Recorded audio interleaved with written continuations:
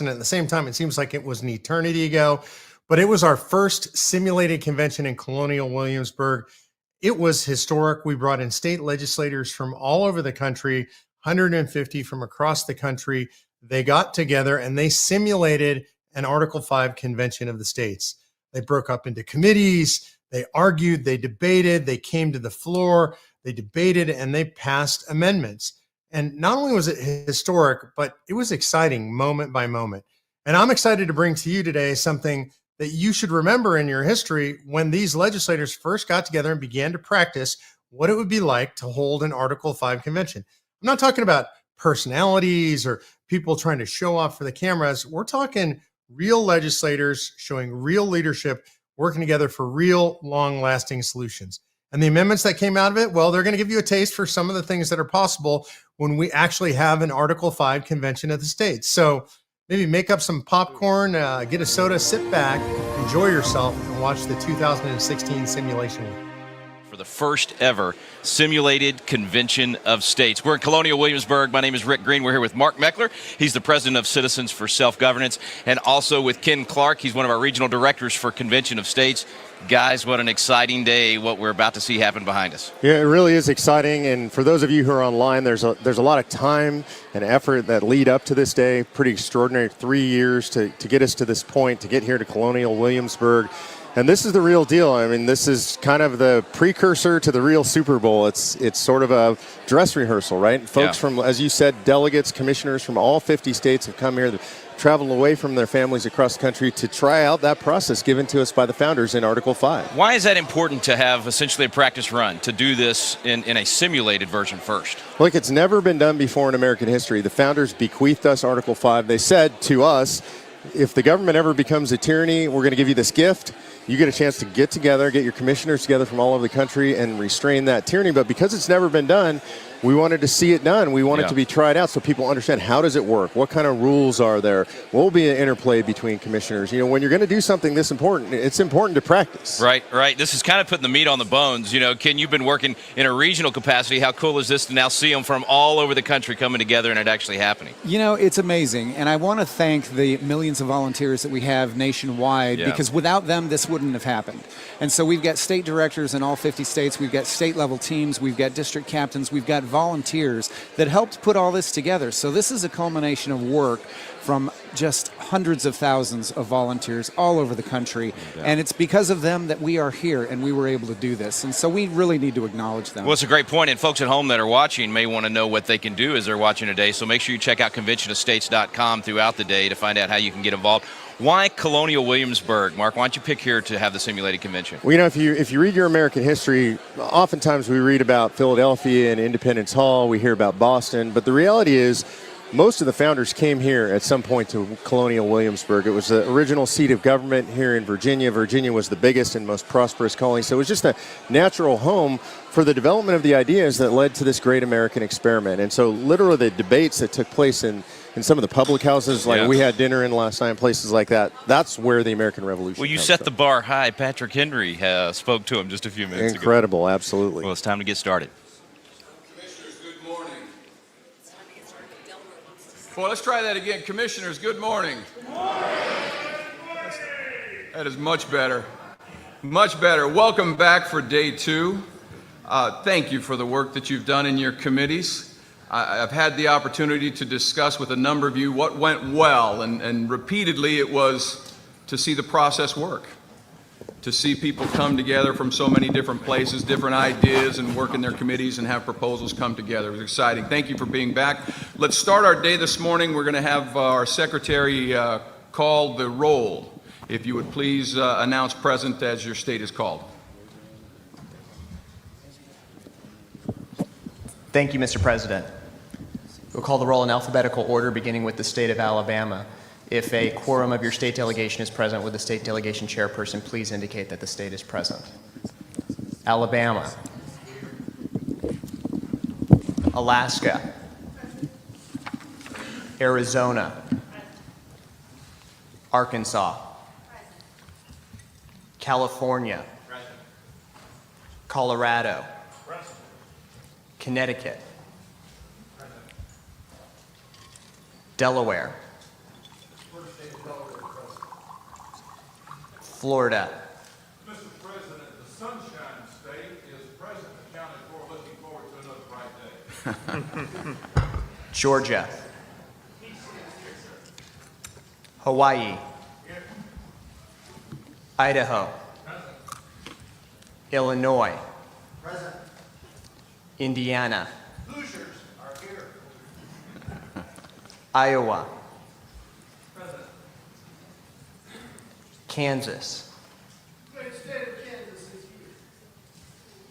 Kentucky. Kentucky is present, but without a quorum today. Louisiana. Maine. Maryland. Massachusetts. Michigan. Minnesota. Mississippi. Missouri.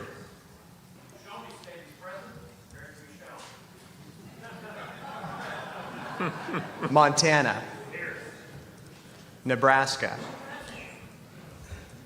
Nevada. Nevada's present, after listening to Patrick Henry, the Baltimore State is ready for business.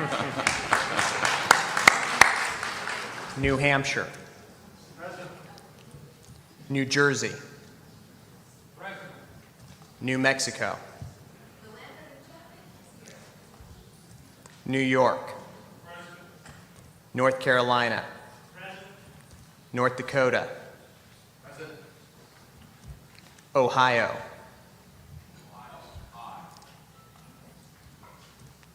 Oklahoma. Oregon. Pennsylvania. Rhode Island. South Carolina. South Dakota. Tennessee. In the War of 1812, we were called on for 3,000 volunteers. We sent 36,000. That's why we will forever be known as the volunteer state. We are present.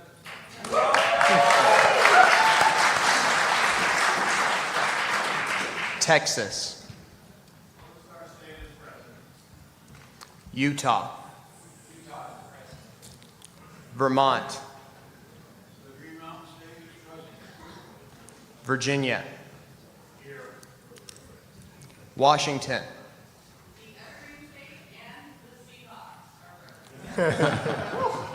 West Virginia. Wisconsin.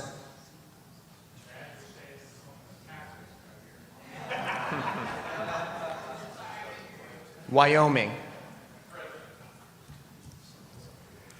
Mr. Chair, we have 49 of the 50 states present with a quorum. We have a quorum for the body. Thank you, Mr. Secretary. With that, we will proceed to honor God and country. We have the prayer first from Michael Ferris, and then I will be pleased to lead you in the Pledge of Allegiance.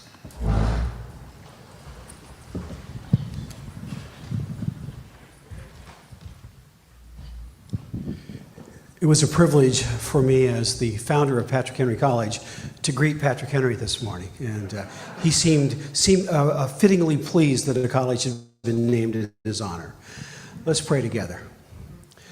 Gracious God, our Father, I thank you so much for the men and women in this room who take the freedom, justice, and what is right so seriously.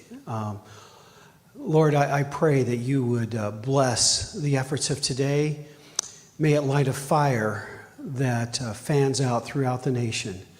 And may people who stand for what is true and what is right and what is good catch the vision for what is possible through this process. Lord God, I pray that you would deliver our nation from those who wish to enslave us.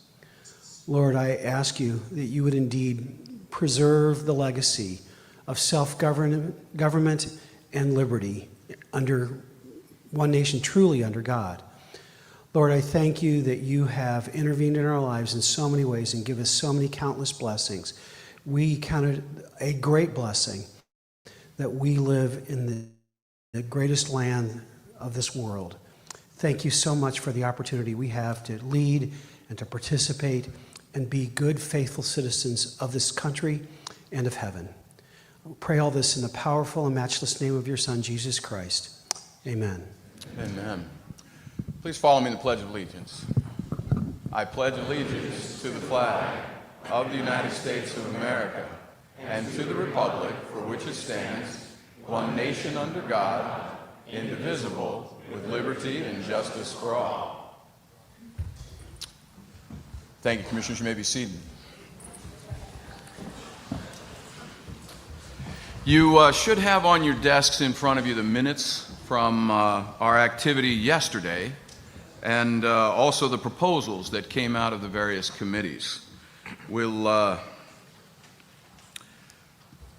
you've had an opportunity to review the minutes, I would entertain a motion on the minutes.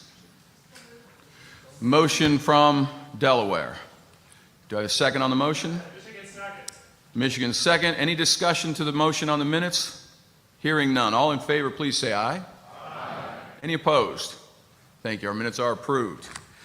We will next move to our committee reports. We have our committee chairs. May we have them all? Let's see. We've got our committee chair first. Let's go to our chairman of the Fiscal Committee, Senator Lundberg from Colorado, for the Fiscal Committee. Thank you, Mr. President. I move the committee report from the Fiscal Restraint Committee, which includes 3 proposals. The first one deals with debt limitation and balancing the budget. The second one deals with the repeal of the 16th Amendment and the acknowledgement that the Congress has the power to levy a tax on the sale of goods as the alternative. And the third one deals with a line item veto. And I ask that the report be approved and that these measures be considered later in the course of our business today. Thank you, Commissioner. The motion is to adopt the committee report from the Fiscal Restraint Committee and to set these matters at the appropriate time for debate before this body. I have a second to the motion? I have a second. Any discussion of the motion? All in favor, please say aye. Aye. Any opposed? That motion is approved. We will next move to the chairman of the Federal Legislative Executive Jurisdiction Committee, Commissioner Rob Standridge from Oklahoma, for the committee report. Thank you, Mr. President. First, I'd like to applaud our committee and subcommittee chairman. It was just such a great process and experience yesterday, and I want to applaud every member of our committee. And we have 3 proposals. I'd like to move that we accept the committee report on these and debate and adopt at the appropriate time. First proposal submitted by subcommittee by Chairman Caldwell is dealing with the commerce portion of our discussion in our committee. Unfortunately, the best part, the preamble, was left out. I think in honor of one of our senators here, we got rid of all legislative intent in our bills. I think we decided to do so in our committee. But anyway, that report or that proposal is there for your perusal. The second one is Commissioner Casper, as chairman of that subcommittee, is the abrogation, which is the reactive part of getting rid of laws, regulations that are onerous to states. The third proposal, Chairman Holman, has to do with this is the rules subcommittee drafted this. I'll leave it to the commissioners to read these, but would submit this committee report for adoption and move so and debate at the appropriate time. Thank you, Mr. Chairman. The motion is to adopt the committee report and set the proposals for debate at the appropriate time. Any second to the motion? Second from Arizona. All in favor, please say aye. Aye. Any opposed? That motion is approved. We will next go to the committee report from the Term Limits and Federal Jurisdiction Committee. Chairman Vance Wilkins, Virginia. Mr. President and members of the Commission, we have 2 resolutions. One is concerning the limitation of terms for Congress, and the other is the overturn of judicial decisions by the states or by the Congress. I move the adoption of the committee report and Request that debate be scheduled at the appropriate time. Thank you, Mr. President. Thank you, Mr. Chairman. Motion is to adopt the committee report from the Term Limits Federal Jurisdiction Committee and to move those proposals at the appropriate time and order today. May I have a second to the motion? Second from North Carolina. All in favor of the motion, please say aye. Any opposed? That motion is carried. Thank you, Commissioners. We have a great deal of work to do today. First of all, I want to thank you for your work yesterday. It is a testament to the process that so many people from so many different backgrounds coming together to bring proposals in the limited time. We understand that in a simulation, we do have a limited time to discuss and debate these proposals. They are weighty and they are important. Not to take anything from that, we have 8 proposals and we do not have 8 hours today. As we were driving back from James Madison's house on Wednesday, there was a car wash that had a sign. It said, "Be brief, no matter how long it takes." I would urge you, Commissioners, today, be brief, no matter how long it takes. It's as we move through these. In that light, may I please have the committee chairs and vice chairs stand? We have from the Fiscal Restraint Committee, Senator Lundberg from Colorado. We also have Matt Caldwell from Florida as the chairs for that committee. I'm sorry, Representative Caldwell.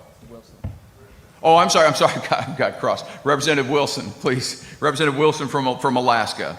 And then also from the Federal Jurisdiction Committee, we have Representative Standridge, Commissioner Standridge from Oklahoma, Commissioner Caldwell from Florida, and then from the Term limits. From the Judiciary, the Term Limits Committee, we've got Chairman Vance Wilkins and Vice Chair Alan Hayes from Florida. As you know, in your own committees, there was a great deal of discussion, a great deal of debate, a number of questions that came up and were resolved. I would invite you, Commissioners, to sidebar with these chairs and vice chairs, the members of your delegation from these committees, to the extent possible. We don't want to limit debate in any way, but to avoid duplication of discussion, if there's any way that you can get your questions resolved to the extent that you have them in sidebar conversations, would you please seek out these chairs and vice chairs of those committees, and as much as you can in sidebar, let's see if we can deal with those. I would also like to thank these chairs and vice chairs for their work. I know that was a tremendous opportunity and a great deal of work in such a limited time. May we please thank these chairs and vice chairs for their efforts yesterday.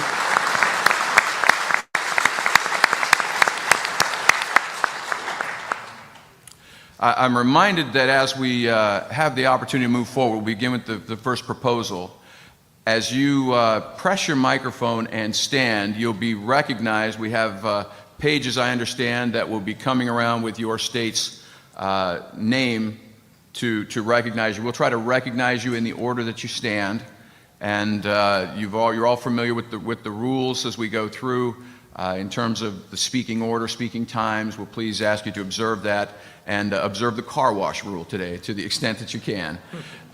We will begin with proposal number 1 from the, and just from an order standpoint, we're going to come through the order that we presented these. We will start with the first proposal from the Fiscal Restraint Committee. We will next move to the first proposal from the Federal Legislative Executive Jurisdiction Committee. We will next go to the first proposal from the Term Limit Committee, and then we'll work backwards. We'll go to the second proposal from the Term Limit Committee and work back through, and hopefully we'll get through all of these proposals today. So starting with the first proposal from the Fiscal Restraint Committee, Senator Lundberg, or your designee, would you read through and present this proposal? The time is yours. Thank you, Mr. President. I appreciate that. The first proposal, and in your notes, our committee actually did assign titles. We spent some time discussing that, but it really is not a part of the actual proposal to be considered. So this is proposal number 1 from the Fiscal Restraints Committee, essentially dealing with the the limitation on the ability of Congress to increase the public debt. This is much in line with many of the components of balancing the budget. Hence, actually in our title description, we had wrestled between debt limitation and balanced budget amendment, and settled on the debt limitation, but it deals with the area of, as it says, the public debt shall not be increased except upon a recorded vote of 2/3 of each House of Congress, and only for a period not to exceed 1 year. And that's an important point. Section 2, no state or any subdivision thereof shall be compelled or coerced. That's a word that we worked on to ensure that it was clear that Congress nor the President may coerce or compel the states with the appropriation of money. And third, the provision of this section of this amendment shall take effect 3 years after ratification. Again, that term, that length of term of when it will take place was another item for considerable debate and discussion. We present this to the convention as a whole, and I move proposal number 1 from the Fiscal Restraint Committee. The motion is to adopt proposal number 1. Do I hear a second to the motion? Motion is seconded from the Commissioner from Arkansas. Discussion to the motion. Yes, the gentleman from Michigan. Yes, Michigan. I'm afraid that the more words you give a court, the more options they have to muck things up. I would want to amend it. Instead of compelled or coerced, I would replace those 3 words with the word required. With that change, I would support the amendment. So if I may, Commissioner, in section 2, the motion is to the words compelled or coerced, change that to shall be required. That's correct.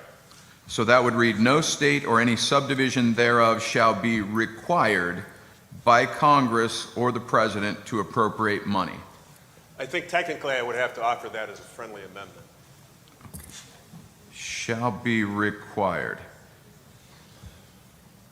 Do I hear a second to the motion to amend? Second. There's a second from Indiana. Indiana. Discussion to the motion to amend.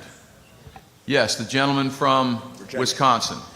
Gentleman from Virginia. Virginia, excuse me. That's a critical error on my part. Our host of Virginia. The gentleman's recognized. There are a couple of Redskins fans in Virginia as well, just so Wisconsin knows.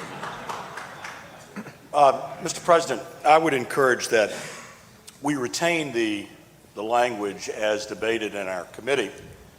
We spent a good amount of time talking about this topic, and it was the sense of the committee, I believe, in deference to the chairman, that we wanted to make clear to the Congress that we find the debt to be obscene.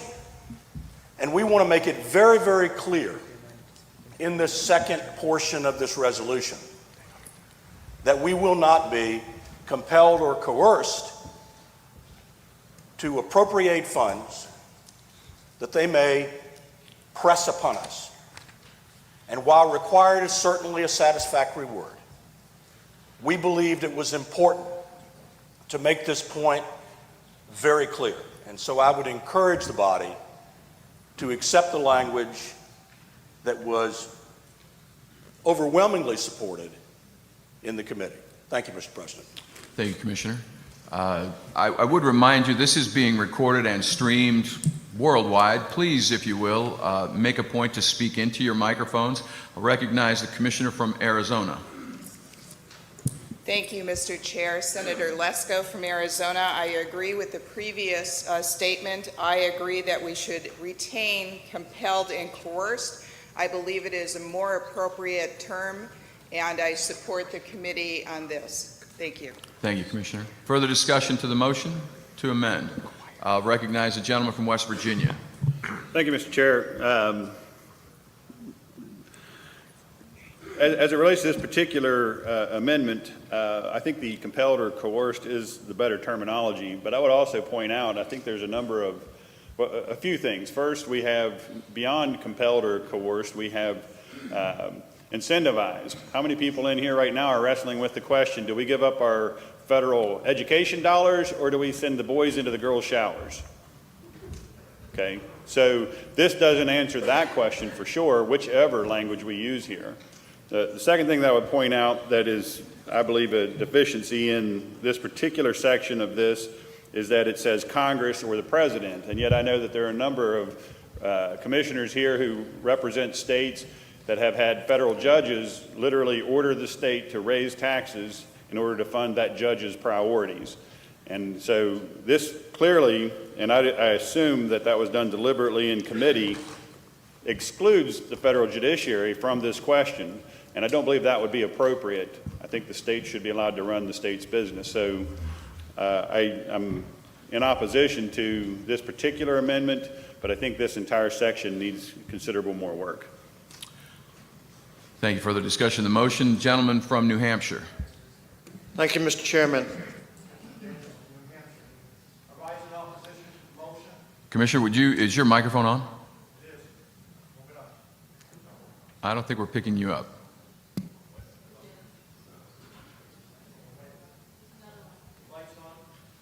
Lights on, nobody's home, unfortunately. There we go, thank you. Thank you, Mr. Chairman. Commissioner Daniels from New Hampshire. I rise in opposition to the motion of replacing the wording. We talked a lot about the word coerce, and think in terms of that the federal government does not require you to spend money on EPA mandates. However, they will withhold funds that could go to your state or penalize you if you don't do it. So while there is a requirement, there is no requirement that the state do that. The word coerce takes care of that, that instance. So I would encourage you to vote against the amendment and keep the wording as it is. Thank you, Commissioner. I would also remind the body again, we have 8 items and we don't have 8 hours. And so please, if we can avoid duplication, if someone has stated your point, we can move through and move through the items. I don't want to cut off debate in any way, but we do have a lot of work to do. Recognize the gentleman from Texas. Move to table the amendment. The motion is to table the amendment? There's a motion to table the amendment and we have a second. There's no discussion to that motion, as I understand, correct? So place the motion. The motion is to table this proposal. All in favor, please say aye. Aye. Opposed, please say no. No. I'm going to call for a roll call vote, Mr. Secretary.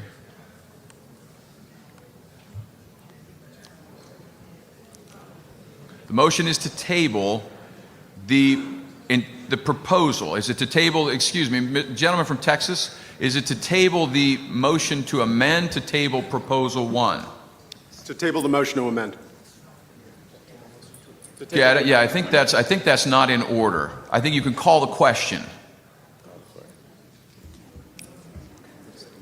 I can move to table the amendment. Yeah, I don't believe it's in order to table the amendment. I think you can call the question on the amendment or table the entire proposal. Call the question on the amendment. Your point of order is recognized. Gentleman from Tennessee. Tennessee. A motion to table is proper on an amendment. Is that I'll defer to our parliamentarian. I don't think that's the case, but I will verify.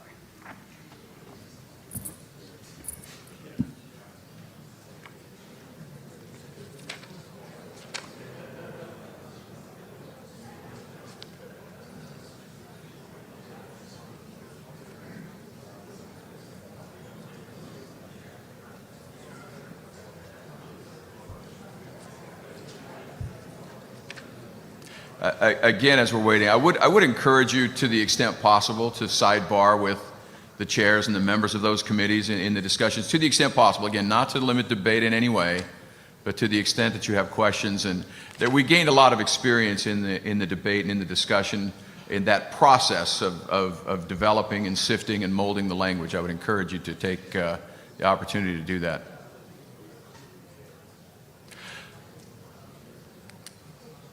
I think in the interest of time, what's that? So we have Our parliamentarian instructs us that a motion to table under Mason's rules is not applied to a motion to amend. Gentleman from Texas, is that a motion to call the question then? Motion to call the question. Motion is to call the question. There's a second. So the motion to amend, striking the words compel or coerce, replacing them with required, is before the body.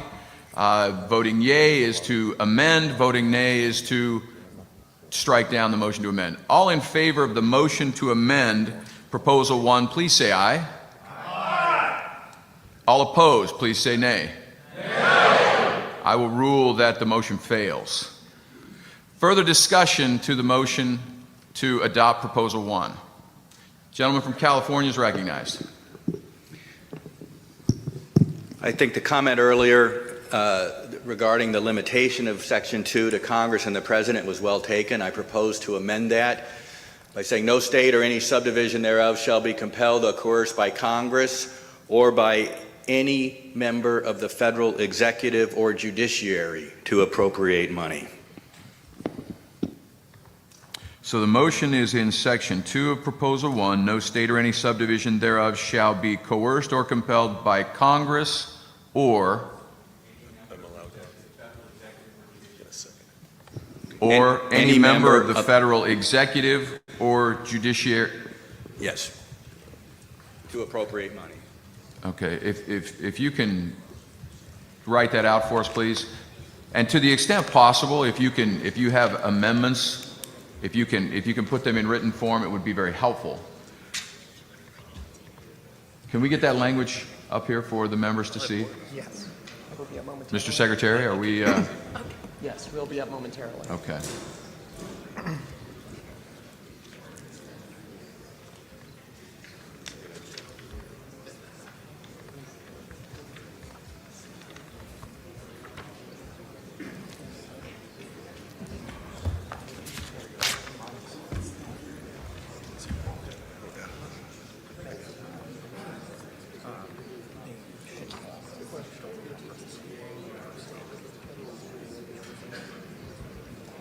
Oh, that's correct. Thank you.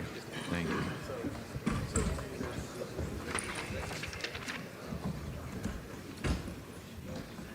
As a matter of procedure, while that's getting up, if when I call for a voice vote, if the chairs of your delegation would voice the vote for your delegation rather than all. I know we're robust and we've got that energy going. If we could have the chairs wage the voice vote.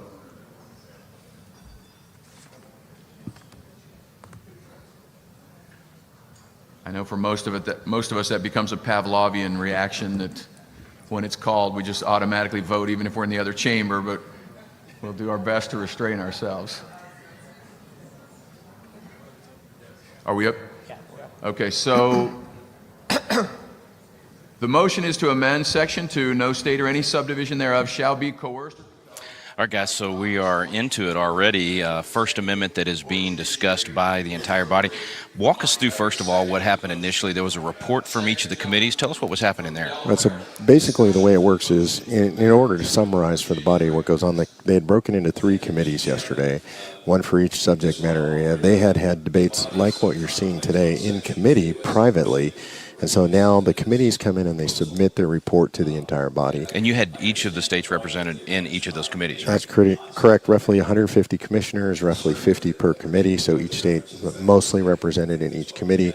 When they came back together as a whole body, it's important they submit those committee reports to the entire body. So that's the first thing that we saw this morning. And then they made a decision to tackle this amendment first. One of the things that jumped out at me was, a lot of the opponents of a convention talk about, nobody knows what the rules are going to be. It's going to be hard to figure out. We even saw a question about this particular rule, but very quickly, parliamentarian went back to Mason's, figured out the rule, and the body solved the problem very quickly, I thought. Well, and one thing that you need to understand is this is a very deliberative body.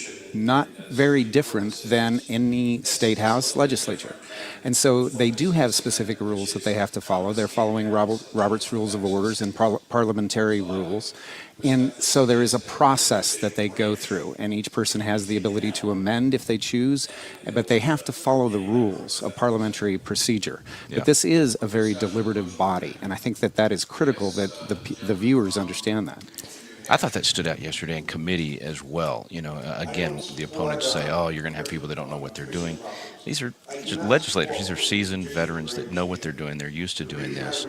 And I saw in the committee process exactly what we just saw a few minutes ago, talking through it, figuring it out, and then moving on down the road. What we're seeing is what I would call true statesmanship, which is why I'm so encouraged for the country and what's going to come out of this. You're seeing statesmen and women stand up, express their opinions in a cogent and quiet way, and then get back to deliberations. And so I think just briefly what I want people to understand, they're operating according to a set of rules. Like you said, they've adopted those rules. You're going to continue to see this thing run according to those rules. We'll come back as developments occur and explain to people what's going on. And this is a modified set of rules for a simulated convention. Exactly. But they've also been debating throughout the states a very clear set of rules for when the actual convention takes place. That's correct. It's going to be very orderly. So let's go back to the proceedings here. All right. People do not stay on welfare and they become productive members of the society.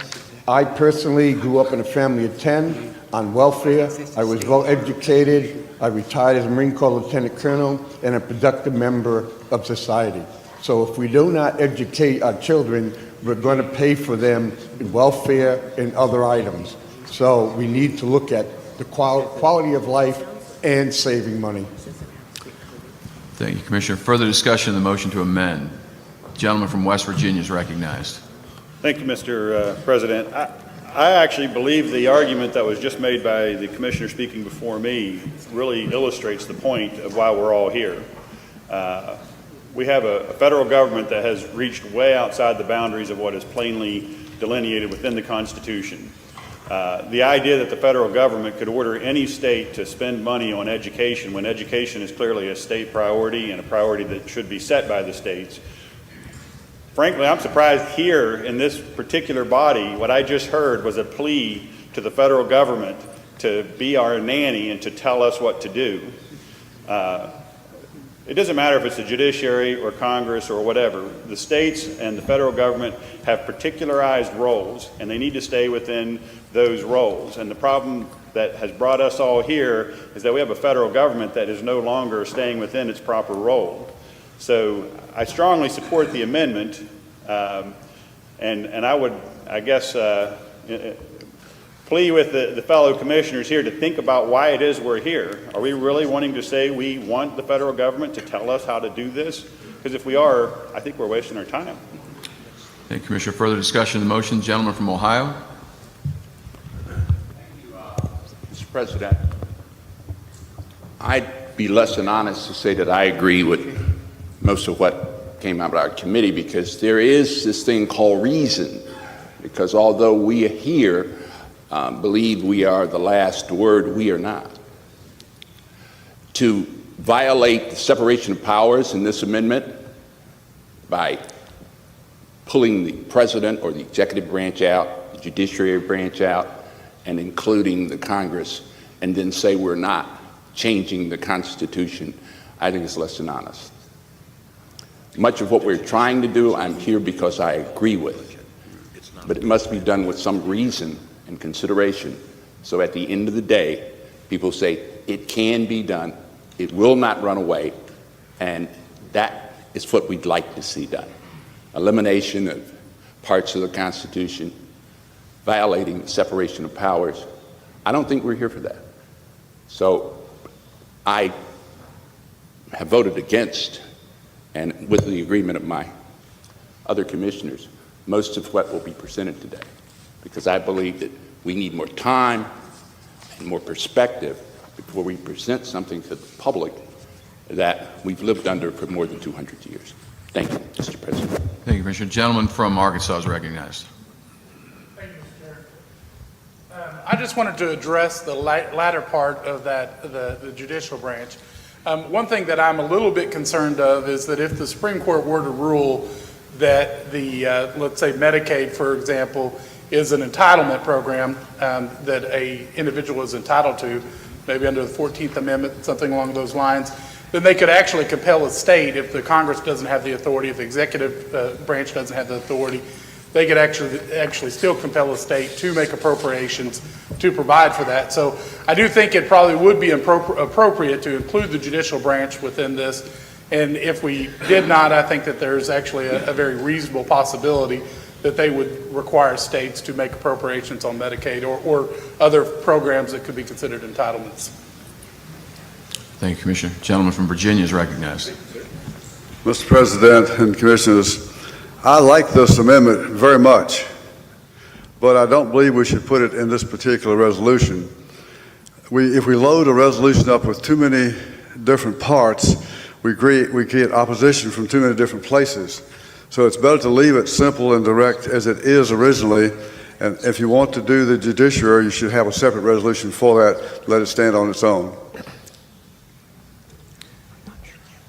Thank you, Commissioner. Further discussion of the motion. The gentleman from Rhode Island is recognized. Good morning, Mr. Chairman, or Mr. President. I'm concerned about this language here because I'm concerned that we have a diversity action, members of one state filing suit in another state for, say, a contract violation or something along those lines. And there's an order that comes down from a federal judge, pay these individuals. And if it's a state that's a defendant, this type of amendment here seems to me to be ill-considered because there's at least a concern that that could be considered an appropriation or would require a state appropriation. And as a result, we have people with no access to justice. So I think this is ill-considered at this time. There may be appropriate language, and I understand the concerns relative to programmatic appropriations, but just the regular course of the judiciary and adjudicating disputes between two parties, this seems to be a significant and unwarranted limitation on the judicial branch. Recognize the Commissioner from Arkansas. Call a question. The question's been called. All in favor of calling the question, chairs of your delegations, please say aye. Aye. All opposed to calling the question, say nay.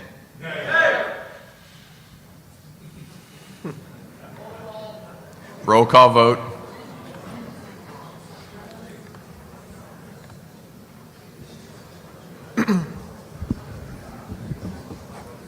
right, Mr. President, I will call the roll. Yes, please, Mr. Secretary, please call the vote. Okay, if the state delegation chairpersons would please quorum with or caucus with their delegation and please determine how their state will vote. Beginning with the state of Alabama on the motion to call the question. Alabama votes yes. Alaska. Yes. Alaska votes yes. Arizona. Arizona votes no. Arizona votes no. Arkansas. Yes. Arkansas votes yes. California. Yes. California votes yes. Colorado. Yes. Colorado votes yes. Connecticut. Connecticut votes no. Connecticut votes no. Delaware. Delaware votes yes. Delaware votes yes. Florida. Florida votes no. Florida votes no. Georgia. Georgia votes yes. Hawaii. Hawaii votes yes. Hawaii votes yes. Idaho. Yes. Idaho votes yes. Illinois. Illinois votes no. Illinois votes no. Indiana. Indiana votes yes. Indiana votes yes. Iowa. Yes. Iowa votes yes. Kansas. Kansas votes yes. Kansas votes yes. Kentucky. Kentucky, yes. Kentucky votes yes. Louisiana. Louisiana votes yes. Louisiana votes yes. Maine. Maine votes yes. Maine votes yes. Maryland. Maryland votes yes. Maryland votes yes. Massachusetts.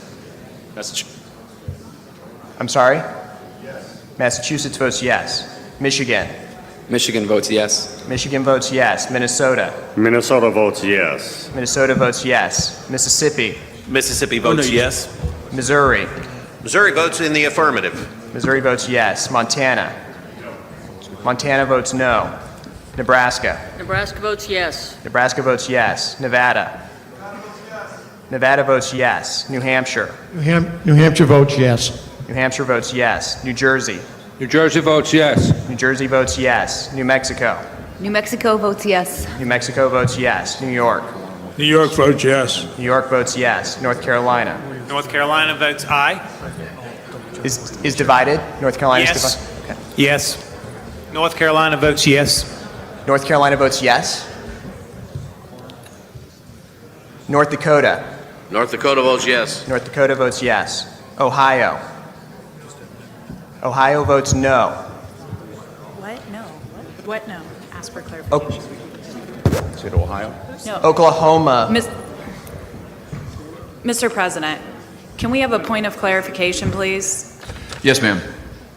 Is the motion to lay the amendment on the table, or is the motion No, to the motion is adopt this to the the motion is to Constitution? call the question on the amendment. Okay, well then it's a no. I'm sorry, I can't see where the question is coming from. The motion is to call the question on this amendment. Oklahoma votes yes. Oregon. Oregon votes yes. Pennsylvania. Pennsylvania votes yes. Rhode Island. Yes. Rhode Island votes yes. South Carolina. South Carolina votes yes. South Dakota. South Dakota votes yes. Tennessee. Tennessee votes yes. Texas. Texas votes yes. Utah. Utah votes yes. Vermont. Yes. Vermont votes yes. Virginia. Yes. Virginia votes yes. Washington. Yes. Washington votes yes. West Virginia. West Virginia votes no? Abstain. Okay, West Virginia abstains. Wisconsin. Is Wisconsin present? Is there a vote from Wisconsin? Gentleman that came up with the beard, let him know that, please. Wisconsin not voting. He's Wyoming. Oh, he's right there. Wyoming votes yes.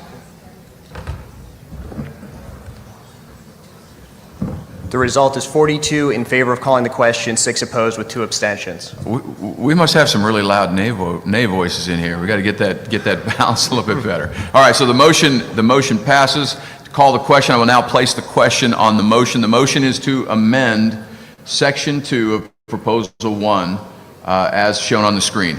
All in favor of amending this proposal as shown on the screen, chairs of your delegations, please say aye. All opposed, please say nay. I'm going to rule that that motion fails. Yes, gentleman from Missouri. Thank you, Mr. President. I wish to speak on the underlying proposal. Thank you. So we're back to the underlying motion. Yes, the gentleman is recognized. Thank you, Mr. President. I rise to speak in support of the proposal. While it is not perfect, it is certainly good. And let not the perfect be the enemy of the good, but let us accomplish something. I believe it's an ancient truth that the borrower is servant to the lender, as Solomon said. You know, the legal terminology for a loan and a security agreement, those two pieces of paper, the legal terminology, while I'm not an attorney, I'm told is chattel paper. And I think we all know what chattel is. So let there be a recorded vote in Congress, and let us see who is to make servants of all of us. I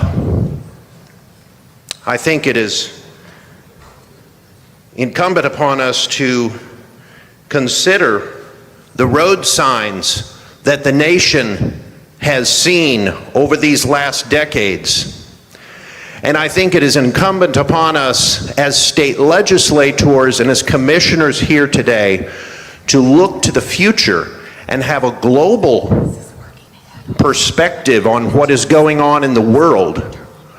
One of the nations that we borrow from the most is making grave expansions in the South China Sea with man-made islands. Let us not become their servant. This is a matter of national security, and I believe it is important that we, at the state level, consider our role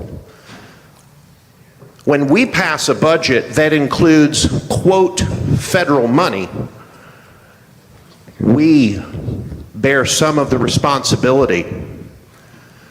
There is no difference between federal money and state money.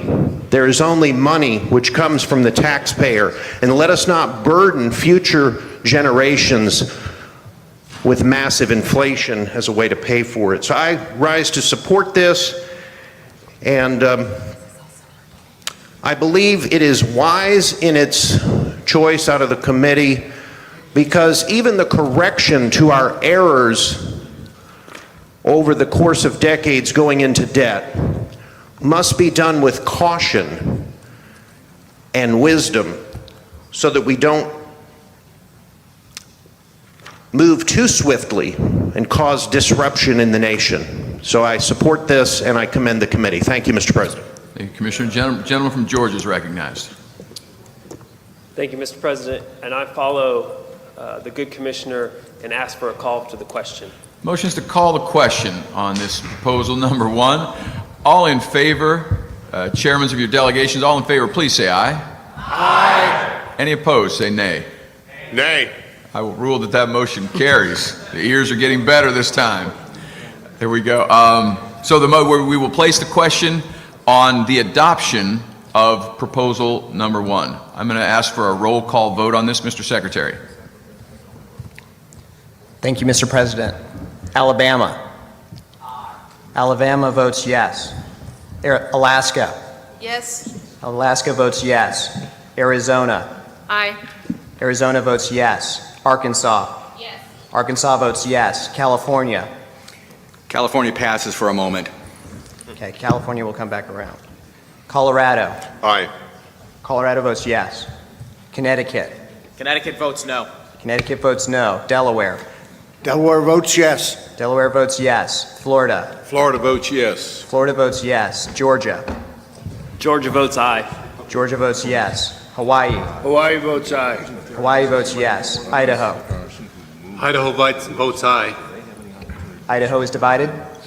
No. Oh, aye. Okay. Idaho votes yes. Do have a speech. Illinois. Illinois votes yes. Indiana. Indiana votes yes. Iowa. That's a good point. Yes. Iowa votes yes. Kansas. Kansas votes yes. Kansas votes yes. Kentucky. Kentucky votes yes. Louisiana. Louisiana votes yes. Louisiana votes yes. Maine. Maine votes yes. Maine votes yes. Maryland. Maryland votes yes. Maryland votes yes. Massachusetts. Massachusetts votes yes. Massachusetts votes yes. Michigan. Michigan votes yes. Michigan votes yes. Minnesota. Yes. Minnesota votes yes. Mississippi. Mississippi votes yes. Mississippi votes yes. Missouri. Missouri votes in the affirmative. Missouri votes yes. Montana. Montana votes yes. Nebraska. Yes. Nebraska votes yes. Nevada.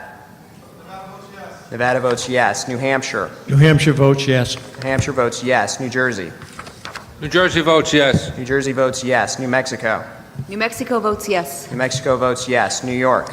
New York votes yes. New York votes yes. North Carolina. North Carolina votes yes. North Carolina votes yes. North Dakota.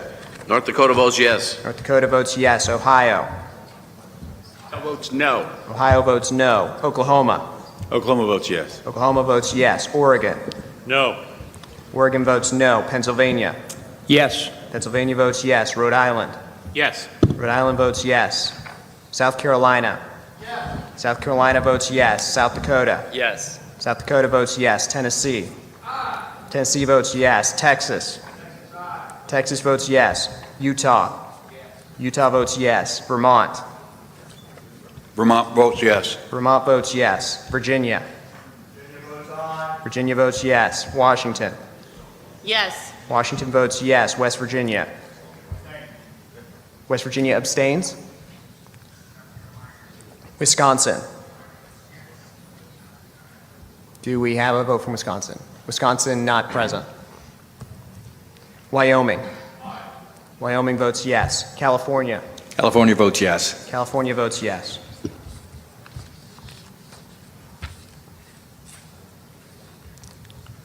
Mr. President, the votes are 45 yes, 2 no, and 2 abstentions.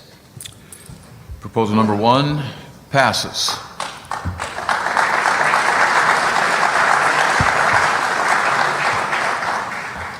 Good work, Commissioners. We will continue to remind you of the time. I think we're moving well. We'll keep on that pace as we go. We will now move to... All right, well, we remain live here at the Convention of States in Colonial Williamsburg, and joining us is Professor Rob Nadelson, probably the most read and studied on this process of anybody involved. How much is this like what you think the founders might have envisioned? Well, they certainly wouldn't envision the video system, and they would not have envisioned the microphones, right? And they probably would be very pleasantly surprised at the number of states involved. They would recognize North Carolina and Georgia and Massachusetts, but there would be some very unfamiliar names. They probably thought of Wyoming as a portion of Pennsylvania or New York, which it was at that time. Wow. Not the current state, but the name. The procedure that's followed, however, is very close to that historically used by conventions of states all the way from the 1600s up until the last one we had, which was in 1922. So this is not as new as what sometimes we think of it as. We think it's a whole new concept. No, this is actually a proven concept that's been used. That's right. In fact, we've identified about 37 conventions of states or before independence of colonies. Yeah. The rules that they're operating under today were rules that were crafted based upon that accumulated experience.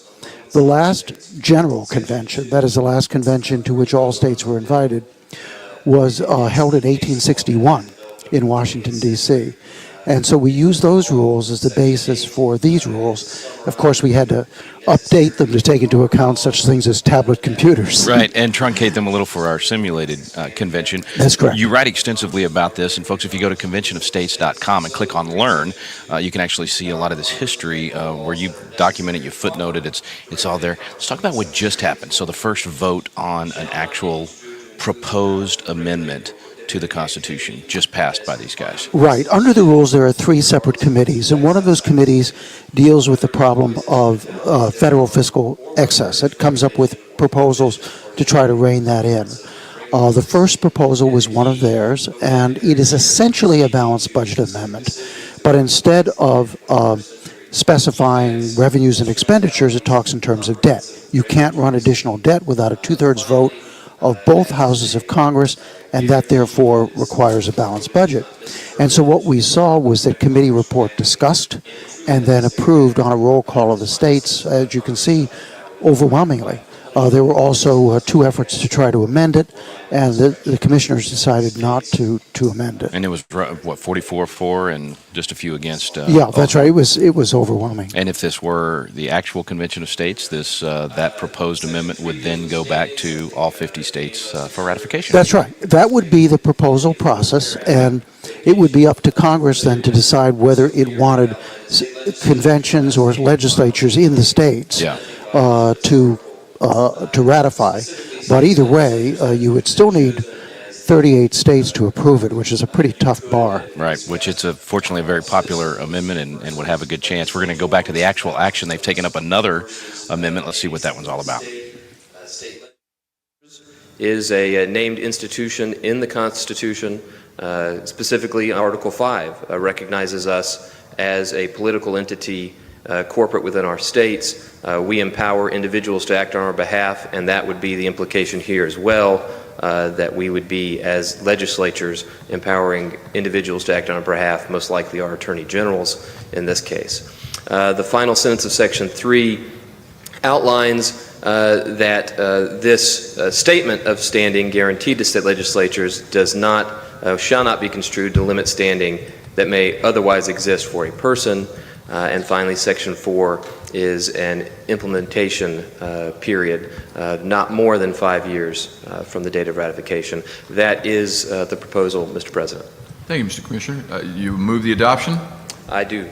Motion is to adopt a proposal. I have a second? Second. Second is from Delaware. Discussion to the motion. Gentleman from California is recognized. Mr. President, I wholeheartedly endorse this amendment. The mission creep that we've witnessed over the last century by the Supreme Court has reinterpreted the limited commerce clause to be a power, a general police power, allowing the federal government to regulate every aspect of life, including the core police powers that were explicitly reserved to the states by our Constitution and the 10th Amendment. The power to regulate and advance the health and safety and welfare and morals of the people is a power that was vested originally in and remains in the states. The Supreme Court decisions over the last century to the contrary notwithstanding. This amendment will restore that original constitutional balance and reinvigorate the notion that those core aspects of government belong closest to the people in the states. Thank you, Commissioner. The gentleman from Virginia is recognized. Thank you, Mr. Chairman. Would a question to the committee chair be in order? I will recognize that. That is in order. If the screen could go back to the first page, I have a question related to Section 1. And in particular, line 2, the reference to sale, shipment, transportation, or other movement of goods, articles, or persons. My question is whether that is contemplated to include or exclude financial transactions on the internet.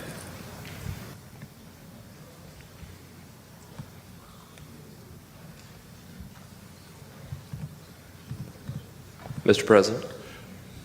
Yes. Thank you, sir.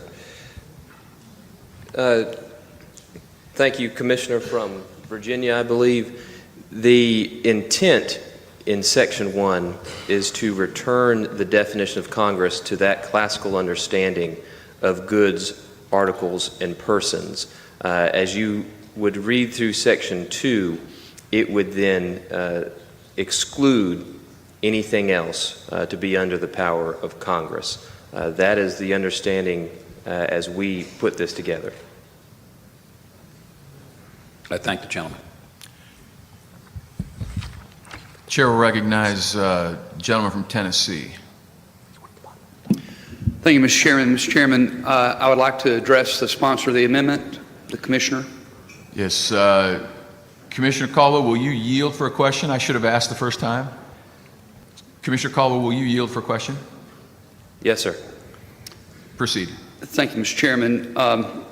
Commissioner, I am going to try to rephrase the question just asked by the gentleman from Virginia because I don't think you answered the question, and maybe not intentionally, but my question is going to be, will this allow Congress to regulate commerce through the internet that would be between states? Is that the intent of the amendment? I'm asking that because I'm trying to understand the intent of the amendment.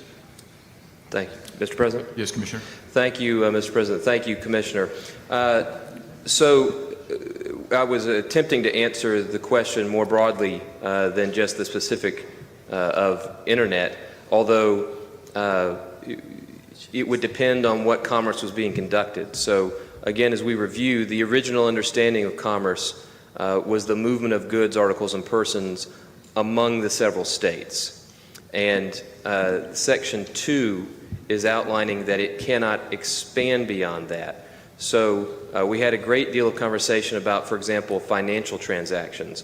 Those would be excluded under Section 2 from the regulation.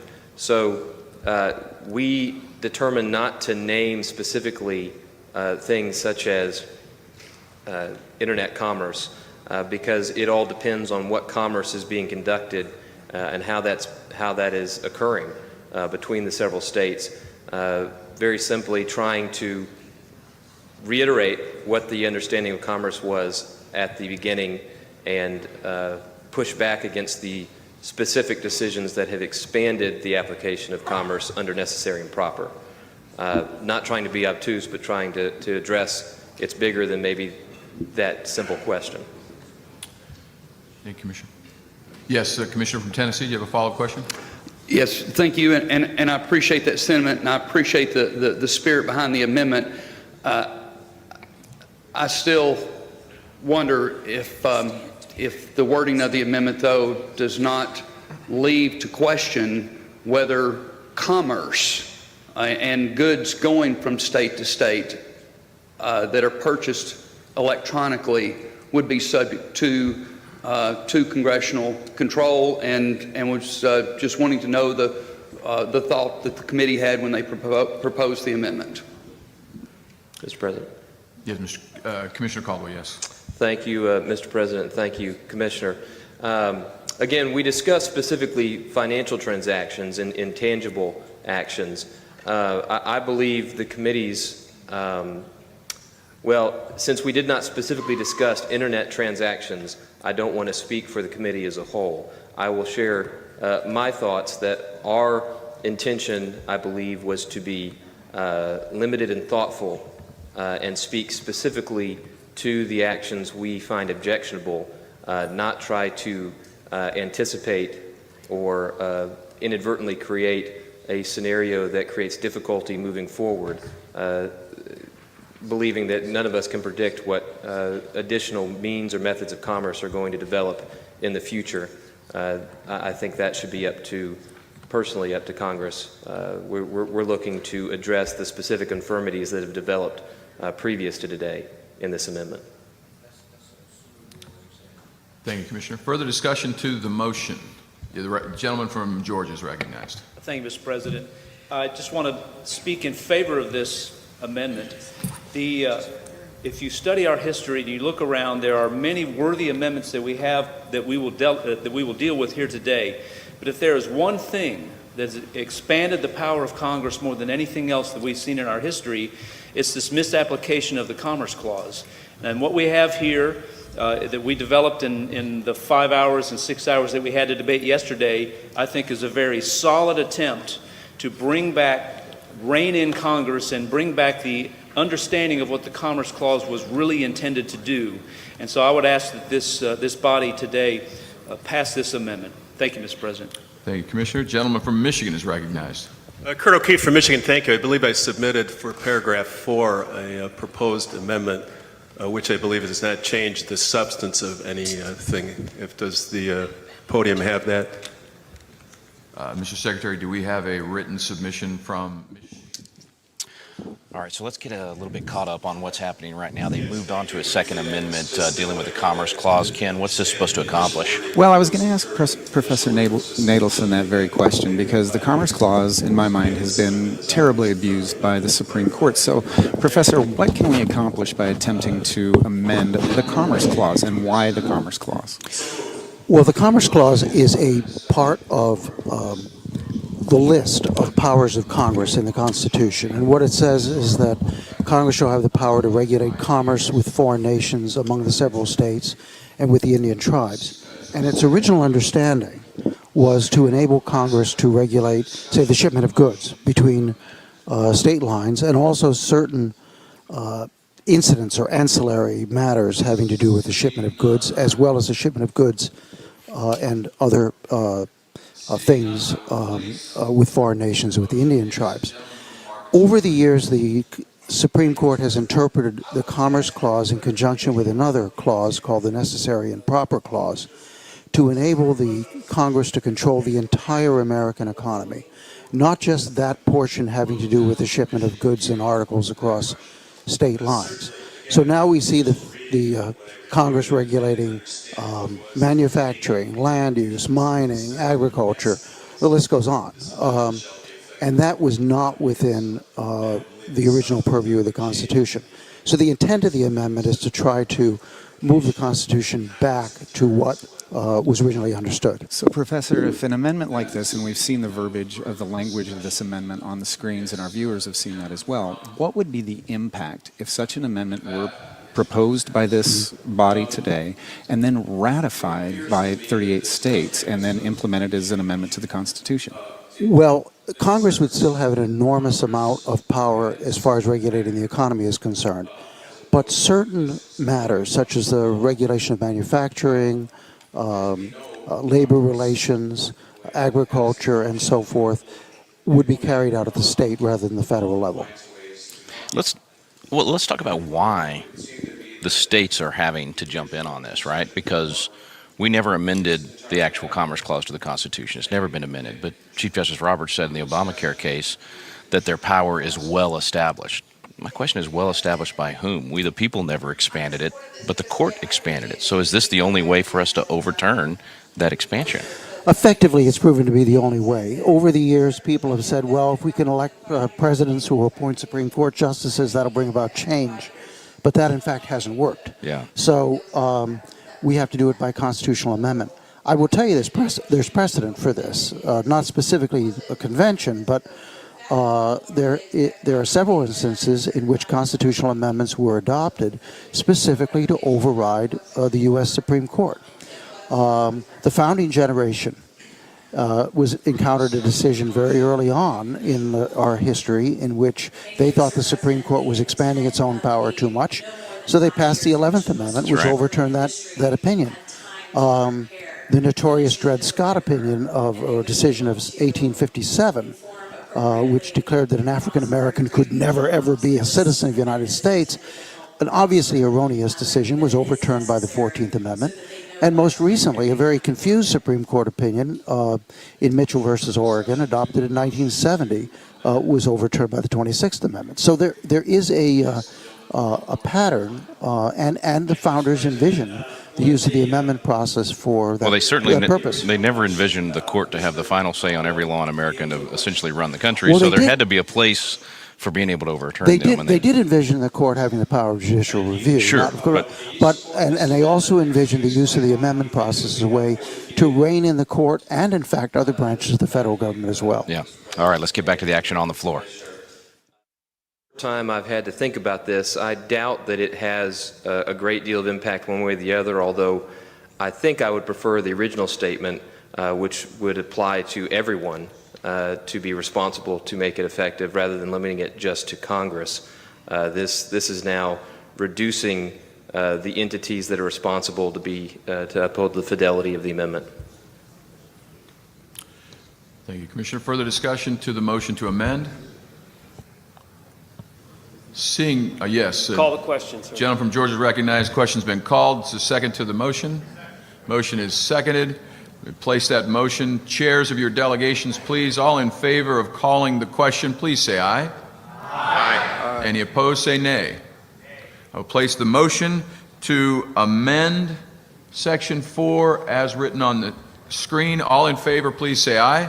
Aye. All opposed, please say nay.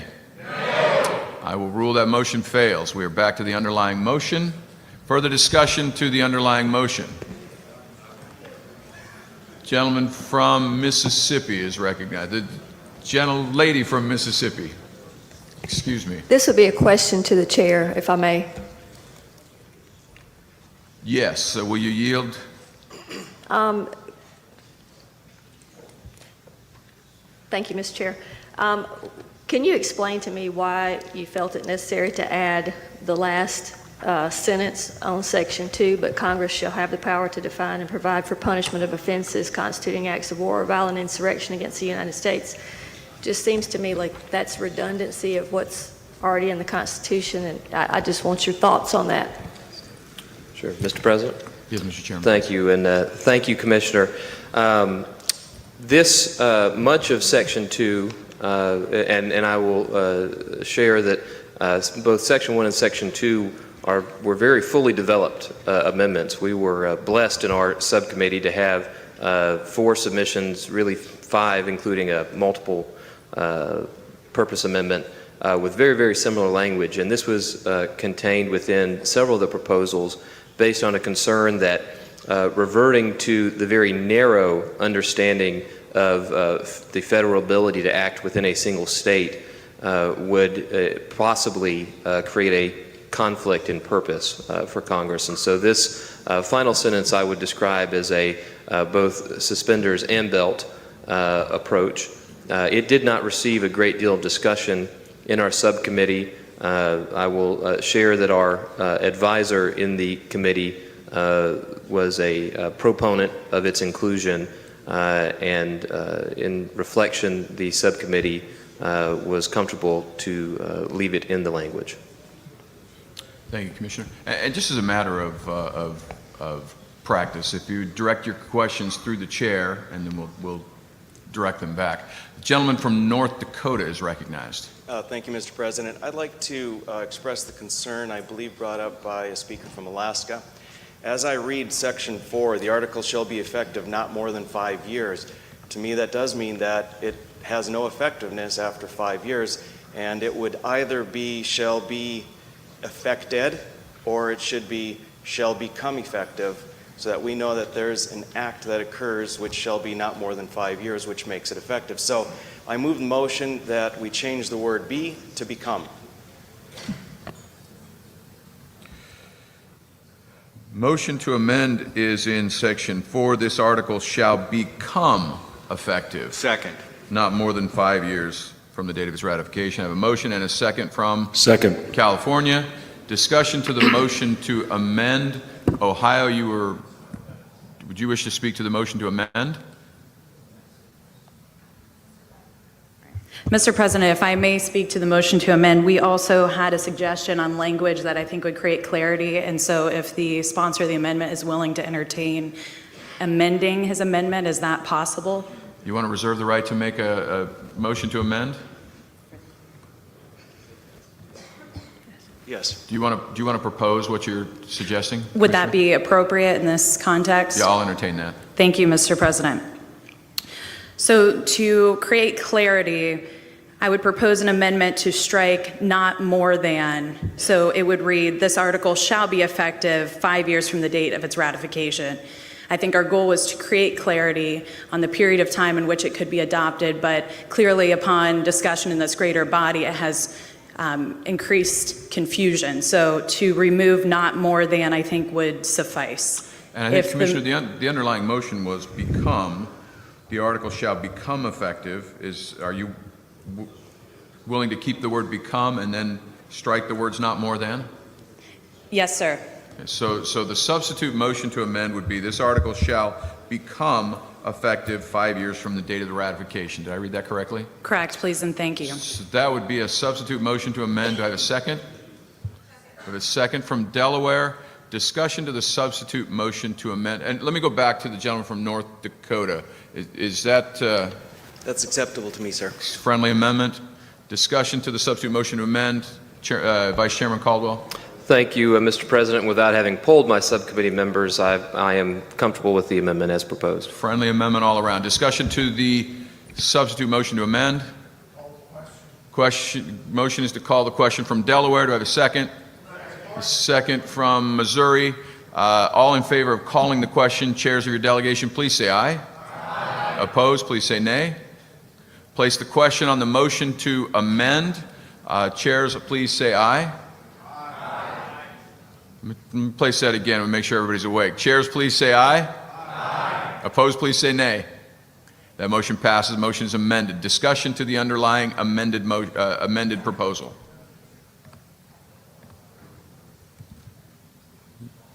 Yes, a gentleman from Texas is recognized. Move to call the question. Motion is to call the question for Proposal 1. Do I hear a second? Second from Indiana to call the question on Proposal 1 for the Federal Legislative Committee as amended. All in favor, please say aye. Aye. Opposed, say nay. I will now place the motion. Mr. Secretary, will you place a roll call vote? The motion is to adopt Proposal 1 of the Federal Legislative Executive Jurisdiction Committee. Oh, excuse me. I promised I would come back to you. Vice Chair Caldwell.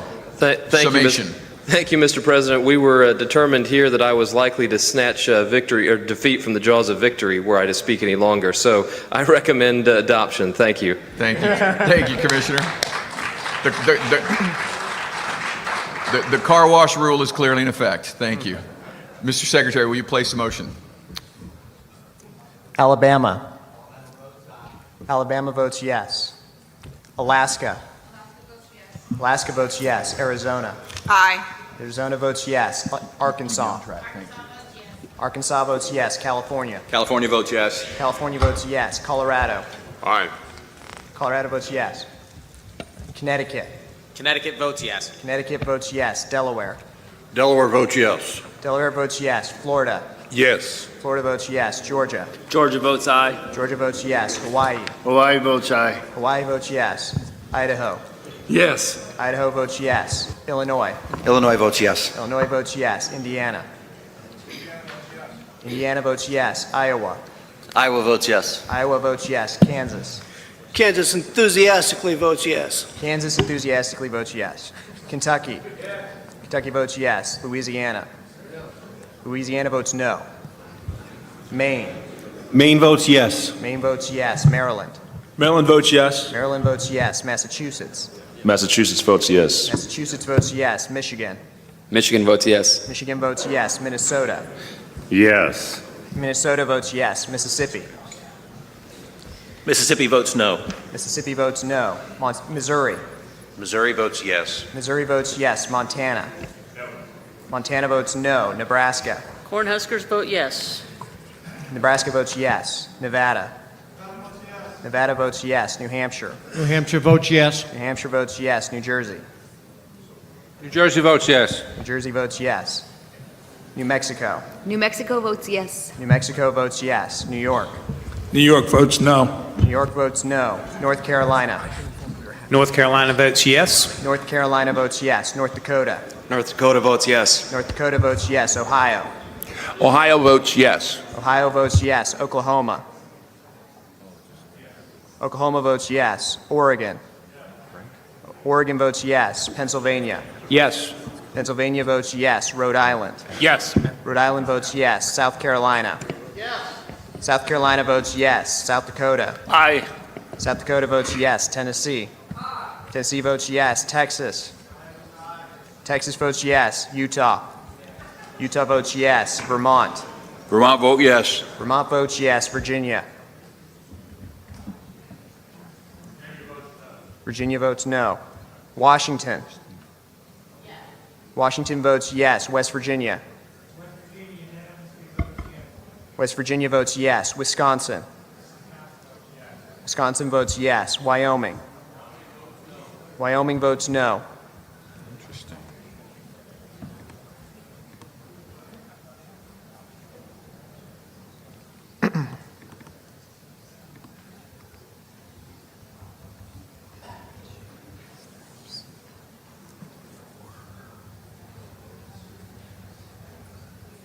The vote is 45 yeas to 5 noes.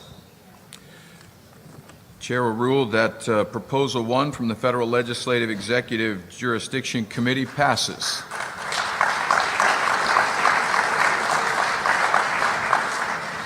Commissioners, with that, I will inform you we are halfway between our work and lunch. And so just so you know, engaging the time, I think we're moving well. If we keep that pace going, we have 6 other proposals. We may need to look at our pace a little bit to get here. I know Texas last night requested that we finish by 9:45. That may have been a little ambitious, but it is Texas. But we will do our best. Thank you. So with that, we will move to proposal number 1 from the Term Limits and Federal Jurisdiction Committee. We will recognize the chair of that committee, Commissioner Wilkins. Mr. President, I will yield to the patron of the amendment. Yes, to, sorry, Chairman, where am I going? I will yield to the patron of the resolution that we are proposing as proposal number 1. Is that Vice Chairman Hayes? You're recognized to present proposal 1. Thank you, Mr. President. Proposal 1 says no person shall be elected to more than 6 full terms in the House of Representatives.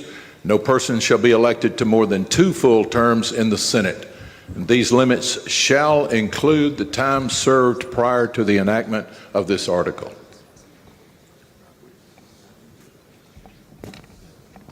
Thank you. Move adoption of the proposal? Yes, sir, I do move the adoption of this proposal 1 from this committee.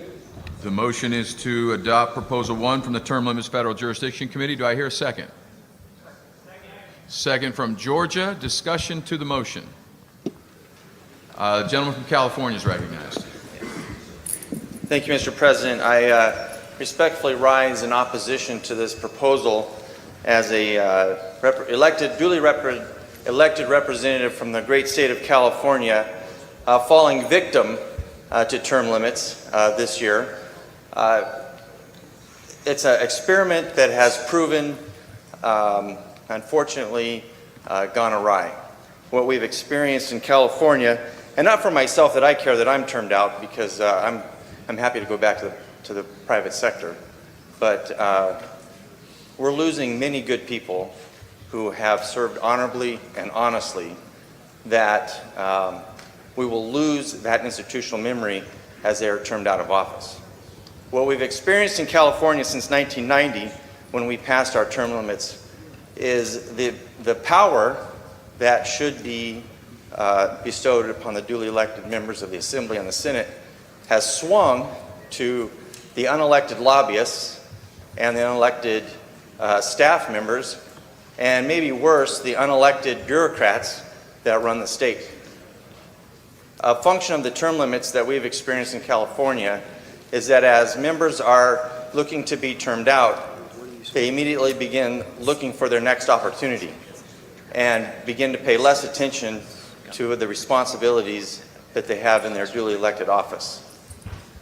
As a result of that, they cede much of their influence to either their staff or the special interests that lobby them on a regular basis. There's other problems with term limits that I could take much more time to share with you about, but those are the ones that rise to the top of concern. Thank you, Commissioner. In Utah, we are welcoming the good representatives and businesses from California on a daily basis. I recognize the gentleman from New Hampshire.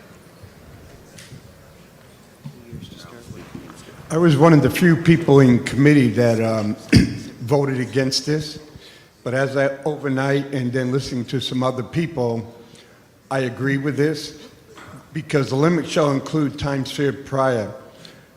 At first I looked at anybody who served more than 12 years would have to leave.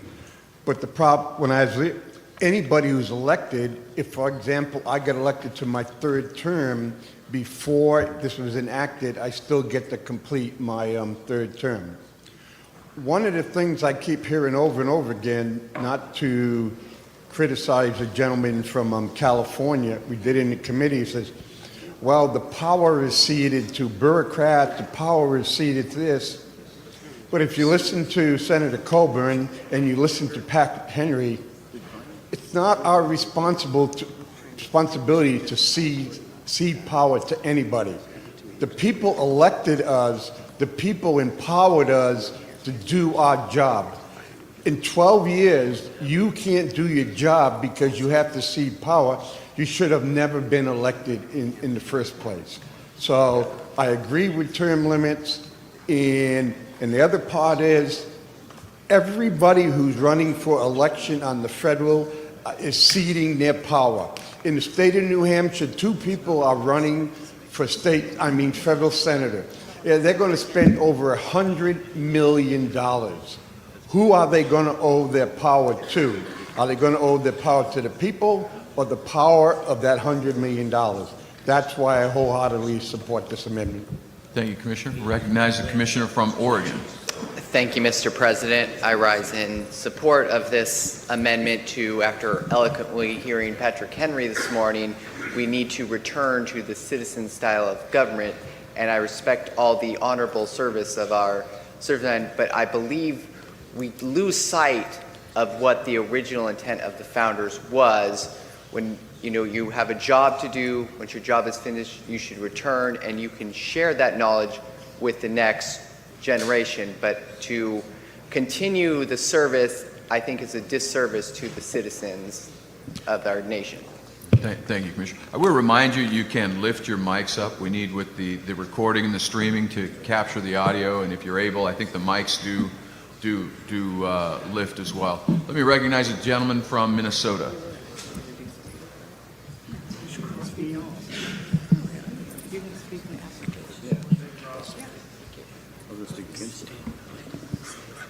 No light, nobody home.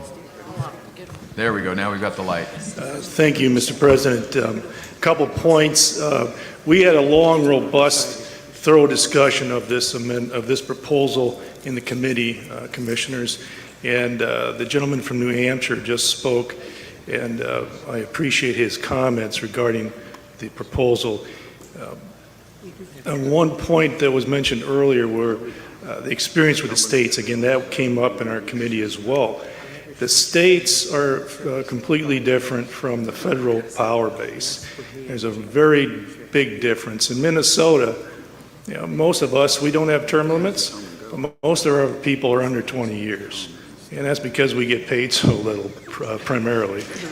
But, which is good. So I appreciate New Hampshire's comments, the Commissioner from New Hampshire and others, but this is very different power structures from the states. And the initial intent, as the other gentleman mentioned, is that up until the early 20th century, we didn't need term limits because they didn't serve that long, and it wasn't a problem.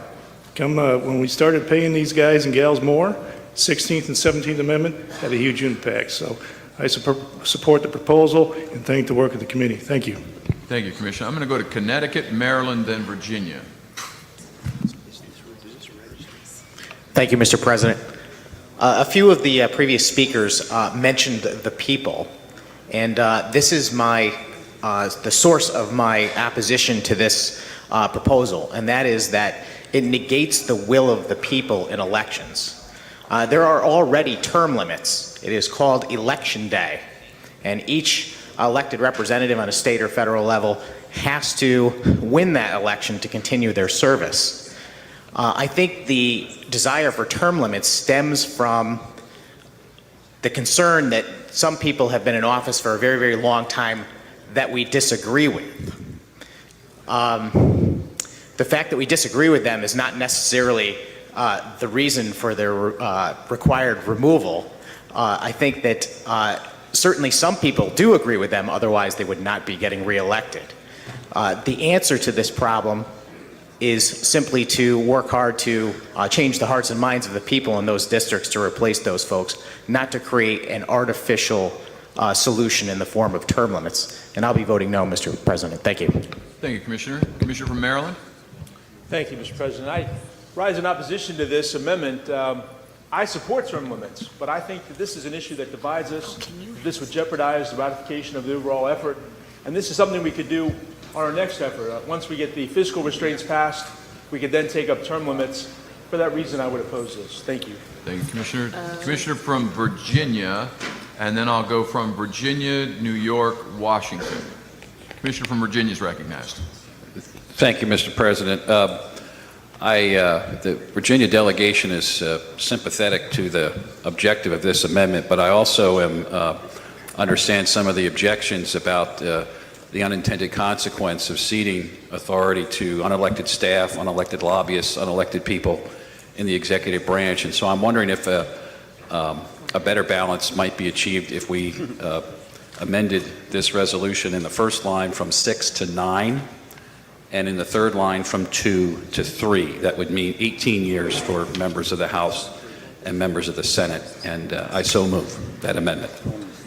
The motion is to amend Proposal 1 on line 1 from 6 full terms to 9 full terms, and from 2 full terms to 3 full terms in the Senate. Is that correct? That's correct. Thank you. Motion is to amend as stated. Do I hear a second to the motion? Motion is seconded from the Commissioner from Arkansas. Discussion to the motion to amend. If you are standing to speak, it is to the motion to amend.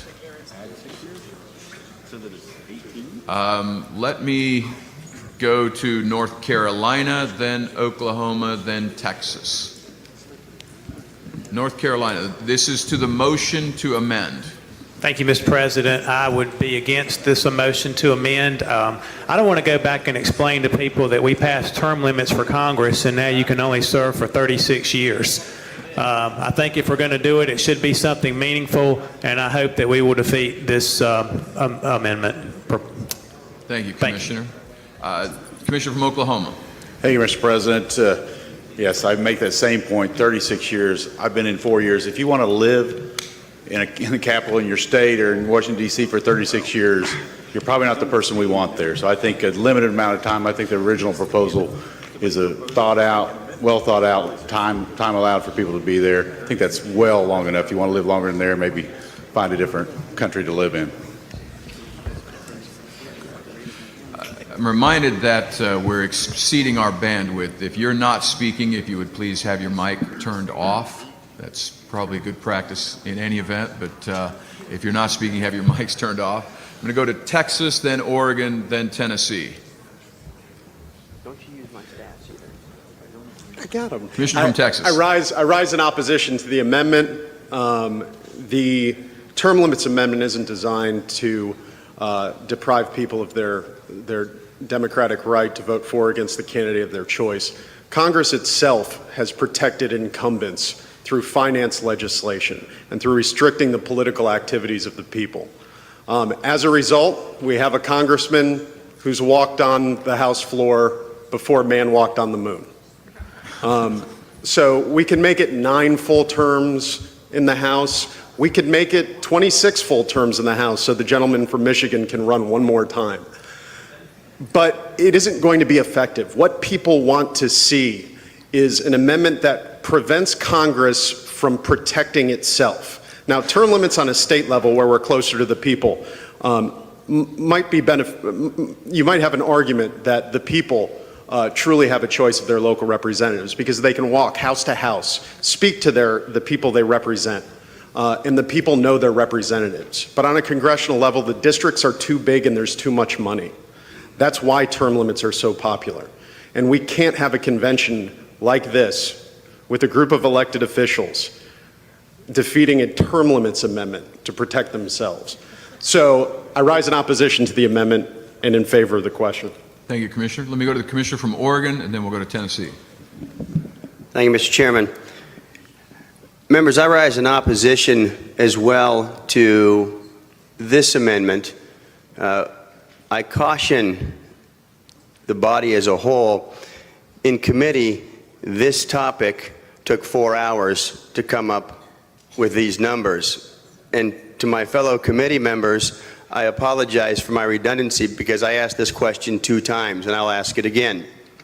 Whether it's 9 full terms, as the proposed amendment, or it's 6 full terms, what is the problem you're trying to get at? And does a term limit of any nature, of any time frame, reduce the power and the reach of the federal government? That is the question that you have to ask.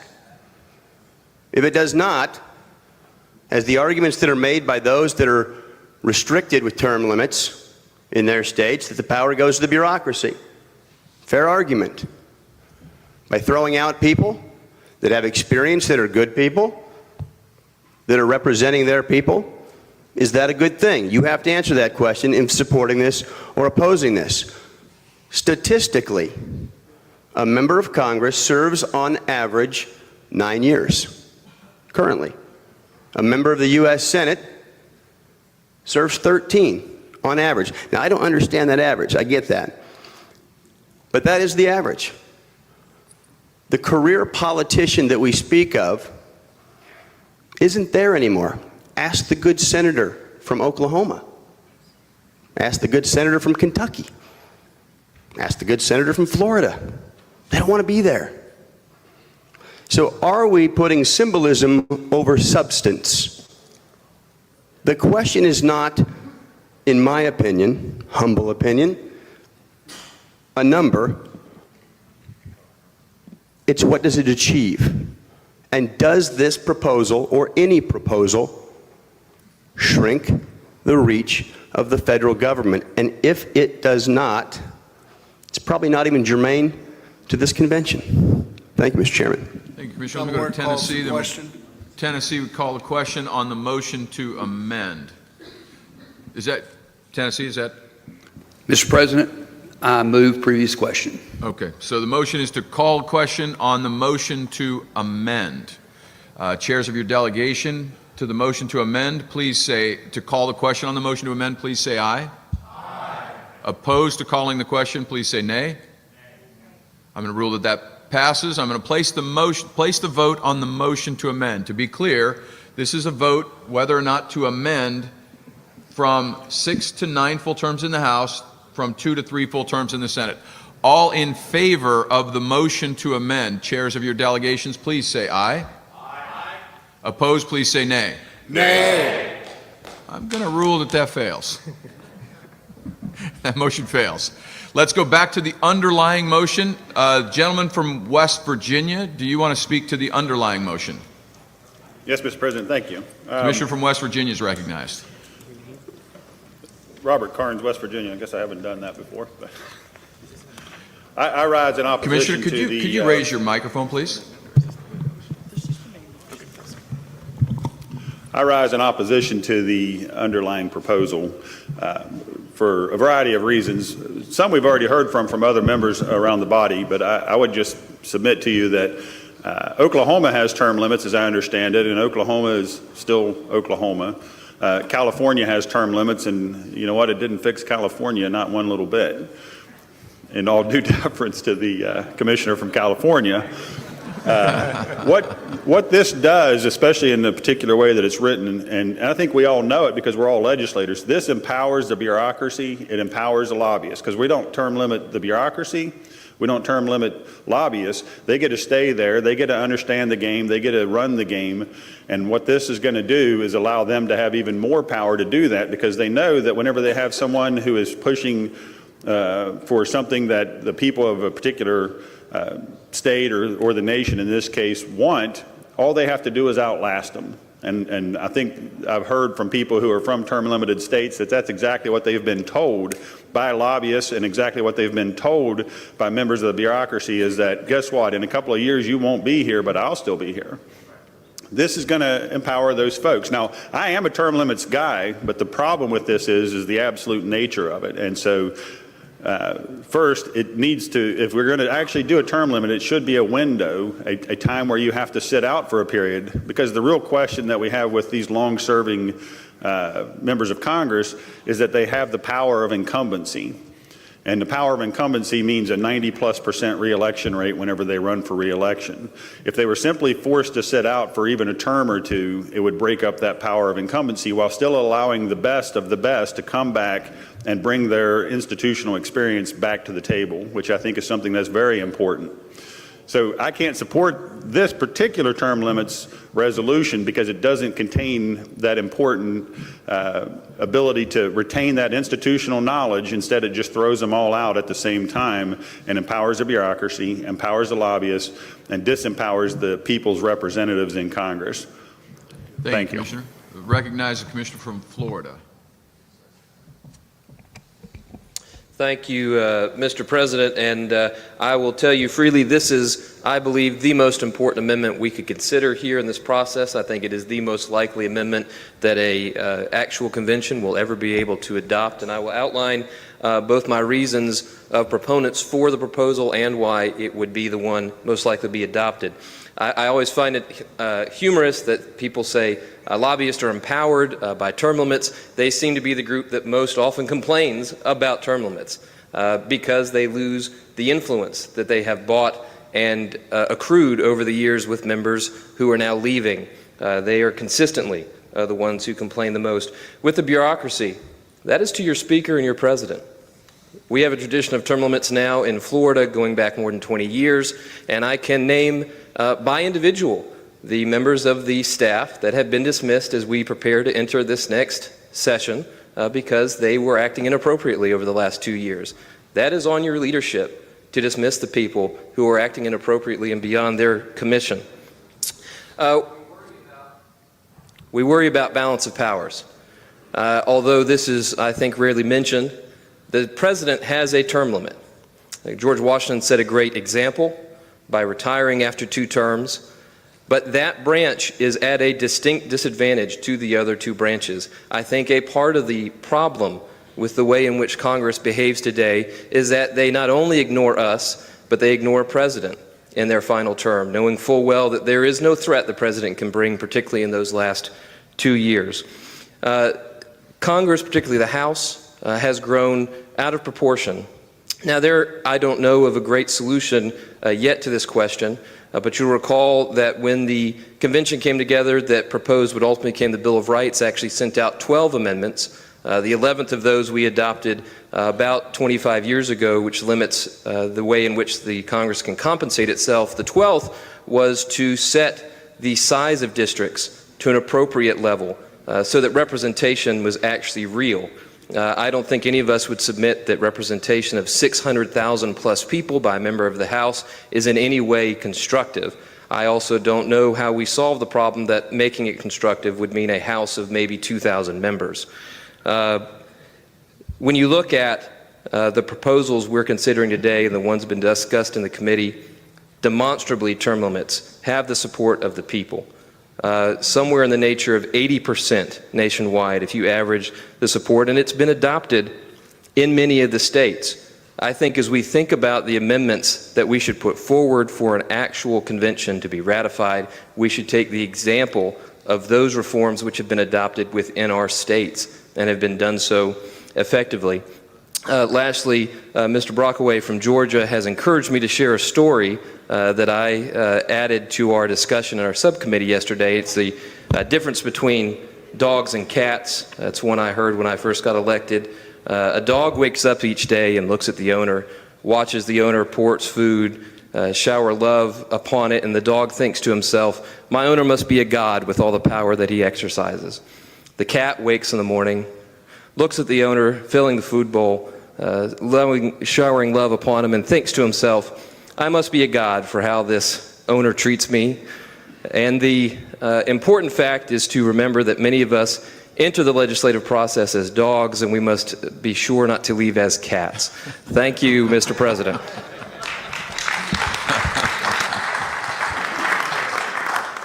Thank you, Commissioner. I'm going to recognize the Commissioner from Washington, and then we'll go to Rhode Island, then Alabama. Thank you, Mr. President. Skylar Rood from Washington State. I would just like to talk a little bit about our state. The first legislative power protected in our state constitution is the power of the initiative, an example of direct democracy, which we value in our state. I'm opposing this amendment. I believe this would, to echo the words of the gentleman from Connecticut, take away choice from the voters, which I think would be very inappropriate. To question the judgment on a national scale, to question the judgment of the constituents of a specific congressional district or state. The only reason this is being proposed is to negate the will of the voters. So I'm a no. Thank you, Commissioner. As you notice, we have a number of people that want to speak to this. If you can keep your comments concise as possible. Going to come to Alabama, and then Rhode Island, then Alabama, then we'll go to Louisiana. Thank you, Mr. President. To preclude the possibility of gubernatorial appointments, I would like to amend this to no person shall serve more than 6 full terms, So we just wanted to break in here briefly for a moment as this debate on term limits is going on. I think this is one of the most contentious and interesting debates of the convention. We saw this in the committee hearing, but I also wanted to point out over to my left over here, there is an off-floor caucus taking place, and these are actually taking place with relative regularity around the room. So looking to my left, what we have is we have Senator Coburn over here, and he's caucusing with the Oklahoma delegation. There's also a delegate from Michigan over there. And what they are discussing is term limits, something Senator Coburn is deeply interested in. He's an expert on the subject. And so what I just wanted you folks to see is that's going on all over the room at different points here during the convention. You have various members, various delegations get up and caucus together, not just within their states, but across state lines. So that's the kind of wisdom that's being exchanged here. It really adds to the floor debate. I just want you to know that that is pretty much going on constantly. So we're going to take that back to the front of the room now.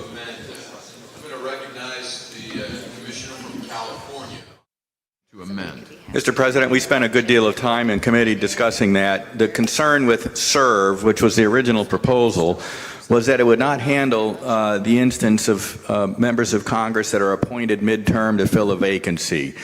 You could have a senator, for example, serve 2 years of the prior term and then effectively be allowed only one term to be elected. We did not want to truncate it that much, and the change from serve to elected accomplished that purpose. Thank you. From the discussion of the committee. Commissioner from Arizona, then we'll go to Missouri.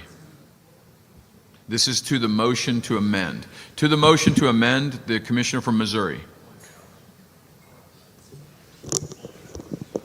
Mr. President, I was seeking recognition to speak earlier on the underlying motion. I wish not to speak on the amendment. I'll come back to you then. Again, to the motion to amend. Anyone else that wishes to speak to the motion to amend? Commissioner from Wyoming. Call the question. We'll call the question on the motion to amend from elected to serve. Do I have a second to? I have a second from Georgia. We place the motion to call the question. Chairs of your delegations in favor of calling the question, please say aye. Aye. Opposed, say nay. I'm going to rule that that sleepily passes. Place the motion. In favor, this is in favor of amending. Chairs of your delegations, please say aye. Opposed to the motion to amend, please say nay.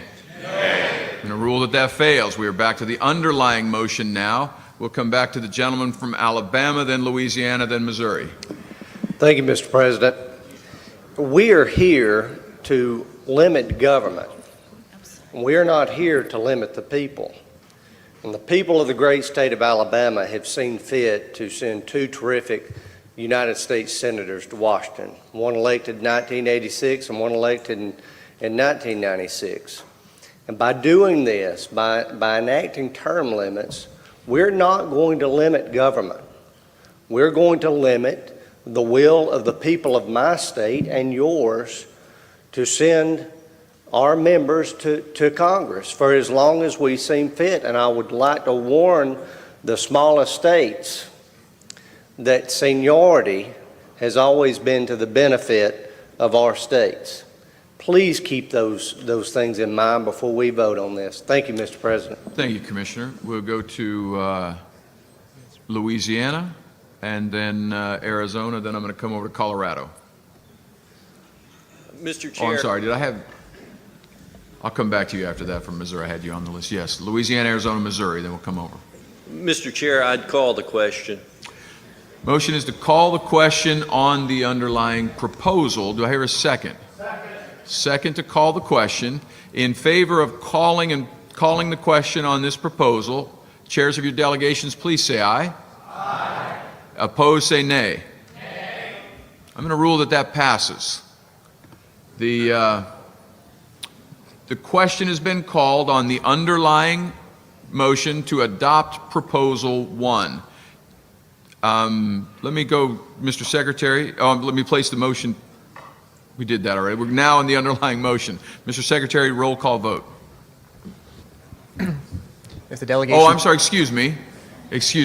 To the Vice Chair Hayes from the committee, summation on the motion.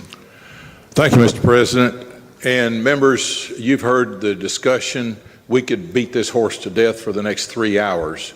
And I think that would be cruel and unusual. So we should not do that. Brevity is rewarded. Thank you for being here.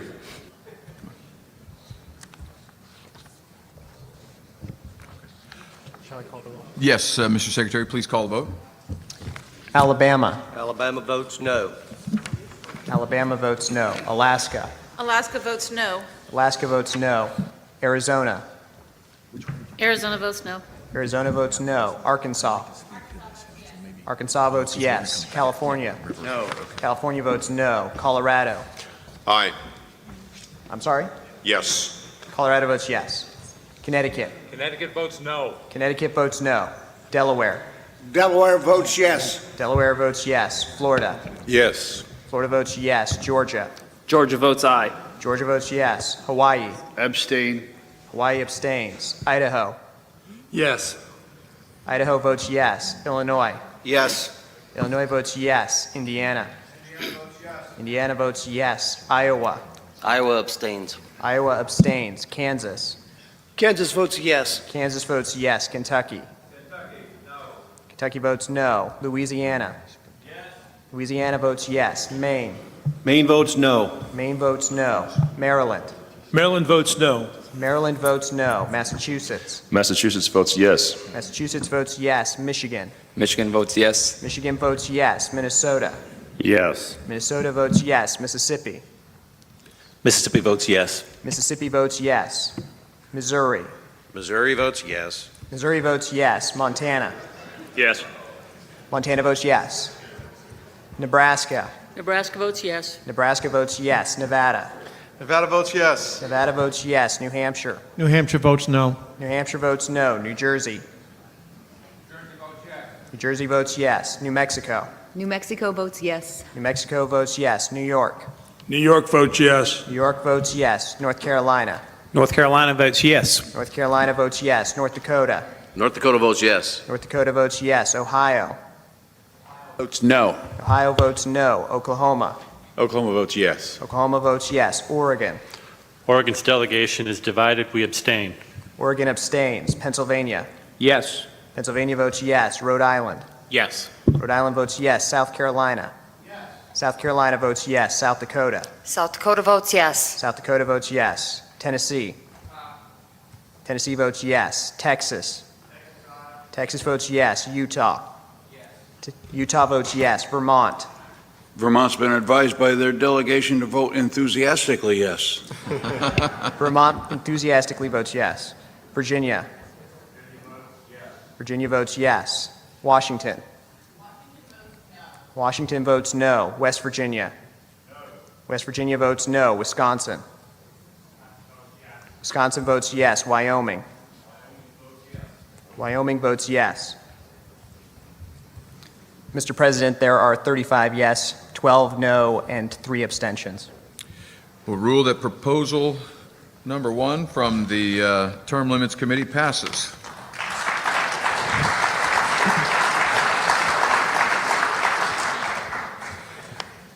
With that in the order that we've laid out, we're going to go to Proposal 2 from the Term Limits Committee and then work our way backwards. So we are now back to the Term Limits Committee, to the Chair, Chair Wilkins. Mr. President, I yield to the patron of the resolution. Maker of this resolution is the Commissioner from Oklahoma.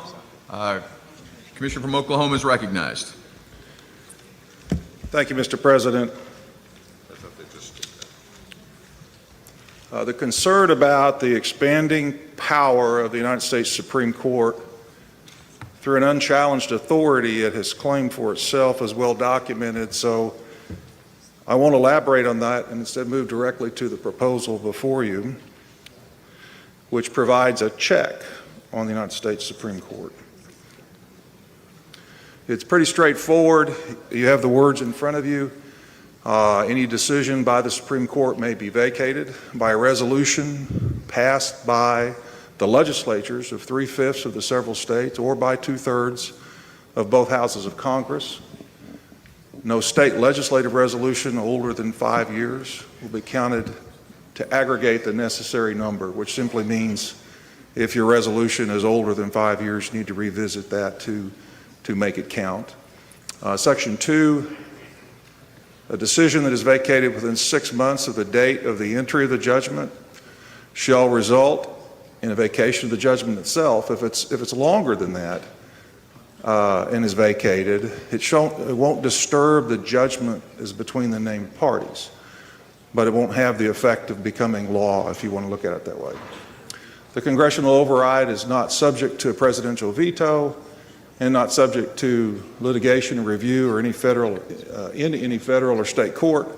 The state's override shall not be the subject of litigation or review in any federal or state court or oversight or interference by Congress or the president. Let me say that those last 2 sections got some discussion and there is an opinion that may not be necessary to this amendment. We left them in, the thought being when people vote on this, we need clarity. as you know, very smart people produced by our law schools often find ways to read intent that isn't there. That said, I will move on to invite any of the committee members to help me clarify anything I may have misstated or omitted. I also understand there may be an amendment. Either way, I yield to questions.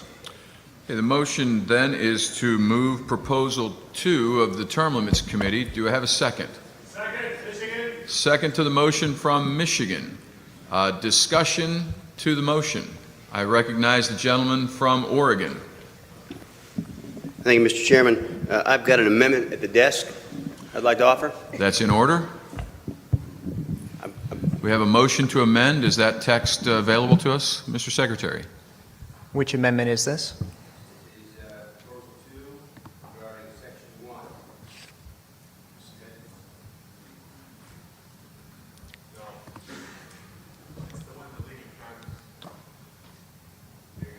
So the motion reads, deleting the phrase "or by 2/3 of both houses of Congress," so that Section 1, if amended, would read, "Any decision of the Supreme Court may be vacated by a resolution passed by the legislatures of 3/5 of the several states.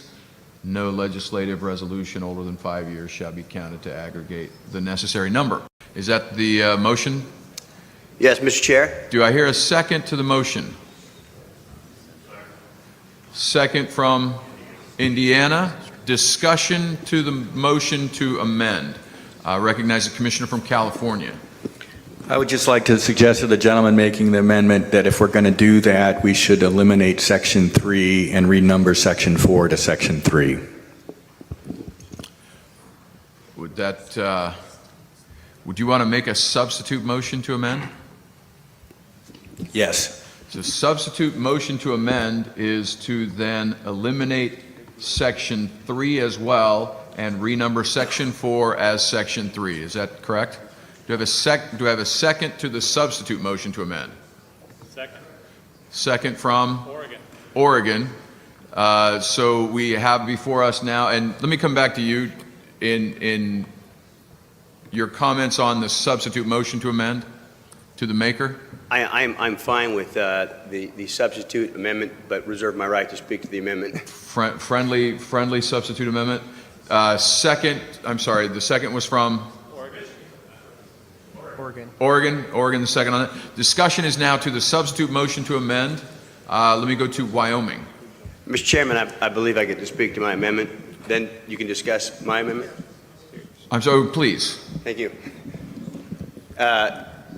This was debated in our committee, and the rationale, and we were divided as a committee, the rationale behind striking the 2/3 of both houses of Congress was that, again, why would you let the fox guard the hen house? If you truly want to reserve the power back to the states and have a say in a judicial decision, why would you let the Congress also have that same say? If a Congress passes a law, the Supreme Court overturns that law, the Congress then gets to come back and say, we just disagree. So that was the logic and the rationale for removing Congress and reserving that right back to the states. So with that, Your Honor, I've been in court too much. Those lawyers. Thank you, Mr. Chairman. No black robes here yet, thankfully. The discussion is to the substitute friendly motion to amend. Let me go to Wyoming, then Oklahoma. Thank you, Mr. President. On and against this amendment and for the proposal, really what this amounts to is checks and balances. And right now, we have antiquated checks and balances for the Supreme Court. There is no checks and balances as it is for the Supreme Court because of the antiquated checks and balances that exist right now. So what we wanted to enable to do is to have those checks and balances not only at the federal level, where you have Congress who would be able to check the power of the Supreme Court, but then also give another option, which was the states then to check the balance of power for the Supreme Court as well. So if you eliminate this two-thirds of both houses of Congress, you effectively eliminate any kind of checks and balances that would exist within the federal branch, reserving that only to the state. And so therefore, I would urge this body to reject this amendment. Thank you, Mr. President. Thank you, Commissioner. Commissioner from Oklahoma, my apologies. I should have come back to you on the motion to amend. No problem, Mr. President. Thank you. The reason I liked leaving the language as was, including the two-thirds of Congress, simply is, to the previous speaker's point, including them in the checks and balances, but more practically, state legislatures do not meet year-round like Congress does. Some of them only meet every other year. Some of them have very specific limits about how special sessions can be called. And so, in my mind, the thinking here is that if something comes out of the Supreme Court that needs very rapid action, Congress, being present, has the ability to act on that while the states get organized. Does anybody really think 3/5 of the states are going to vote on something in 6 months? So Congress being there can do that.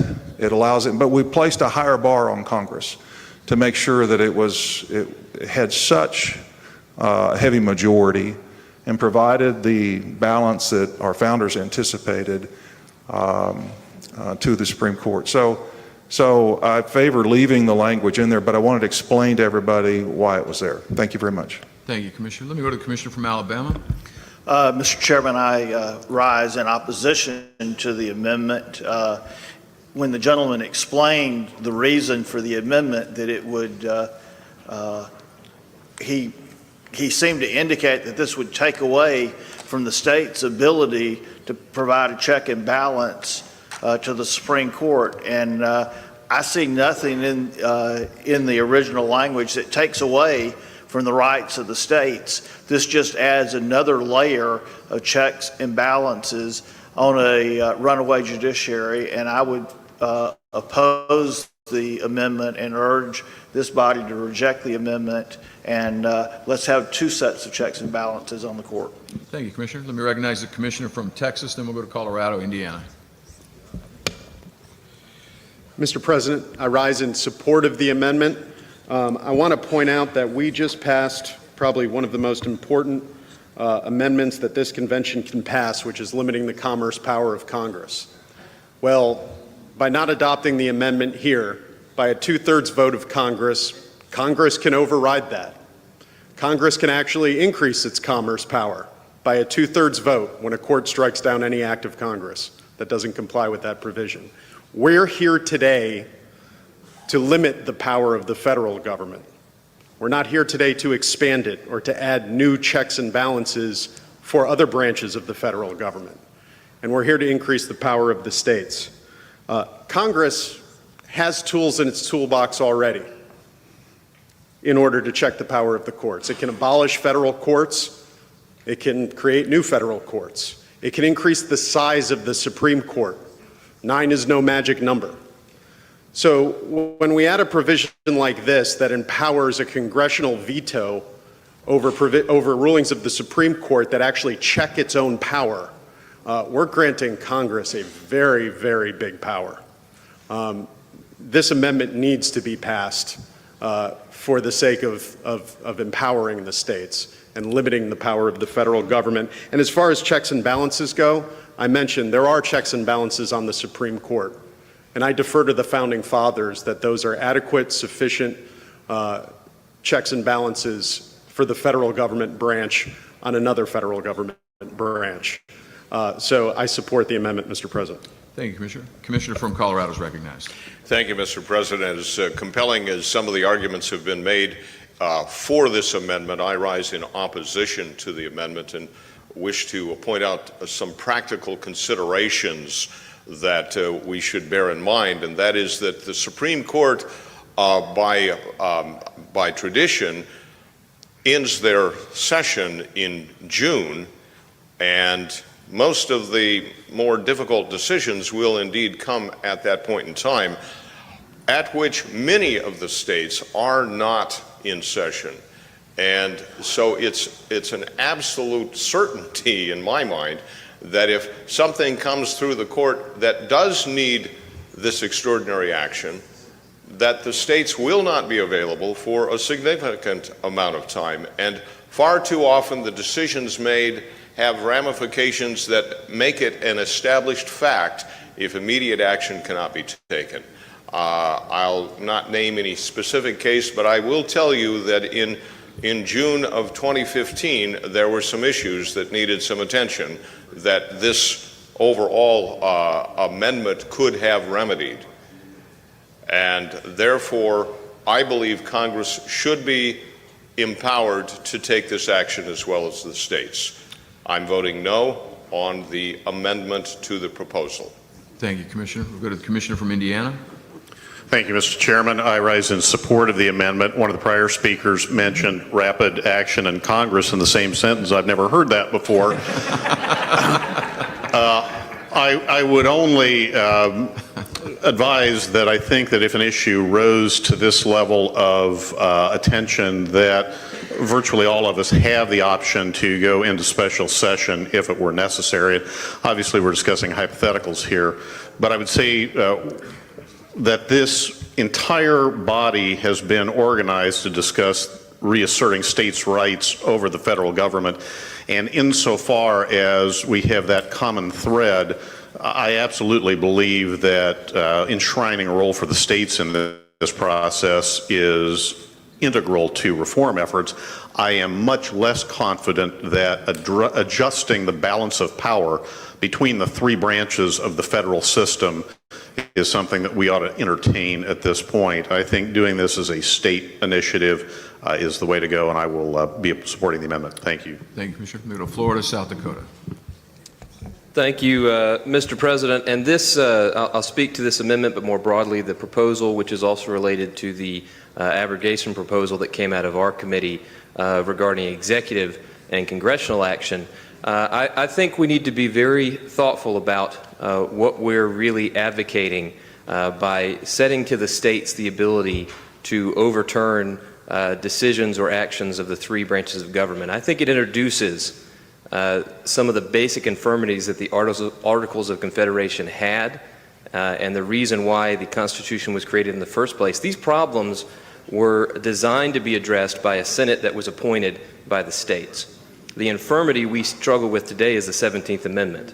And we can talk about the realities or the proposals we could bring forward to amend that infirmity, but this undercuts the very purpose of the Senate. The Senate at that point becomes a rump institution whose job is simply to ratify treaties and appointments. The states now taking over almost all of their purpose. The other thing I would note is we were admonished yesterday morning to be very careful about what we send out of this process, that it be proposals that have a realistic chance of 38 states adopting. I mentioned earlier that we should take our lead from reforms that have been adopted at the states, those which have broad and wide support, such as term limits. I don't know of a single state in which the political subdivisions of our states have such a radical authority over our legislatures. And while I certainly understand and recognize that the relationship is much different, the states create both our political subdivisions and the federal government, the average person and the average legislator is not going to recognize that distinction. And this, I believe, could be easily thwarted from adoption through simple misunderstanding on that key point. For those reasons, I would oppose both the proposed amendment and the underlying resolution. Thank you, Mr. President. Thank you, Commissioner. Commissioner from South Carolina, then Connecticut. South Dakota. Of South Dakota, excuse me. Thank you, Mr. President. I rise in favor of this amendment and also in passage of the resolution. Originally, I thought this would be a good way to check the federal courts. Excuse me, can you hold your mic closer? Absolutely. Originally, I thought this would be a good way for multiple checks on the federal courts, but then I realized that in South Dakota, in our body, there are times when we decide to suspend the rules by a 2/3 vote. And many times, I think that it is completely inappropriate that we vote to suspend the rules. There's nothing I can do about it in a minority case. But in this case, if we allow Congress to have the veto over the court decision in this point, we would essentially be allowing them to suspend the rules, except for those rules would be the Constitution. And I think that that's too dangerous of a power to give. They already have, as mentioned previously, other ways to check the courts, and I think they should use those. So I encourage you to pass the amendment and pass the resolution. Thank you, Commissioner. Commissioner from Connecticut is recognized. Thank you, Mr. Chairman. I rise in support of this amendment. I heard the word antiquated used in reference to the checks and balances as provided in the Constitution. I think at a convention of this sort, there's no word which is more terrifying to me. I think that one of the reasons we're here is because we have great faith in the wisdom and vision of the founders of the country and the balance that they provided, which, if it has not worked perfectly, has worked with remarkable effectiveness over more than 2 centuries. Some of the other checks which the legislative and executive branch have on the judicial branch have been mentioned, but I think the fundamental one has not, that the judicial branch is the child of the other 2 branches, that while the President and the Congress are elected by the people, the Supreme Court is selected by the President and approved by the Senate. There could be no more potent check. Now, like a child, the child may not grow up exactly the way we want them to be, but they are in fact our child, and we have that responsibility for them. What I would say too is this 2/3 of both houses of Congress then throws the balance off in the sense that it gives one of the other 2 branches a check on the Supreme Court, but not the executive branch. Now, I would not suggest that the President be given a veto power over Supreme Court decisions either, but if that makes you hesitate, I think giving it to Congress should as well. And I would finally say, historically, we, given where we're coming from generally as a group, may look at the decisions of the Supreme Court over the last nearly a century as having been bad for the country. But if we go back to the early days of the New Deal, there was a time when the Supreme Court was the group that was holding up conservative values and trying to prevent the growth of executive power. And the Congress in those days would easily have been able to override the Supreme Court decisions with the huge majorities that came into the New Deal. I think that removing this makes this amendment closer to the founder's vision, and I will support the amendment. Thank you, Commissioner. Let me go to the Commissioner from Oregon, and then we will come to Virginia, then Minnesota. Mr. Chairman, point of parliamentary inquiry. Yes, state your position. State your point. The amendment is on the table. It is my amendment. If I were to remove the amendment in substitute for the author of the amendment agreeing to postpone discussion to a time certain for purposes of, I know Mr. Eastman and others have potential amendments that they're proposing to offer on this, whereby we might be able to clean up the language a little bit and get a better consensus and bring it back. Would that be possible? I believe you can withdraw your amendment at any time before the vote under the rules that we've stated.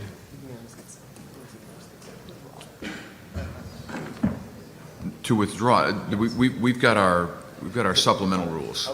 So I believe under our supplemental rules, you can withdraw the amendment. We would need a separate vote on postponing in time certain.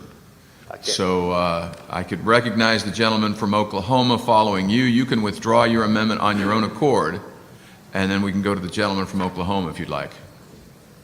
Would the gentleman from Oklahoma yield for a question? The underlying maker of the motion, would you yield for a question, Commissioner? Certainly. I'm sorry. Go ahead. That is a big man right there. The question that I would have is, as the current language, any decision of the Supreme Court.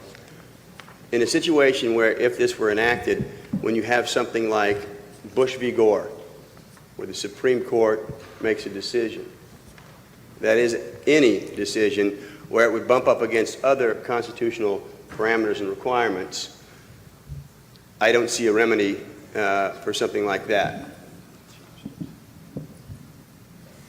I think that's a different question than we were starting to talk about, which was probably my willingness to hold this to a date or time certain. Oh, then I will withdraw that question if you want to address the previous. And I'll need some help on the rules. What I don't want to do is effectively table this until some other day, since we're limited on time. I would be willing to step out and try to work on some language, especially if there is another amendment that somebody's about to propose. And perhaps after our lunch period, come back with a reworked version. Now, I may reject all of that, but in the spirit of timeliness, I'm willing to do that. Did that sound, okay, so I think in order, Commissioner from Oregon, do you withdraw your amendment?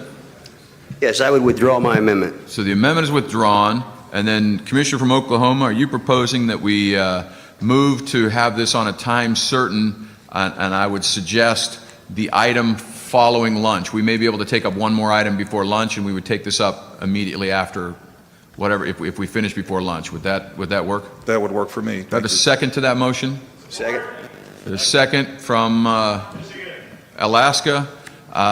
Let me place that motion.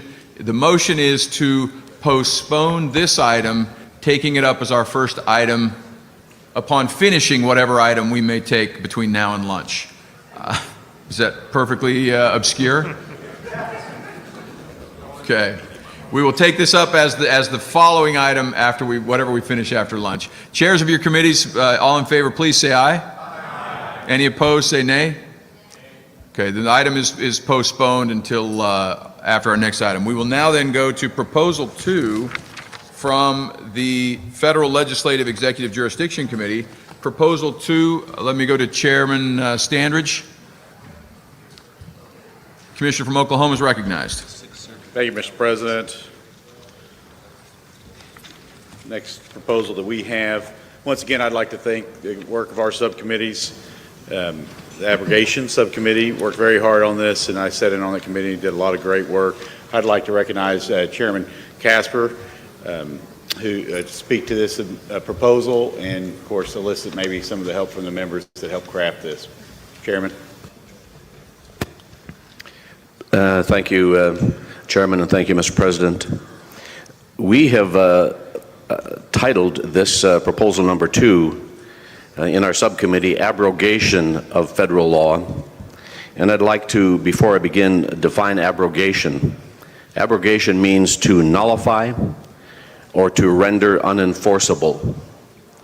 And our subcommittee felt that was a better term than some of the other terms that have been used in this area. So to proceed under Section 1, the state shall have the authority to abrogate any provision of federal law issued by the Congress, President, or administrative agencies of the United States, whether in the form of a statute, decree, order, regulation, rule, opinion, decision, or other form.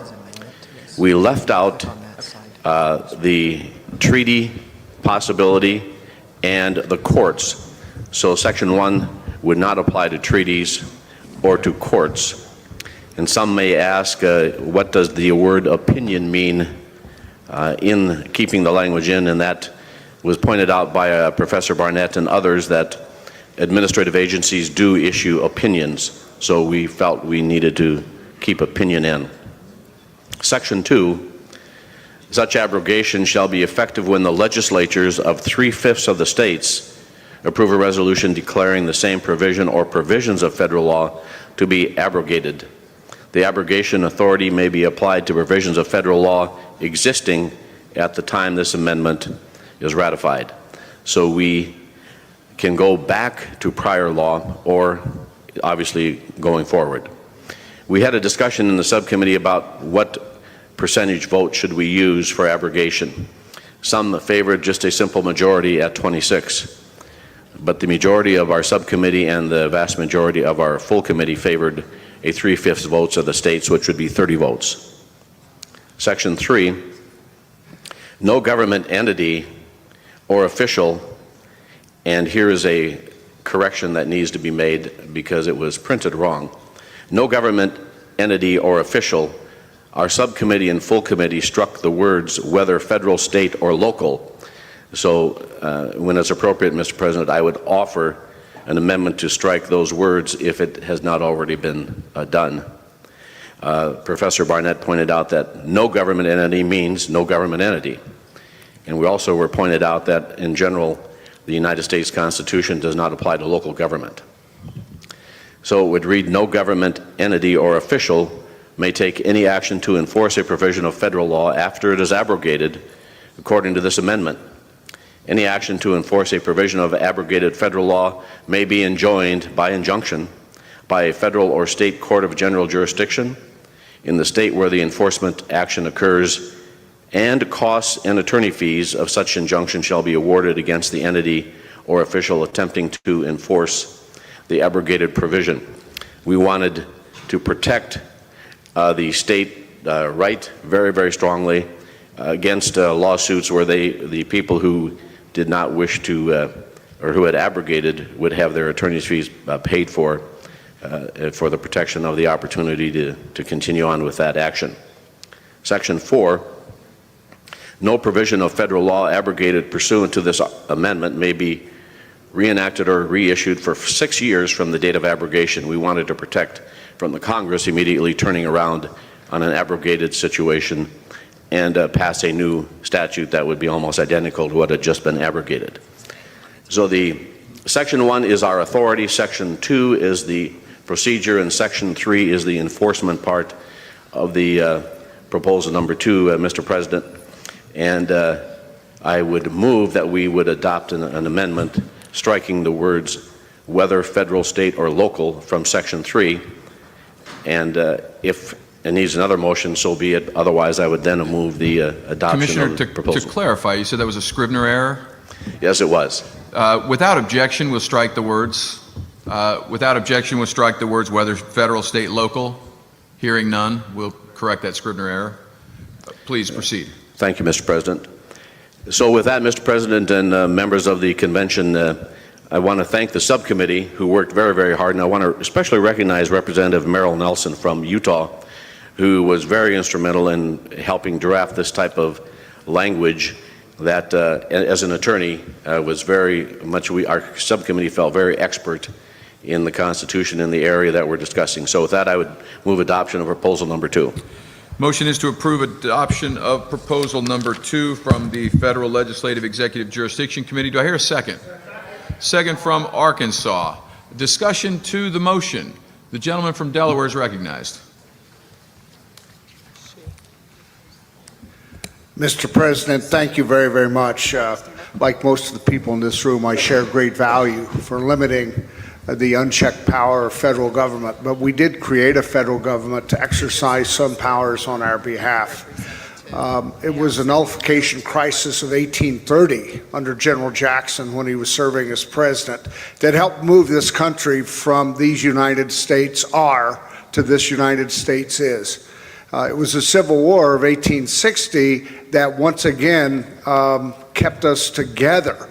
If not for that, today we would be 2 or more states.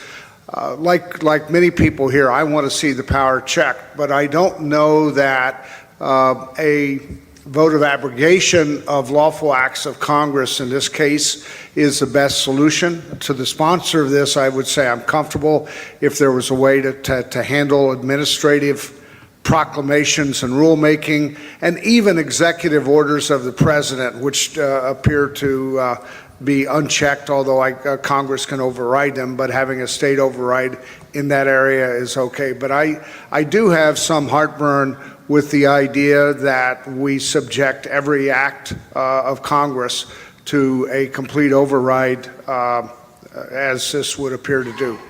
Thank you, Commissioner. Commissioner from Arizona is recognized.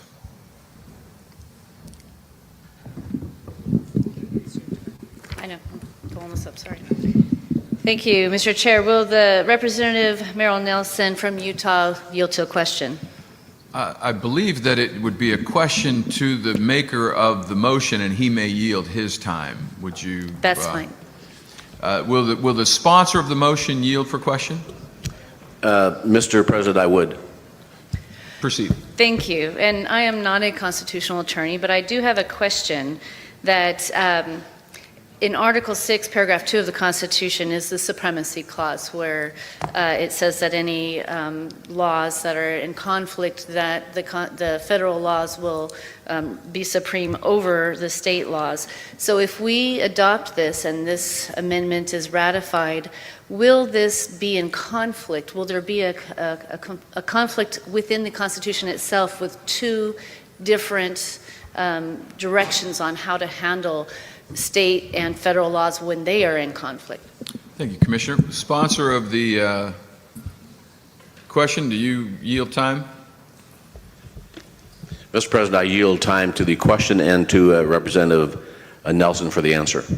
The Commissioner from Utah is recognized. Thank you very much, Mr. President.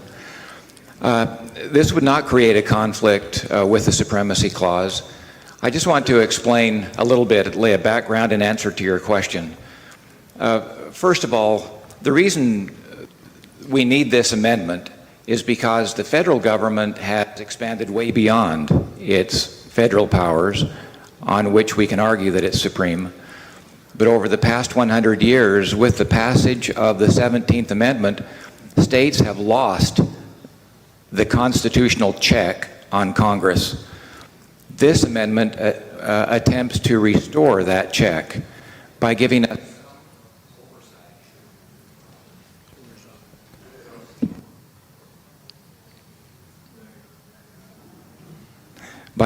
some oversight over Congress. And so the purpose of this, the problem we see is that when Congress passes a law and authorizes an administrative agency to issue regulations, such as whether it's grazing permits or coal mining or waters of the U.S. or whatever it might be, those regulations based on the federal statute affect the states. And the states really have no good remedy. And so the question is, who should have the final say?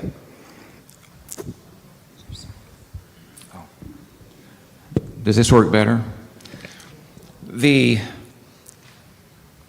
Who should have the final say is the question on these matters of federal law.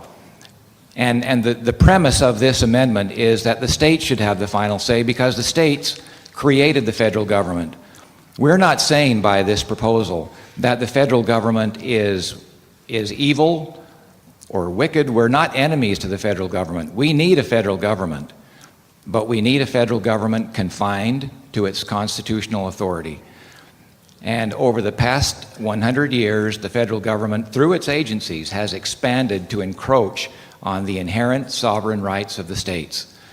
And so the purpose of this amendment is to give the states a procedural tool to override statutes and rules, and it does not conflict, getting now to your specific question, it does not conflict with the Supremacy Clause. It rather supersedes the Supremacy Clause because this amendment gives the states then the final say. May I Thank you, answer? Commissioner. Commissioner, you have a follow-up question?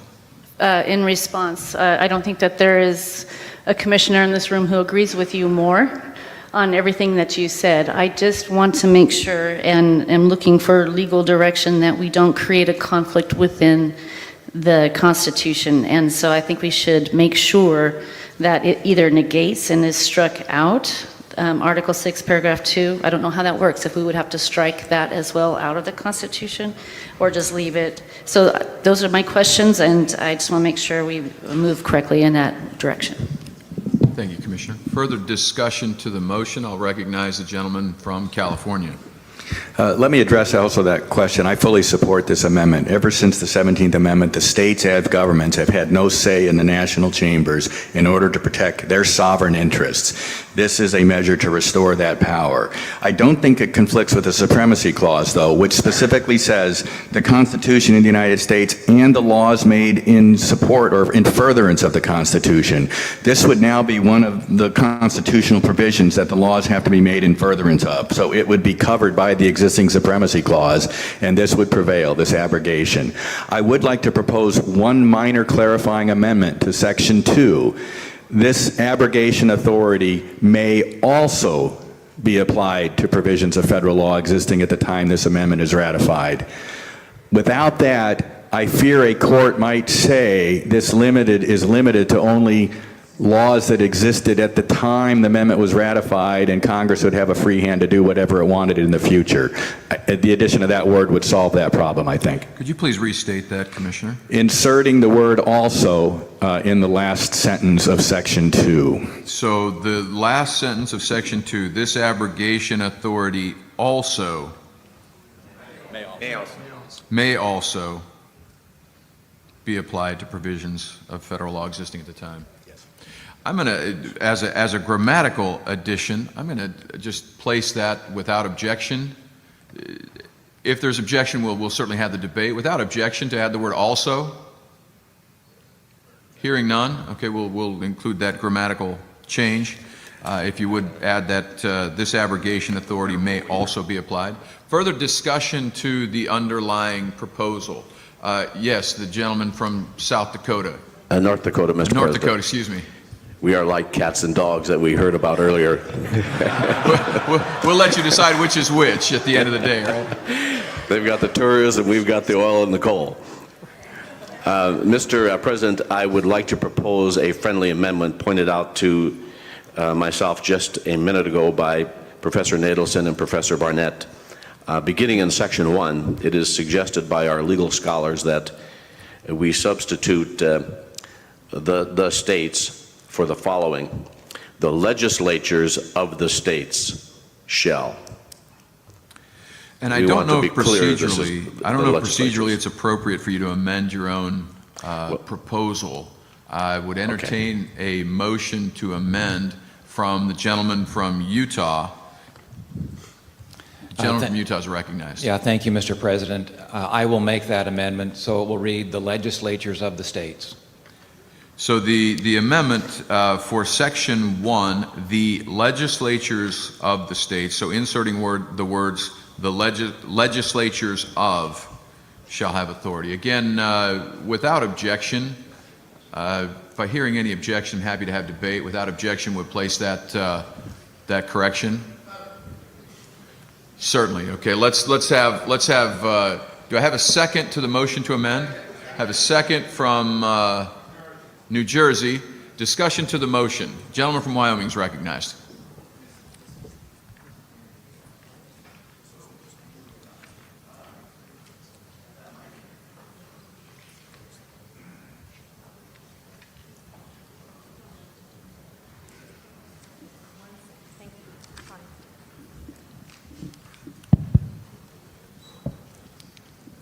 Thank you, Mr. President.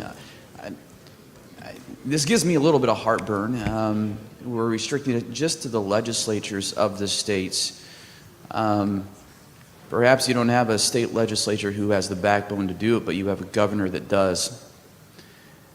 I don't know how you fix this, but it does give me a little bit of heartburn here. And I wonder if we're just being a little too restrictive.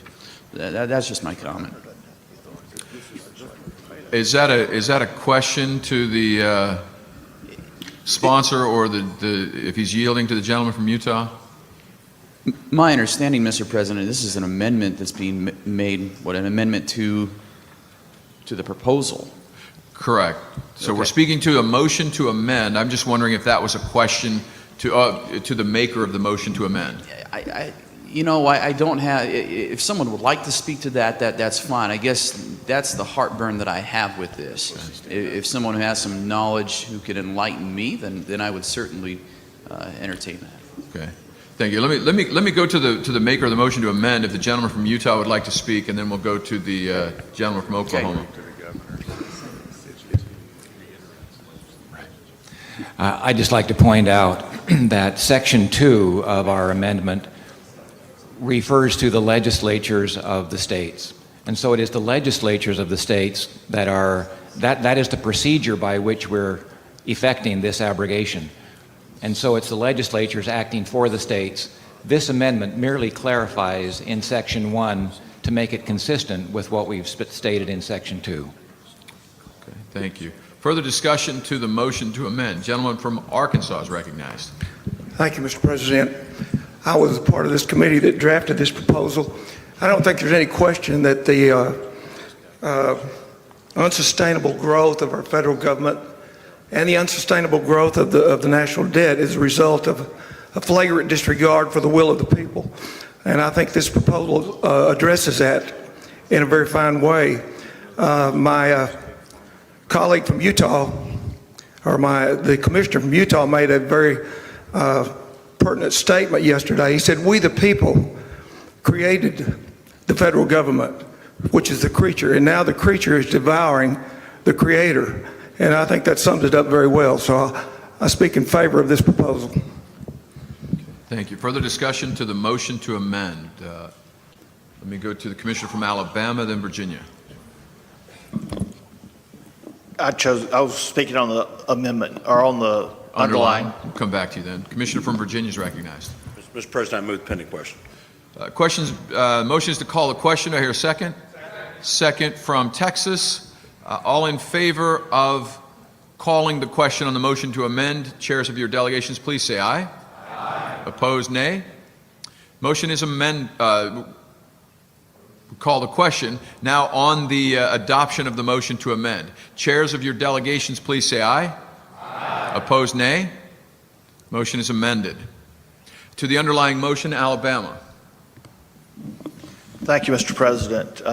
I believe there's no action before us in any of the proposals that does more to remove the influence of the federal government on the lives of our citizens on a day-to-day basis than this proposal, and I urge passage of this proposal.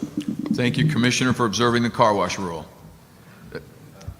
I would remind you, we following this, we have our time for lunch, and so this will be the last item we'll take up before lunch.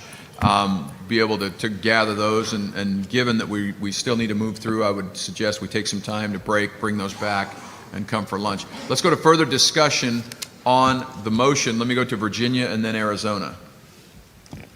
Mr. President and Commissioners, this is probably the most significant item that we're considering here today this whole weekend. The 10th Amendment has been shrunk and twisted and torqued so that the states have almost no power against the federal government. This would be a tremendous step if we could take this step to restore the 10th Amendment to its original intent. We are the creators of the federal government. We need to be able to control our creation. Thank you so much. Thank you, Commissioner. Commissioner from Arizona. Thank you. Senator Lesko from Arizona. I enthusiastically support this amendment. I was on the subcommittee that discussed this, and it was well thought out. We spent a number of hours on it and changed it as we thought appropriate. It actually covers a lot of problems that we have with the federal overreach, and it can apply to rules, regulations, laws. It's very well thought out, and I approve of it. Thank you, Commissioner. Commissioner from Connecticut is recognized. Thank you, Mr. President. I spoke at some length about this in our committee meeting yesterday. I sympathize with the concerns that the rest of the body and the rest of the speakers have mentioned about the overreach of the federal government, and certainly when it comes to the elimination of the 17th Amendment, something that I think that we should have discussed. To me, however, this amendment is just a bridge too far. I think that as much as I want to restore the rights of the states to have a say in these matters, I think what we're doing here is we're giving the states so much more power than was ever envisioned by the founders, and certainly that the 17th Amendment granted, that it is potentially dangerous. The thing here is that if 3/5 of the states is all that is required, keep in mind that they could be very, very small states with a relatively small population. And if we're referring to the legislatures of those states, now we're only referring to a majority of legislatures in that state, in those states. And I think it could be a relatively small number of people making a determination to negate the authority of the federal government in its entirety, way more than the 17th Amendment ever allowed, and I think way more than is just. I'll be opposing this, Mr. President. Thank you. Thank you, Commissioner. Recognize the Commissioner from Tennessee, then we'll come to Arkansas. Mr. Chairman, I call the question. The motion is to call the question. Do I hear a second? Arkansas? Motion is to call the question and seconded. Let me hear a voice vote from the chairs of your delegation in favor of calling the question. Please say aye. Aye. Opposed, nay. Question is called. We will move to the underlying motion to approve the adoption of Proposal 2 from the Federal Legislative Executive Jurisdiction Committee. Mr. Secretary, we'll go to roll call vote. Mr. President. Oh, I'm sorry. Yes, thank you. Let's go back to the maker of the motion for summation. Well, thank you, Mr. President. We had the same objection as the previous speaker did in our committee, and I'd just sort of like to repeat what I said yesterday during the discussion. The commissioner from Connecticut cited this is a bridge too far. Well, members of the convention, I'd like to say there is a bridge too far in the United States government, but that bridge too far is executive orders, the EPA, and the waters for the U.S., or of the U.S., just to name a few. These actions of the executive and congressional legislative branch of the United States government have impacted, I'm sure, every one of our states. And most of us in here, I think, would believe that they're unconstitutional. The people of our nation are in bondage. They're looking for this body and some other action from the various states to act. The time is now. The time is right. Let's get on the bridge and go across it and pass this proposal. Thank you, Commissioner. Let's place the vote. Mr. Secretary. Alabama. Alabama votes yes. Alabama votes yes. Alaska. Alaska votes yes. Alaska votes yes. Arizona. Copper State votes Arizona votes yes. Arkansas votes yes. California. Yes. California votes yes. Colorado. Yes. Colorado votes yes. Connecticut. Connecticut votes no. Delaware. Delaware, the first state, votes no. Delaware votes no. Florida. Florida votes yes with sunshine. Florida votes yes with sunshine. Georgia. Georgia votes nay. Georgia votes no. Hawaii. Hawaii, yes. Hawaii votes yes. Idaho. Yes. Idaho votes yes. Illinois. Yes. Illinois votes yes. Indiana. Indiana votes yes. Iowa. Iowa votes no. Iowa votes no. Kansas. Kansas votes yes. Kansas votes yes. Kentucky. Kentucky votes yes. Louisiana. Louisiana abstains. Maine. Maine votes yes. Maine votes yes. Maryland. Yes. Maryland votes yes. Massachusetts. Yes. Massachusetts votes yes. Michigan. Michigan votes yes. Minnesota. Yes. Minnesota votes yes. Mississippi. Mississippi votes yes. Mississippi votes yes. Missouri. Yes. Missouri votes yes. Montana. Montana votes no. Nebraska. Yes. Nebraska votes yes. Nevada. Nevada votes yes. New Hampshire. New Hampshire votes yes. New Hampshire votes yes. New Jersey. New Jersey votes yes. New Jersey votes yes. New Mexico. New Mexico votes yes. New Mexico votes yes. New York. New York votes yes. New York votes yes. North Carolina. North Carolina votes yes. North Carolina votes yes. North Dakota. North Dakota votes yes. North Dakota votes yes. Ohio. Ohio abstains. Ohio abstains. Oklahoma. Oklahoma votes yes. Oklahoma votes yes. Oregon. Yes. Oregon votes yes. Pennsylvania. Yes. Pennsylvania votes yes. Rhode Island. Yes. Rhode Island votes yes. South Carolina. South Carolina votes yes. South Dakota. South Dakota votes aye. South Dakota votes yes. Tennessee. Tennessee votes yes. Texas. Texas votes yes. Utah. Utah votes yes. Vermont. Vermont votes yes. Virginia. Virginia votes yes. Washington. Washington votes yes. Washington votes yes. West Virginia. West Virginia votes yes. Wisconsin. Wisconsin votes yes. Wyoming. Wyoming votes yes. Mr. President, we have 43 yes, 5 no, and 2 abstentions. Thank you, Mr. Secretary. That proposal passes.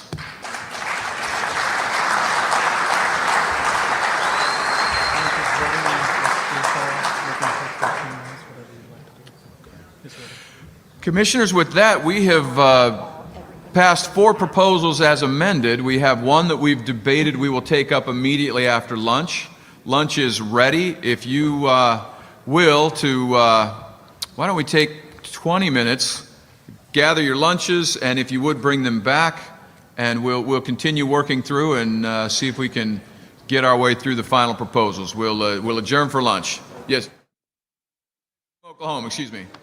Mr. President, our term limits in Judicial Jurisdiction Committee plans to meet briefly. Where are we doing that? To discuss the changes to the bill same room we met in yesterday. And then I would also remind you, thank you. Any with changes to the judicial vacation proposal. Also, if you have any comments or questions on the rules, any comments, additions to the final rules, Professor Nadelson has requested that you funnel those comments forward or funnel them to him as you have additional comments for final rules going forward. We will break for lunch, be back in 20 minutes.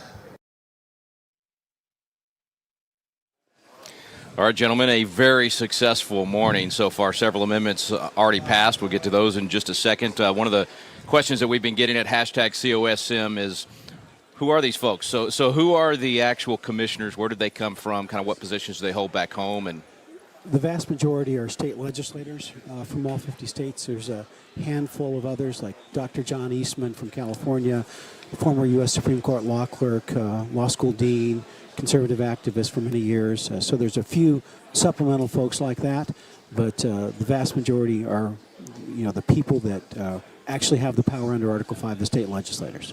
By the way, for those of you that might just be tuning in, this is Mark Meckler, president of Citizens for Self-Governance. Mike Ferris, founder and chancellor of Patrick Henry College, and also really the visionary behind Convention of States. Ken Clark and myself, Rick Green. And Ken, we've had several questions coming in. What other questions are folks at home asking? Well, one of the biggest questions, and I think is something that we address, we're going to be getting into a lot of Twitter questions and Facebook questions, but one thing that I keep seeing over and over again is, why are we here? What are we doing here? Let's explain that real quick, because I think that's really important. Mike? Well, what we're doing is giving knowledge, information, vision, and hope. Hope that the federal government really can be curtailed, and that this process really can work, and that it's safe. We see a very deliberative, informative process where the people that are making the rules are doing it, very seriously, and this gives us a hint of what would come at the official convention later on. And it says this is safe. We can really curtail the federal government. This will work, and so I think it's very hopeful. Well, Mark, you mentioned this morning, too, it's good to walk through this process before the real. I mean, I think a lot of these folks out here will be the commissioners from their states, so it's a great dry run to get to see what it will actually be like. It is. And when you're doing something of this magnitude, I think it's really important that you do a dry run. And we've learned a lot. I mean, there are so many things that you couldn't possibly anticipate until you hit the floor, put the rules in place, let people operate under those rules. There's so much collective wisdom in this room, you can't help but learn. So we're going to learn. We'll reincorporate that into the existing set of rules, and those experiences go forward. And as we move forward into the real convention, which I have no doubt we will, this experience will form the foundation for the actual convention. And you say something of this magnitude. Mike Ferris, I've heard you say on multiple occasions, I think it's very true, that we need a solution as big as the problem. So That's that right. goes back to why we're here. There's a big problem. This is the big solution. Right. If we want to have government that reinstates the original vision of the Constitution, we have to fix a lot of Supreme Court decisions and the practice of the president and Congress over time in a lot of areas. So the Constitution as written, it's a good deal. But the enforcement of that has been taken from us by the collective power of Washington, D.C. And so we're stripping away that power, going back to the original balance of power between the states and the federal government with some more effective tools to achieve the exact same objective as the founders. That is the big question, too. You said the Constitution as written is great. Yeah. Because people will say, well, why would they follow what these guys are doing if Right. they're not following the Constitution now? Address that one. Because you put new processes in place to check them. We're not changing the spirit of anything, but we're changing, like the vote requirements. The original Constitution gave Congress the power to tax. If you put a two-thirds requirement, say you can't pass taxes unless you have two-thirds of Congress, well, that's a procedural limitation on the power to tax. It's really important that preserves the original intent of the government, that we have limited taxes and that we have a limited government. And so those kind of procedural checks, tweaking the process, because the founders really believe that process protects freedom. And so we don't want to change the freedom principles. We don't want to change the basics of anything. But we do need to tweak some points of the process. And the founders said real experience will show that we're going to need to make some changes over time. Yeah. And real experience has shown. And we don't have to change the spirit of anything, but putting some checks on the Supreme Court, which is going to be debated right after lunch again, we need some processes to put some checks there. Yeah, because it has been their interpretation of the Constitution that has been the problem. So that's essentially what we're doing here is allowing the states to overrule that. Ken, what else are folks at home asking? Well, the first one was, and Mike, I think this follows greatly to what you were just saying, what have we done so far? What has happened with the simulated convention so far? What amendments have been proposed? What amendments have been passed? And so I happen to have a list right here. Mark, you want me to hand that to you? You go through it, Ken. Well, and so far we've gotten 4 of them. And the first one is proposal number 1, debt limitation amendment. And I think that's very powerful. I'm not going to read it to you, but that's the first one that's been passed. And the second Real briefly, what that does is require the states to approve, a majority of the states to approve any increase on the federal debt. Absolutely. Yeah. So in other words, we actually then have a real debt ceiling instead of the fake one that Right. Congress pretends they have right now, right? Are we actually saying 19 trillion's already too much? I mean, we're actually going to Right. we're actually going to limit it at this point. I don't know. Give your teenager a credit card, see how well that works Right, out. right. The second amendment that has been passed so far is it goes, the power of Congress to regulate commerce among the several states. In other words, redefining the Commerce Clause. Right. The vast majority of federal overreach in the area of economics, business transaction, even a lot of criminal law has been through the Commerce Clause. And so if we want to cut back federal regulation of our lives in general, that is the number one thing. In fact, if we got nothing out of the real thing besides that, we have done the nation a great service. I'd love to jump in on that. To me, and Mike said this, I think this is the most important one. And here's why. There are so many places that if you read the Constitution and read the enumerated powers, it seems so clear to us that the federal government does not have the authority to do the things they're doing. Yeah, right? according to the plain language, it's You pretty got obvious. it. And you mentioned this. People say, well, if they're not following the Constitution now, why will they follow it if we amend it? In fact, that's the primary question that I asked Mike Ferris when he brought this project to me, because that's the one thing that didn't make sense. So I'm biased. I think it's a great question, right? But he had a better answer than the question. And the answer is, and a lot of conservatives are going to be stunned by what I'm about to say, largely they do follow the Constitution. The question is which one, right? Right. So is it the one under glass in the National Archives that we love? And the answer is no, that's not our Constitution anymore. Yeah. If you want to look at the Constitution, you have to buy a book. It's over 2,000 pages. It's literally about this thick. And like it or not, that's the Constitution. That's the Courtstitution, the one that's there been you go. That's a created great by way these to guys. put it. Exactly. So that includes all those decisions of the Supreme Court, all the things that so offend us, all the things that have expanded government power. And for the people out there who say, we need to protect the Constitution as is, that's the one they're protecting. That's true. It's so true. And this is the process for actually wiping out that Constitution and coming back. And you said redefining, but really restoring the original intent of the Commerce Clause, right? Yes, that's exactly what it does. And I think Mike can speak to that better. But real quick, we did just pass one more proposal. Everybody talks about the 10th Amendment. Everybody talks about states' rights. Well, what about an amendment to give the states the ability to override a federal law, both passed and one that would happen in the future? Right. Yeah. For example, not only Obamacare, but right now the EPA is doing their best to destroy agriculture, the coal industry with this dust regulation. The state legislatures are passing resolutions, like I was in Virginia this year, where they passed a resolution to write a nasty letter to the EPA. Well, big deal. Right. This proposal says you get together 30 states, you eliminate that regulation. And so it gives a real weapon to the states to make the 10th Amendment a real weapon. And that's what we need. Well, guys, we've heard a lot of people say, Convention of States is too complicated or hard. Nullification is the easy route. Isn't this amendment that we just passed the proper constitutional way to nullify federal law? Isn't that what we're really talking about doing here? Because in the Articles of Confederation period, we had a problem when one state alone could stop needed changes, like went on to pay the people who had fought in the Revolutionary War. One state stopped that. And so they didn't want one state to stop anything. They wanted the states collectively to have the power to stop federal overreach. And Article 5 was the method they gave us. But we're going to give us a new weapon where we can stop not only constitutional level decisions, but statutory and regulatory level decisions, and have the states collectively, not all of them, but a majority, a good majority, have the ability to override federal overreach. And, the states once again become far more robust, and the authority and the dignity of being a state legislator just goes up. And by the way, folks at home, there's so much more information at conventionofstates.com. If you'll go there, we're scratching the surface on a lot of these issues, but many of the objections or concerns about Convention of States, you guys have written extensively on that. There's videos, there's a lot of great tools, so be sure and visit conventionofstates.com today as well. Well, and I think that the process, the deliberation that we've seen today speaks to how serious of a matter this is and how serious these people take it, because this isn't something that should be endeavored into lightly. Right. And that has been very evident with what we've seen so far. I've heard that from so many people even here, saying, look, I came to this over a period of years. I didn't just jump on the bandwagon. Right. It took years of research. I think maybe all of us went through that as well. So like you said, they're taking this very serious. These are thinking folks out here, and you can tell even in the way they deliberate each of these amendments how serious it is to them. So another question that we have from Facebook, and this comes from Trish. And Mark, I'm going to propose this one to you.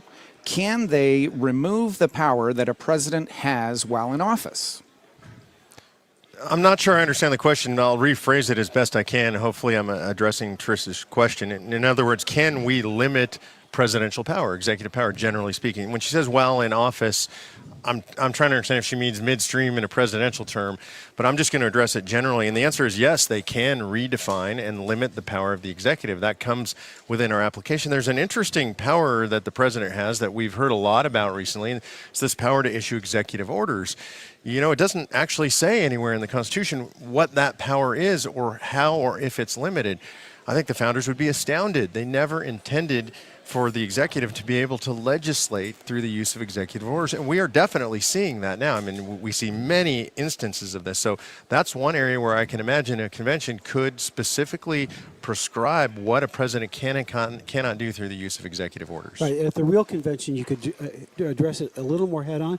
But the abrogation amendment that we just talked about would have the ability to take an eraser from the states and take out any executive order that the president issued. And I think that's critical. I think the states are screaming for it. I think the people of this country are screaming for it as well. Right. Yeah, even if they can't describe or define the terminology, people know in their gut, just because a president has a pen and a phone, to be able to make law on their own, we know that's wrong, but we're watching it happen going, well, how do we respond? How do we stop it? This is the answer right here. This is how you stop that overreach from any of these federal branches. And Ken, before we go to the next question, there's a sort of a general overarching thing that I want to discuss, which is this is not the convention, right? It's actually substantially different in that we only have a couple of days. Right. I mean, in a real convention, we'd still be discussing procedural matters here, right? We wouldn't be into the substance. So these commissioners from all over the country have done an extraordinary job truncating this thing, getting into committees, debating in short order, coming to a conclusion in short order. So, but it's important to note the product that they're coming out with, while it is good, it is not, in my opinion, near as good as it would be in a real convention, because they just don't have the time to spend debating. And man, I saw a lot of learning going on in those committee meetings, a lot of opinions being changed and adjusted and language being tweaked. If you were in a real convention with an unlimited amount of time, I presume what would come out would be better than what we're getting here. And what we're getting here, I think, is very good, but it is not final product by any means. Yeah, I mean, some of the amendments I wrote or drafted, at least part or all of them. And I was sitting in committee yesterday and going, that suggestion about my language is really good. Yeah. I like that. Let's tweak that. And We even heard people get up and say, in committee I voted against this, but now that I hear more of the debate and I learn more, I'm actually for it. So the reason you don't want to go away from the convention process is that we can improve language. Things that I've studied for 30 years and drafted an amendment. It's really pretty good, I think. And they left it mostly intact. Some of it they changed, and the changes in every case to my language was an improvement. So the process is so important and will help us because the Bible says that iron sharpens iron. That's right. That's what we see going on here, and it's really a terrific This process. truly is wisdom in the multitude of counselors, and you guys are improving each other even as you debate these things. Well, but I think it brings up a very good point that Jim on Facebook had asked us, who are these commissioners? Where do they come from? How many states are represented? Who are these people? Because, Mike, you had mentioned that the suggestions you're getting are very good. They're very deliberate. So who are these folks? Well, all 50 states are here, and they are, in 90% of the cases, round numbers, state legislators. And they're used to writing law. There's a handful of lawyers here, but they're mostly not lawyers. They're mostly state legislators. As a lawyer, I would say thank goodness to that. Praise God, me too. I mean, we've got, at the pinnacle of lawyers, we've got, a guy that's been a law school dean and was a clerk for the U.S. Supreme Court. So, but, they've got some of us and that are professors that this is their expertise. I mean, they've been doing this for decades. But nonetheless, the vast majority are people with common sense who've been elected by the people of their state. They're not career politicians, but they're wise in the ways of legislating. And they're tired of federal overreach. So that's one thing, is these people are tired of federal overreach. And that's true when I go out in state legislatures in every state. I don't care if it's red, blue, or purple. States are sick of Congress telling them what to do. And so this is how the people acting through their state legislatures can affect the federal government, because this is the only tool the Constitution gives the state legislators to do anything about Washington, D.C. Am I right or wrong in that? That's exactly right. This is the tool where we change. The supreme law of the land is the Constitution. The supreme power of the land is to be able to lawfully change the Constitution by yourself.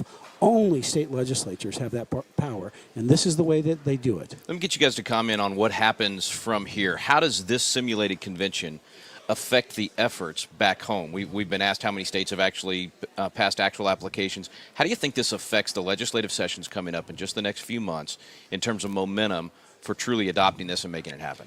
Look, anytime that you educate people, you empower them, right? And so knowledge in action is power.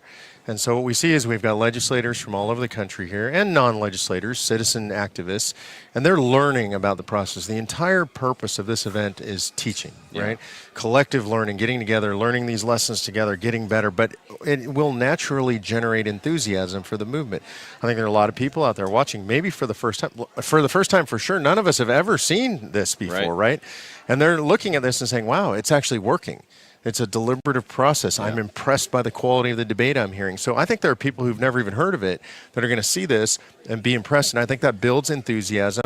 And truly, the Convention of States Project has to be a grassroots movement by nature. And so as much as this might affect legislators, I think it affects the grassroots even more. You'll see the enthusiasm blossom beyond the 1.5 million people roughly who already support it.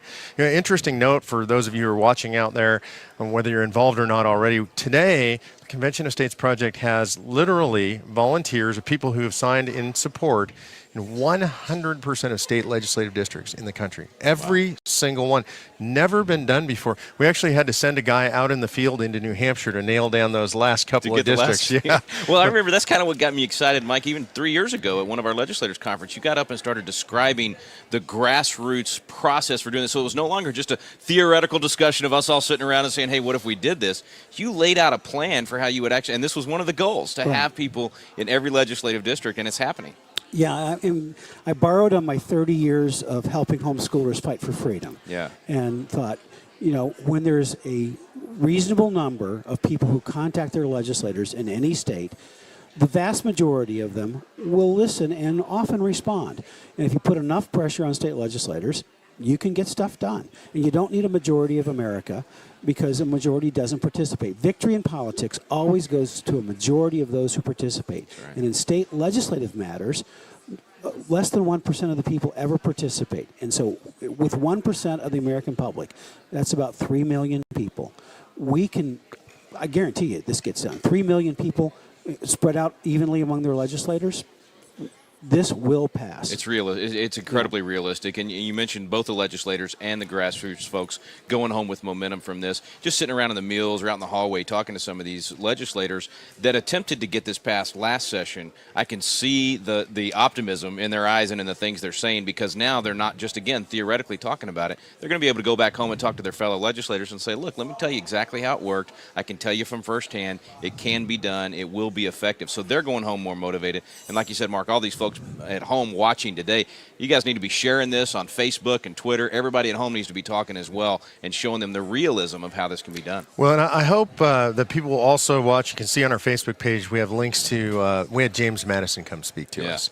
And it was really extraordinary, right? A piece of living history. It wasn't the real, just in case anybody was. I sure felt like it to me, man. It was, so, here in Williamsburg, there's historical reenactors.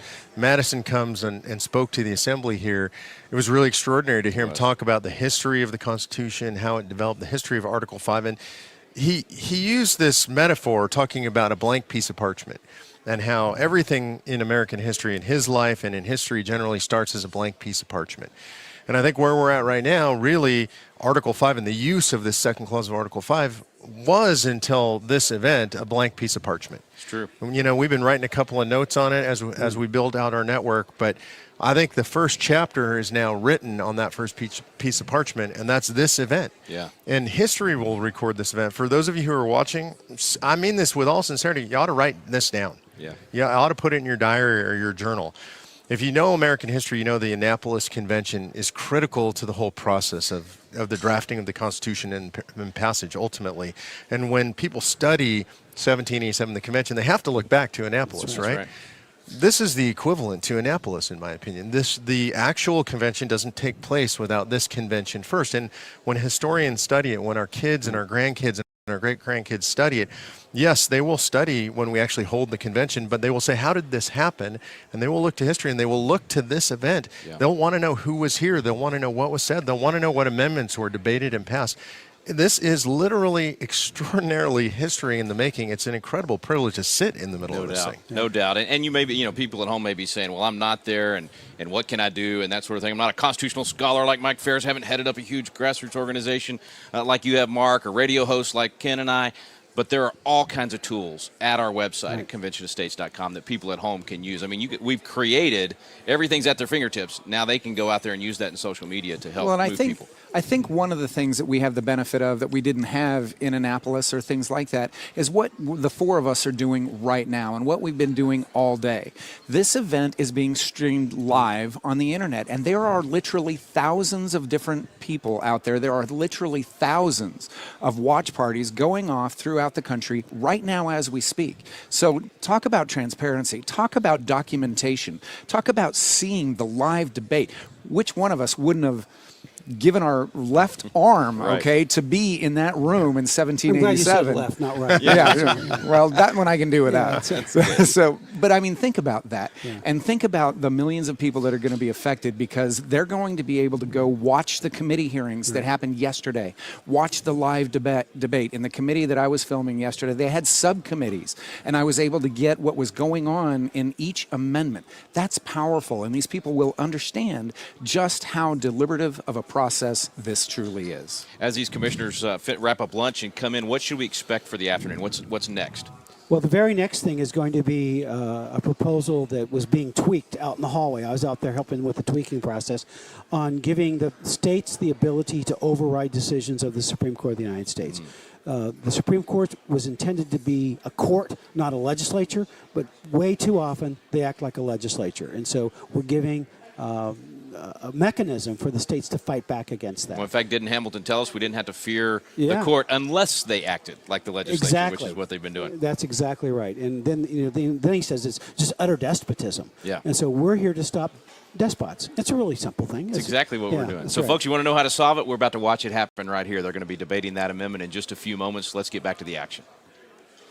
Welcome back to the first ever Convention of States simulation. My name is Ken Clark. This is the president of Citizens for Self-Governance, Mark Meckler. Mark, we've been talking about this all day long. We've been going back and forth. We've been debating amendments. We had committee hearings yesterday.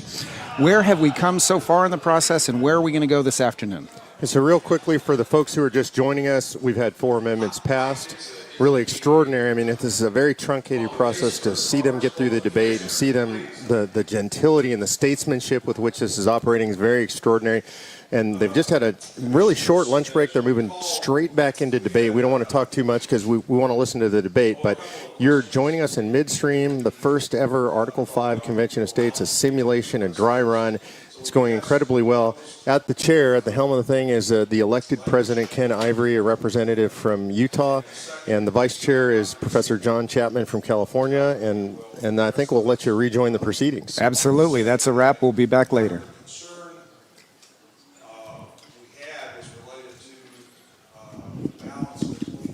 Congress and the Supreme Court.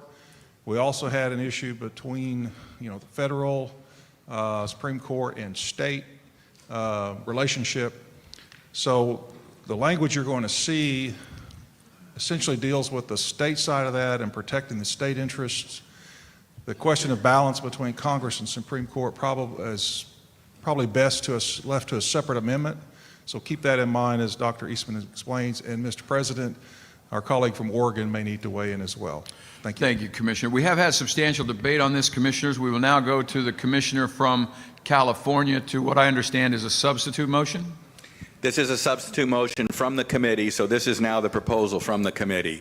What we did was we eliminated the aspects of federal law being invalidated by the Supreme Court, recognizing that Congress itself has tools at its disposal, whether the impeachment power or the power to offer an amendment of its own, that it can use if the situation is dire enough. Ever since the 17th Amendment passed, however, the states no longer have any tool at their disposal.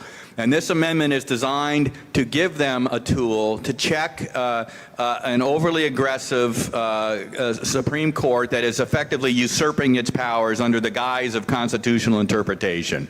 And this would leave the ultimate decision of what the Constitution means as Abraham Lincoln understood it to be, in the hands of the people of the states. In response to Dred Scott, Abraham Lincoln famously said in his first inaugural address that the court's decision is going to be final between the parties of the case, but if we are to treat the court's opinion on a matter of contested policy as the final decision of the government binding on all of us for all time, we will have ceased to that extent to be a self-governing people. This amendment is designed to get that balance back in correct line. So any decision of the Supreme Court invalidating a state law may be vacated and the law reinstated. And that phrase is in there to deal with what if the Supreme Court had merely affirmed a lower court decision. The law reinstated by a resolution passed by 3/5 of the states or by both houses or by 2/3 of both houses of Congress. And then the second thing, to pick up on that Abraham Lincoln idea, The decision is going to be binding as between the named parties of the case, but it will not have binding effect forevermore. It will not be precedent. And so the elimination of the first sentence in Section 2 is designed to put this proposal in line with that very wise understanding of Abraham Lincoln. Thank you, Mr. President. Point of Thank order. you, Commissioner. Point of Yes, order. yes, the Commissioner from Arkansas, or from Alaska is recognized. Yeah, the states are really close. But I'm pretty sure that since we already had this amendment in front of us before lunch, that this has to be an amendment to the amendment. I don't think the committee can bring this forward, as a new one unless they take one away. I think what the motion is a substitute motion. So with the sponsor coming forward, we defeated a motion to amend, and so the underlying proposal was before us, and so now what's pending now is a substitute motion to the entire proposal, and so then we'll consider whether we adopt that or not. Don't we need a second to be able to have that on the floor? Yes, we will. We will. Prior to that, Commissioner, you had you spoke previously about deleting Section 3 and moving Section 4 up. Is that germane to this, or does Section 3 still stay? Because we've allowed Congress itself to vacate a Supreme Court decision, invalidating a state law, Section 3 still is necessary. Okay. Thank you for the clarification. Do I have a second to the substitute motion? Second from New Mexico. Thank you. The motion is before us. Discussion to the motion. Discussion to the substitute motion. Or, discussion to the motion to substitute. Seeing none, I'll place that. Yes, gentleman from Texas is recognized.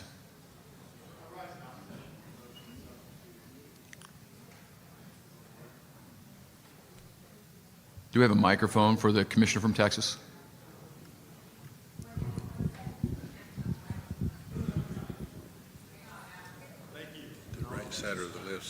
I know. I hope someone's not trying to tell me something. I rise in opposition to the motion to substitute because of the extreme nature in which this amendment would narrow the proposed amendment as it was originally made. The three words invalidating a state law. Any decision of the Supreme Court invalidating a state law may be vacated, and no others. That means Congress exceeding its Commerce Clause power may not be vacated. That means an Obamacare statute, for example, that exceeds the power that exceeds the scope of its power may not be vacated. Only state laws that are invalidated may be vacated. And I don't know if that was the intent of the committee passing this. I believe the committee wanted a substantive limit on the Supreme Court's power. I don't think, as amended, this constitutional amendment does that. Thank you, Commissioner. Let me recognize the commissioner from Maine. Thank you, Mr. President. Commissioner Greenwood from Maine. I have a question that I'd like to pose to the President.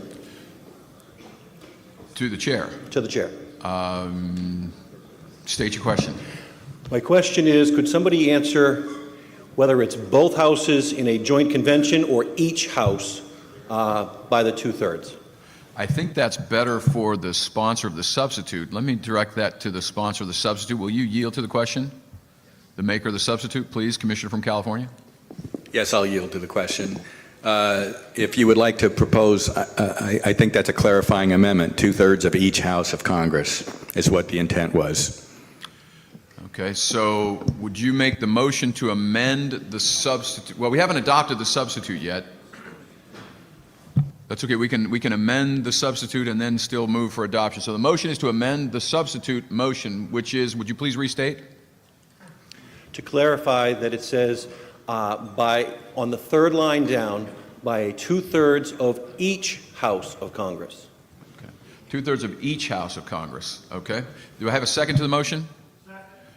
Second, Alabama, on the motion to amend the substitute motion. Discussion to the motion to amend? Seeing none, all in favor, please say aye. Aye. Opposed, nay? Okay, the substitute motion is amended. We still have the substitute motion before us. Let me go to West Virginia. Thank you, Mr. President. I would point out in addition, while I don't really support this particular amendment, as it's stated, because I think it does narrow it too much as was brought forth by Texas. Even as it is, I think it needs work. So if it were to be adopted, I would propose an additional amendment invalidating a state law. We've also had issue with the Supreme Court invalidating state constitutions, which would be outside of this as well. So when, for example, states have adopted a marriage amendment, and then the recent decision by the U.S. Supreme Court invalidated those state constitutions that contain that provision. So I think this can't be simply state law. It would have to be state law or constitutional provision. And so I would move that that would be amended into this amendment. Is that a proposal to amend or merely a comment? It's a proposal to amend that into this amendment, that after state law or constitutional or state constitutional provision. Do we have our Professor Barnett? Would you? Well, let me if you wouldn't mind. So the proposal, I'm sorry, Commissioner, is state law or constitution? State law or state constitutional provision. State law or state constitutional provision. So the amendment, the proposal, motion to amend the substitute to state any decision of the Supreme Court invalidating a state law or constitutional provision on the first line. Is that correct? That's correct. Okay. Robert, can you get that, Mr. Secretary, we can get that put in? State law or state constitutional provision.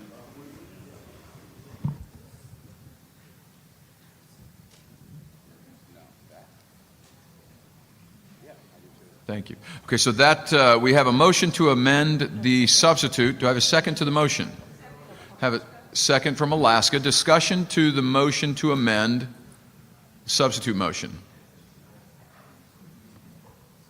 Yes, Commissioner from Florida. Thank you, Mr. President. We also need to add there on line 2, and the law or constitutional provision reinstated.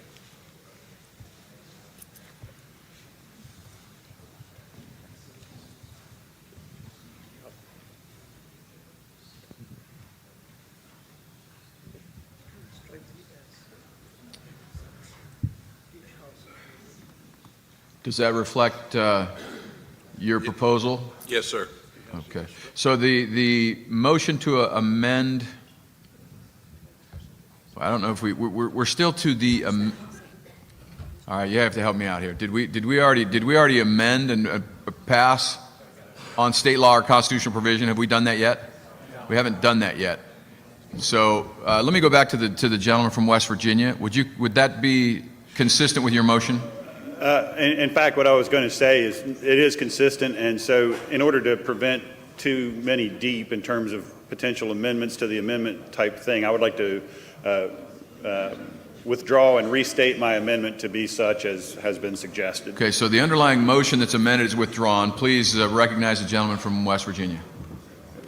And so my amendment would be to, on that first line, add that additional language of or state constitutional provision, and then on the second line, add the or state constitutional provision reinstated. Okay. As it's reflected on the screen? As is reflected on the screen, except state, well, I guess law or constitutional provision is sufficient. So, yes, as it is on the screen. Okay. Okay, so that is the motion to amend the substitute proposal, seconded by Alaska. Discussion to the motion to amend the substitute. Seeing none, we'll place the motion. All in favor, please say aye. Aye. Opposed, nay. Okay, so the substitute motion is amended. Now we're back to the underlying substitute motion. Discussion on the substitute motion for proposal number 2. The commissioner from Alaska is recognized. Thank you, Mr. President. I guess I just need to hear more conversation why we're narrowing it so much.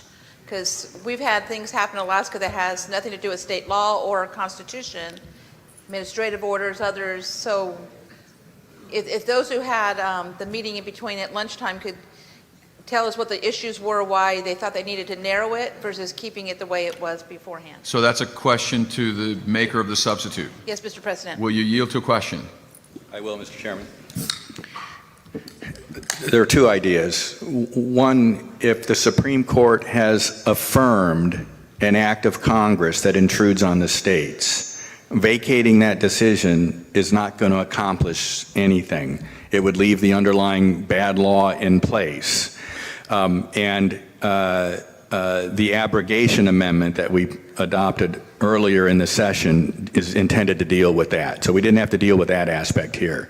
The second thing is if the Supreme Court had struck down an act of Congress on the ground that it was exceeding Congress's power and intruding on the states, giving Congress the ability to vacate that decision seemed counterproductive to protecting the states. So when we strip both of those out, we're then left with protecting the state laws against invalidation decisions by the Supreme Court, or letting the states also invalidate when the Supreme Court has struck down a congressional law and we decided that protection of Congress can be handled elsewhere in another amendment. It made this one too cumbersome. The second point, though, may be well taken. We're limiting it to state law or state constitutional provisions. There are a lot of other actions by the states that the Supreme Court might hold to be unconstitutional. And, you know, without thinking through all the implications, an action by a police officer, an action, you know, how broadly do you want that to go? We thought that maybe if an action that was not a state law was invalidated by the Supreme Court and the state would have a response to come back and adopt it as a state law, that would then trigger this. That may handle that situation without getting too much into the weeds. Thank you, Commissioner. Yes, the Commissioner from Alaska is recognized. Thank you, Mr. Chair. I propose an amendment to the amendment, Mr. Chair, and it would be inserting after the word invalidating in the first line any provision of state law. This would make it clear that it would include regulations as well.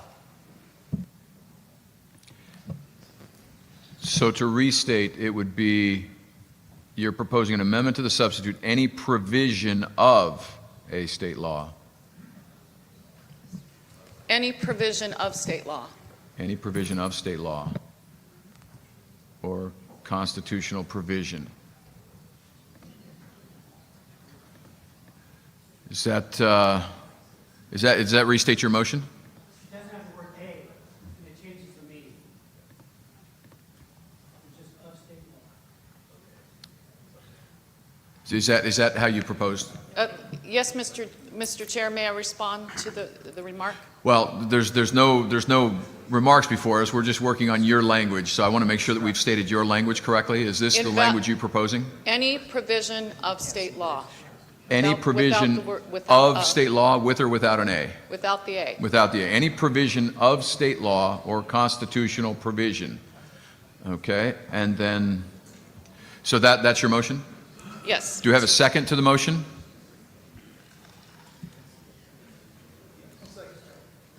Second from Kansas. So we have a motion and a second. Discussion to the motion.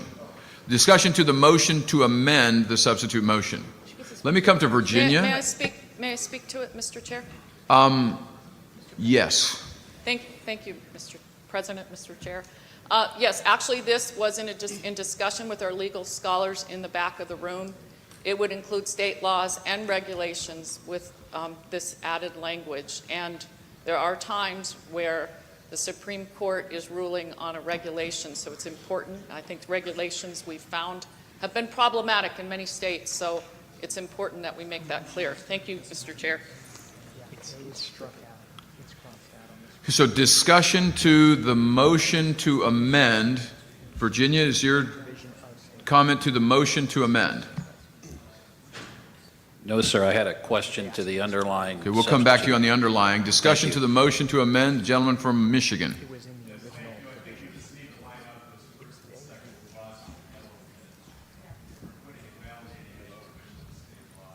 Or state constitutional provision, then after it may be vacated, we have to put and the provision of state law or constitutional provision, just so that the language matches in both clauses. Okay, I'm sorry, I didn't follow what you're proposing. Validating any provision of state law. And in line 2, it should just match that and say the provision of state law. It should be the same wording in each clause. No one's following me.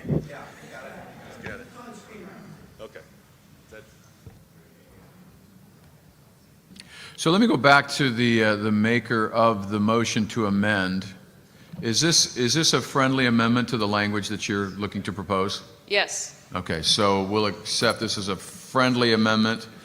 And we have a second from Kansas. Let's, any further discussion to the motion to amend? Yes, gentleman from South Dakota is recognized. Thank you, Hello.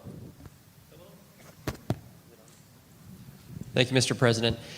The problem I see with this amendment is that I don't see how it would take care of some of the most egregious court decisions, such as the couple that we had on Obamacare. We now are unable to deal with those court decisions. And the second part is, it seems to say if the Supreme Court invalidated a state law or a provision of state law, sometimes the Supreme Court leaves the law in place but then interprets it to mean such. And so we may not be able to vacate that decision because it didn't invalidate a law. So I just not sure about the language here. I understand that there's a difficulty in approaching this subject, but I just wanted to voice those concerns. Thank you, Commissioner. Again, to the motion to amend the substitute motion. Further discussion to the motion to amend as before us. Seeing none, let me place that motion. All in favor of the motion to amend the substitute motion, please say aye. Aye. Opposed to the motion, say nay. Okay, I will rule that passes 5-3.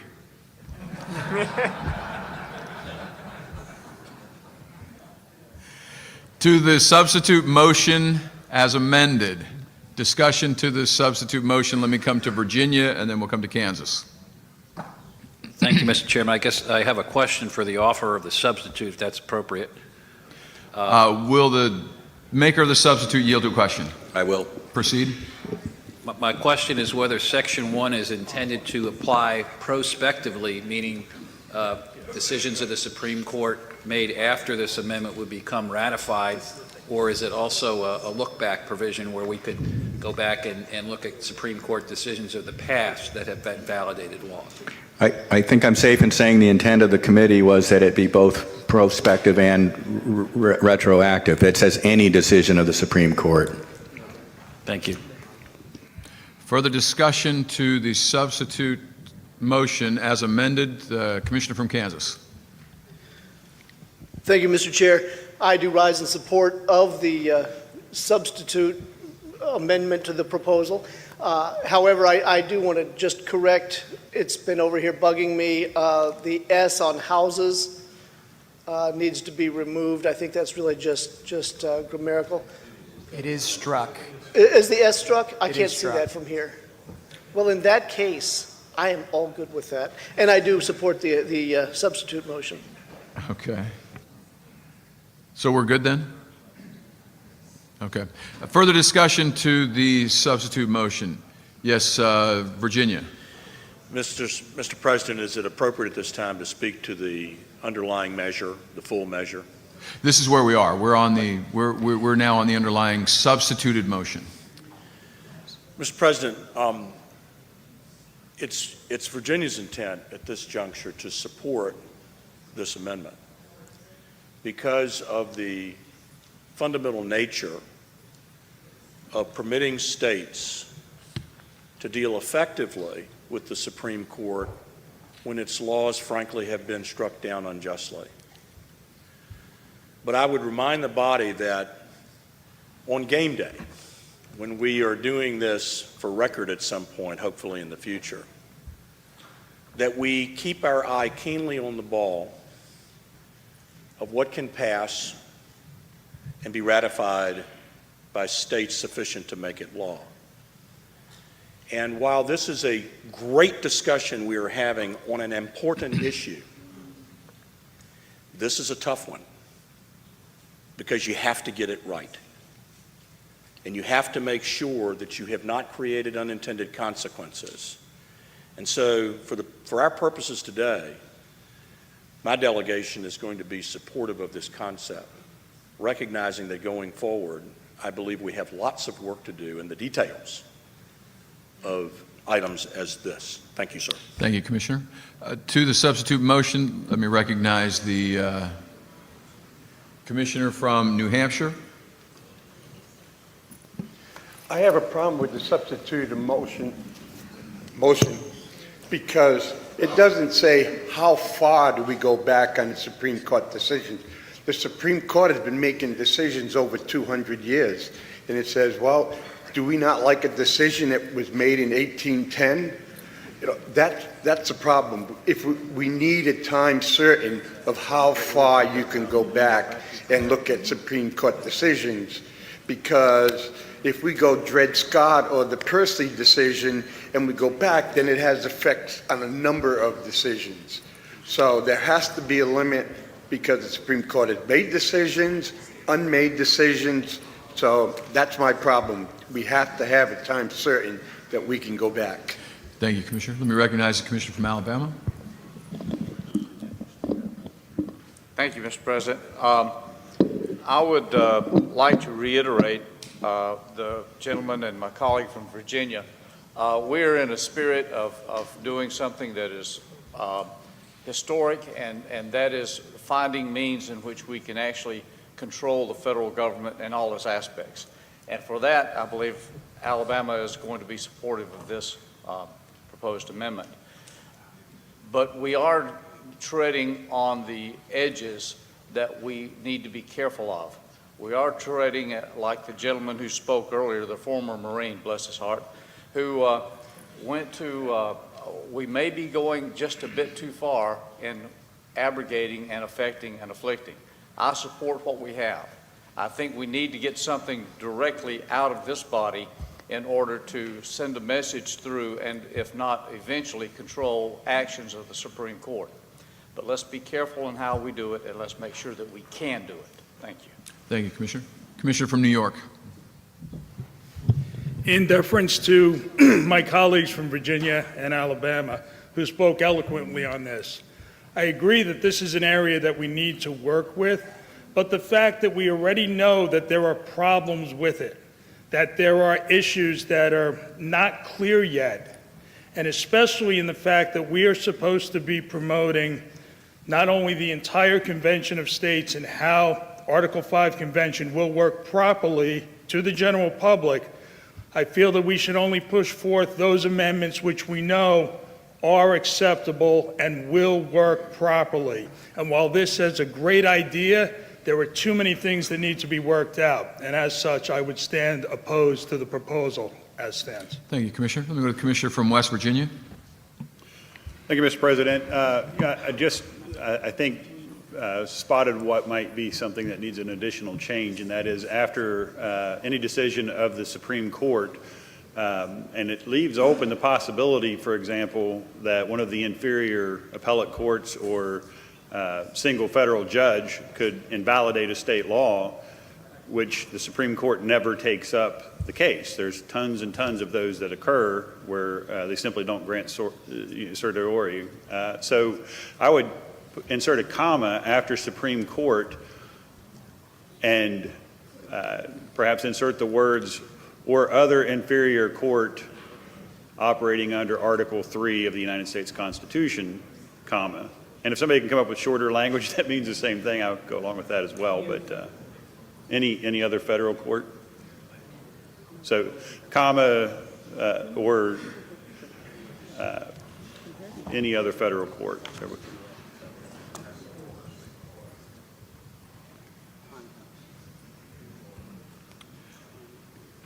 So, comma, or any other federal court, comma. Yes. That's your proposed amendment? Yes. Mr. Secretary, I believe that he stated there should be an or any other federal court. Do I have a second to the motion? Second from Alaska. Discussion to the motion to amend. If you're standing, you wish to speak to the motion to amend. Commissioner from Colorado. Thank you, Mr. President. I rise in opposition to this amendment, and the reason I do is twofold. First, that the consideration that any court inferior to the Supreme Court is at the district level or below, meaning that its actual jurisdictional authority is a very small portion of the overall 50 states. I find it quite unlikely that there would be an action on the part of all of the states if a decision has only that much import. And I'm troubled by, and this is my second point, us complicating an issue, a constitutional amendment, too much. So as much as this is in the spirit of this proposal, I believe it's a complexity that is not appropriate and would urge its rejection. Thank you, Commissioner. Further discussion to the motion to amend. Commissioner from Florida. Oh, I'm sorry. Let me come back to Indiana. Are you to speak? No. Okay. We just got your sign held high like Hoosiers would, right? The underlying. Okay. Thank you. To the motion to amend. Thank you, Mr. President, and I was standing to speak to the underlying, but I think the amendment further illustrates the point I was going to raise, which is I believe this amendment in total is not quite baked and ready to be served. And it follows the case I laid out previously, and which I was overwhelmingly, my advice was rejected regarding executive and legislative authority. But as we stood here and talked to each other, had we not, for example, adopted the amendment of invalidating state law, this would have allowed states to invalidate Marbury versus Madison and undo the entire structure of how the Supreme Court operates. There are so many permutations, as illustrated by the current amendment under consideration, that this amendment is not in any way, shape, or form ready to be sent off this floor. I think there are many, many, many permutations that we have not even begun to consider of how this would play out. Thank you, Mr. President. Thank you, Commissioner. Let me recognize, we'll go to the Commissioner from Mississippi, and then we'll come to North Carolina. Thank you, Mr. President. Although I agree with the intent, overall intent of this legislation to rein in a rogue court, I do think there's a lot of questions out there, and if motion's proper, I'd like to table this amendment. That is in order. The motion is to table this proposal. Do I have a second to the motion to table? Second from Arizona.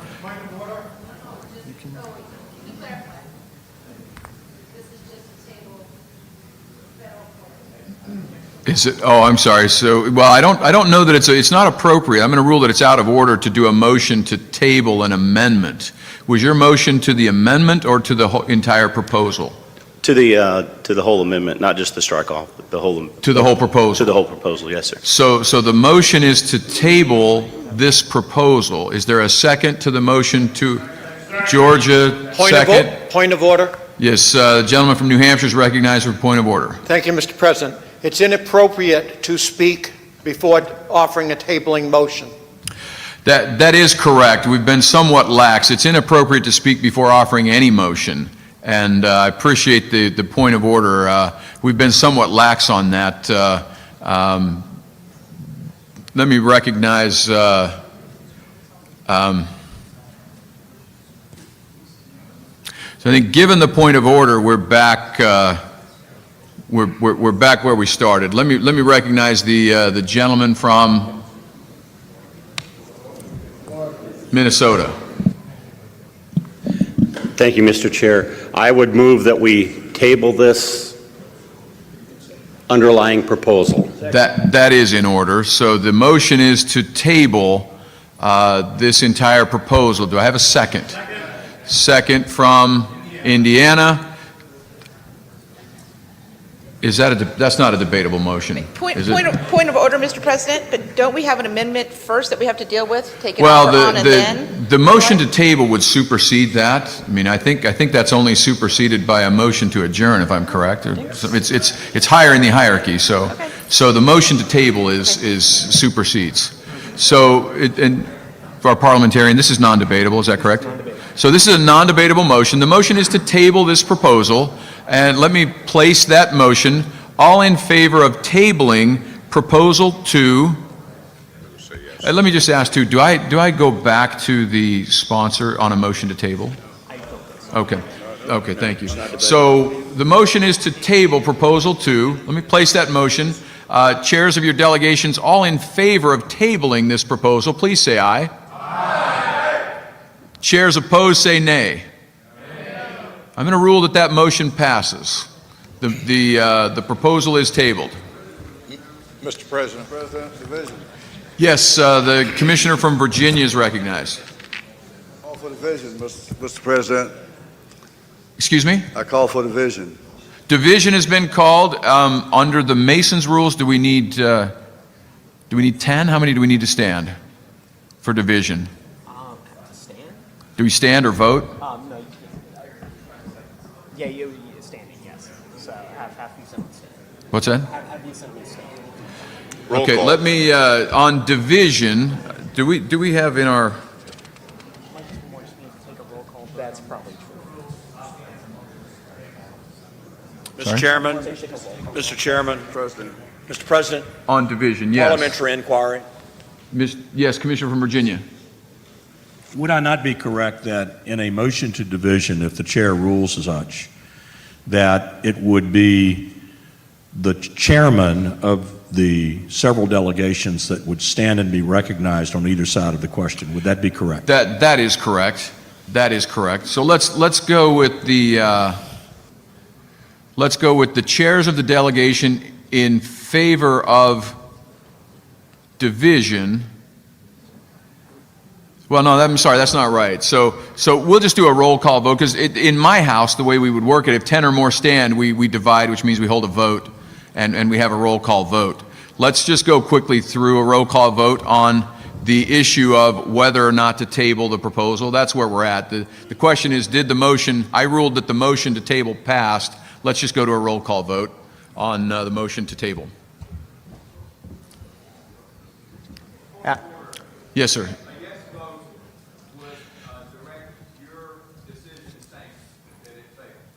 No, I think the division. We're voting on tabling or voting on? It's not an appeal. It's, they call it the balance. On the issue to table, right? So we're just going to go to a roll call vote on whether or not to table. So we're not doing the division vote now. Correct. We're just going to do a roll call vote on whether or not to table. So an aye vote is to table proposal 2. Let's go to the roll call vote, Mr. Secretary. Alabama. Welcome back to the Convention of States live stream. My name is Ken Clark. I have Professor Rob Natelson sitting with us. Thank you for joining us again, Rob. Great to be here. So, Professor, let me ask you this question. We've been seeing a lot of procedural moves. We're talking about roll call votes. We're talking about tabling, points of order. There was a division called. Explain what we're watching. Well, there's a very controversial measure which has been proposed by one of the committees, and the measure has gone through a number of different amendments on the floor. In fact, the sponsors themselves have asked for an amendment on 1 or 2 occasions. And so finally, a number of commissioners have concluded that really this measure is too complicated to fine-tune sufficiently to actually be offered as an amendment to the Constitution. And so as a result of this, one commissioner made a motion to table it. And that is what we call a privileged motion, no debate on the subject. And so the chair then called for a voice vote on the question of whether to table, and the chair ruled, based upon an overwhelming volume of aye votes, that it was in fact tabled. Then one person stood up and he asked for a division. Now, what is division? Well, see, a division can mean 2 different things. And I think in the home legislature, the person who asked for the division, it means something different than it means under these rules. What that person was really asking for was a split of the vote, so that people announced who was for and who was against. However, division under the rules here means taking a particular motion and dividing it into 2. So there was a little bit of confusion over exactly what was meant. The president, I think wisely, resolve the issue by simply saying, look, we'll have a roll call vote on the subject. Everybody can be on record as a result, and I don't have to make a judgment as to who wins. Rob, thank you. Thank you for explaining that to us. We really appreciate it. We're going to go back and watch what's happening on the floor. Thank you.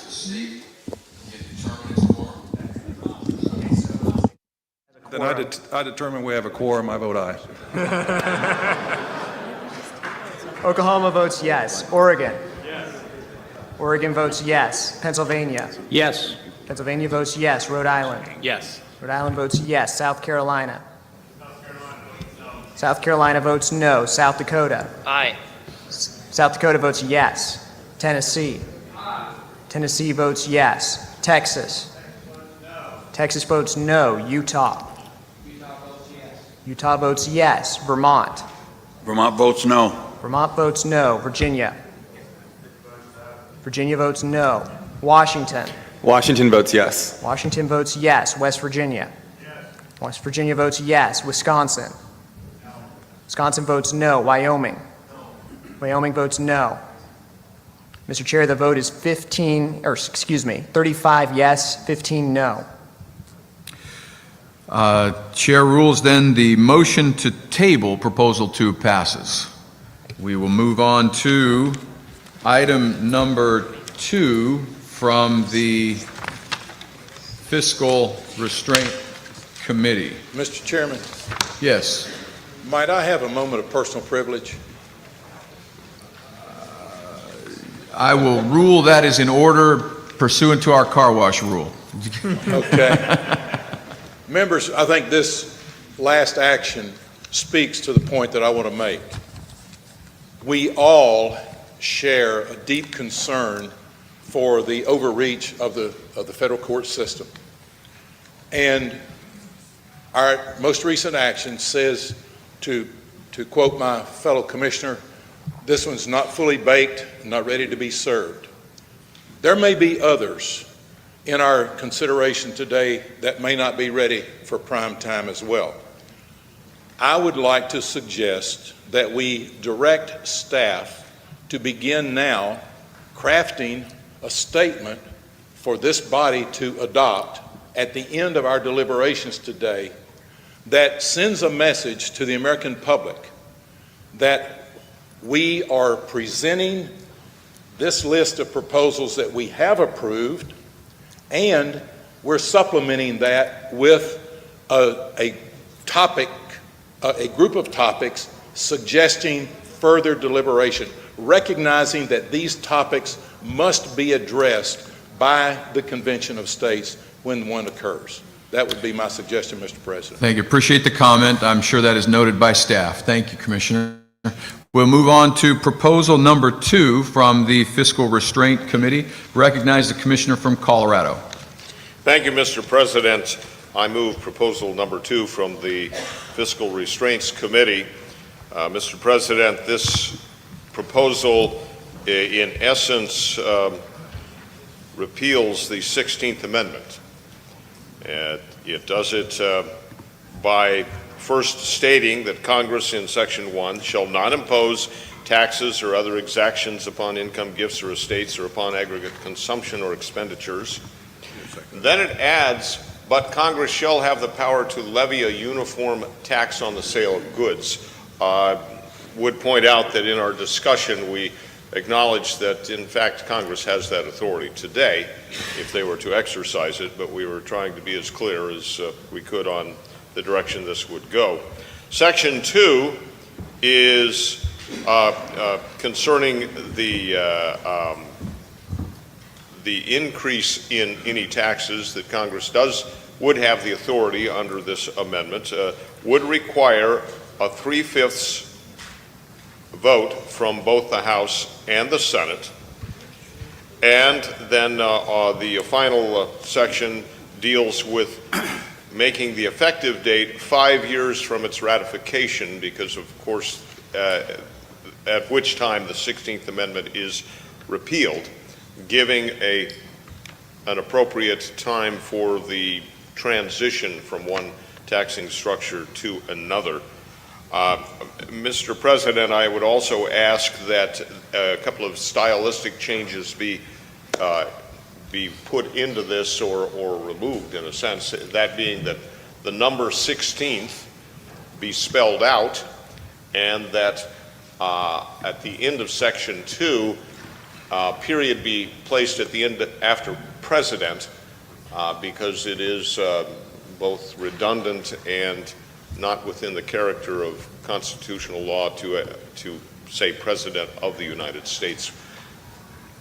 Therefore, I Commissioner, make the motion and ask for those two. Yeah, let's deal with those, and then we'll let you continue with your presentation. So the motion without objection is to delete in section 2 at the end of the United States, so it would be presented to the president, period. And in section 3, the number, Roman numeral 16, would be spelled out to 16th article. Without objection, we correct those Scrivener's errors. Hearing none, we'll... There's a second. Mr. President, Yes, the state of Delaware seconds the fiscal restraints proposal number 2. Okay, we have, well, we're on the Scrivener error. We have a second to the Scrivener error. I'll come back to you. So without objection, we'll correct the Scrivener's errors. Commissioner, back to you. Thank you, Mr. President.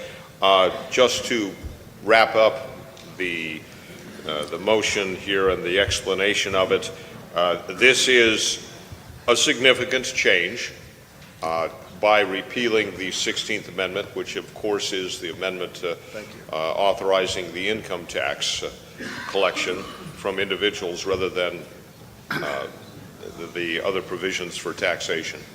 It is a proposal that our committee felt appropriate for consideration of the body, and I ask for its approval. Thank you, Commissioner. Delaware second? Delaware seconds the proposal from the gentleman from Colorado. Second from Delaware. Discussion to the proposal number 2 from our Fiscal Restraint Committee. Recognize the gentleman from Connecticut. Thank you, Mr. President. I rise in opposition to this proposal. I think one of the things we have to keep in mind is the problems we came here to address are functional problems of the government. Clarifications, above all, I think, in the Constitution among the division of powers, and especially as between the federal government and the states. This is an issue of policy, and I myself would prefer this system of taxation to what we have currently. That said, I don't think it's appropriate to do this by way of constitutional amendment. For one thing, that's not the place for policy. And second, we, not knowing what the consequences of this change might in fact be, we could bind the hands of a Congress for bad effects down the road. It's conceivable, if we think back to the days of the founders, that such an amendment might have been proposed, or a constitutional provision, to limit the country to an excise tax, which was what they were collecting on the federal level at that time. That's exactly the kind of thing that can become antiquated, to use the word that was used earlier in reference to the Constitution. Systems of taxation come and go. It's the constitutional document that we have to focus on correcting, and I think we would be making a mistake by including this. Thank you, Commissioner. Further discussion to the motion. Recognize the gentleman from West Virginia, then we'll come to Texas. Thank you, Mr. President. I rise in opposition to the proposed amendment. I know this is circulated around the country quite a bit, the so-called fair tax. But the reality is the name of this tax, almost everywhere else you hear it, is called value-added tax. It cascades and it builds upon itself as it works its way through the supply chain, and it winds up costing a lot more money to buy the goods than what the tax itself simply collects. Because the way any business, and I think there's a lot of business owners in here, sets their price is based upon a percentage markup. They're looking for a percentage profit. And so as it works its way through the process, they constantly have to mark up the product in order to keep up with the increased cost that's caused by the tax. Value-added taxes aren't really a good economic tax anywhere they've been tried. This one would be no different. In addition, I would argue against this because I think it contains a fundamental assumption that is simply wrong. Our problem with the federal government and the out-of-control spending and the out-of-control regulation and everything else is not simply because we have the wrong tax.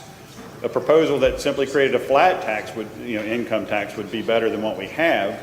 This might be better than what we have, but the real problem that we have with the federal government is the federal government just simply has too much money. And when you have that much money, you're going to do something with it. And so the appropriate thing to do with the federal government would be simply Section 3 in this article. Let's get rid of the 16th Amendment, but let's not give them a whole different revenue source that allows them to continue to spend more money than they ever really should have spent. They're out of control because they have the money to be out of control. So I oppose this because of its value-added principles and because I don't want to give them another way to get the money they need. I want them to have less money. Thank you, Commissioner. Commissioner from Texas. I think we're going to be abstained here.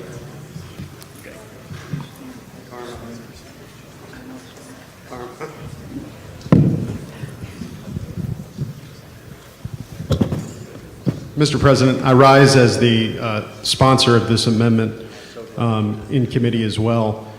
First of all, this is not allowing Congress to impose any new tax that it doesn't already have the power to impose. In fact, it's removing its power to impose a tax. Then that's the income tax, restoring the original intent of the framers. The reason why the 16th Amendment had to be ratified is because the framers did not give Congress the power to impose an income tax. This is removing that power. And what are they left with? They're left with a sales tax.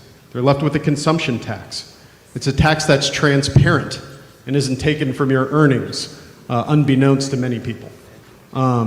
It's a tax that's very transparent, and in fact that we impose in many of our states. In Texas, we have a sales tax.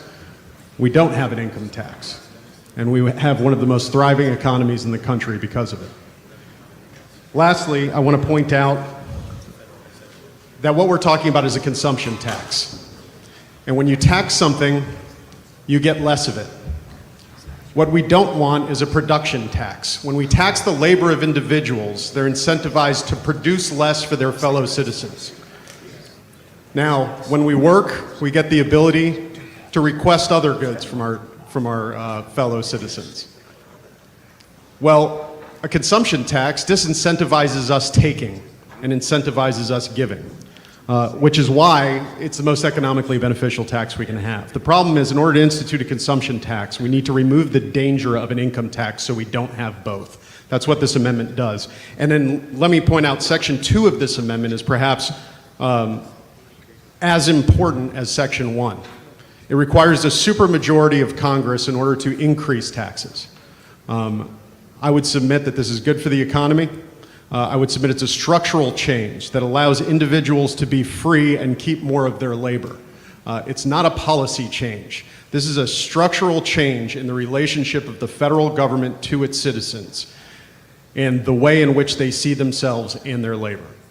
So, Mr. President, I move for adoption. Thank you, Commissioner. Let me go to the Commissioner from Oregon, then New Jersey. Thank you, Mr. Chairman. I also rise in opposition to this, namely where it says Congress shall have power to levy a uniform tax on the sale of goods. If the goal is to rein in the reach of the federal government, by my estimation, giving them a blank check without any parameters, without any limits, is not achieving that goal.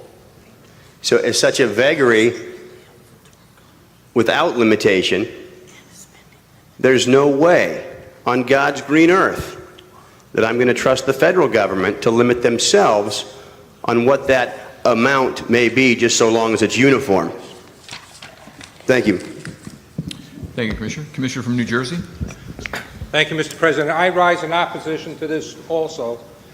Just a report from the committee. This particular proposition had to be culled out of the group of package propositions that we were going to vote on because it was odious to many members of the committee. It squeaked through the committee, to be quite frank with you. It didn't get overwhelming support. VAT taxes expand the cost of government. Countries with VAT taxes have a heavier total tax burden. They slow down economic growth and destroy jobs. This is a bad idea. This is not what we should be submitting to the public for their review and acceptance. Thank you. Thank you, Commissioner. Let's go to the Commissioner from South Dakota. Thank you, Mr. President. While I definitely appreciate the work of this committee to try to address what I believe is a very egregious reach of the federal government into the transactions between the private citizens, I don't think that the proposal on the screen is actually offering the right solution to the American people, because as the founders designed it, the federal government itself was a co-op, if you will, of the state governments. They did not design for the federal government to reach in and regulate transactions between private citizens to this extent. And right now with the income tax, they are doing that. But if I counted the number of times that paychecks are given out versus the number of times that sales are transacted, you're actually increasing the number of transactions where the federal government now can reach through the veil of the states and tax and control those transactions. I would suggest that if we're going to repeal the 16th Amendment, which may be a good proposal, we should present to the people the solution that the founders envisioned, which was that the federal government should tax the states, and then the states could turn around and do a consumption tax like a sales tax, and I think that would be a good solution to the problem, this one that the founders gave us in the beginning. Thank you, Commissioner. Let me go to South Carolina and then Virginia. Thank you, Mr. President. I rise in opposition to this particular amendment, and I'm most conflicted when I do that. I am the sponsor and have been for 3 terms of the South Carolina state fair tax.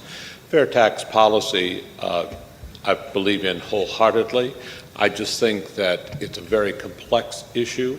It doesn't get addressed fully in this. It will be misunderstood.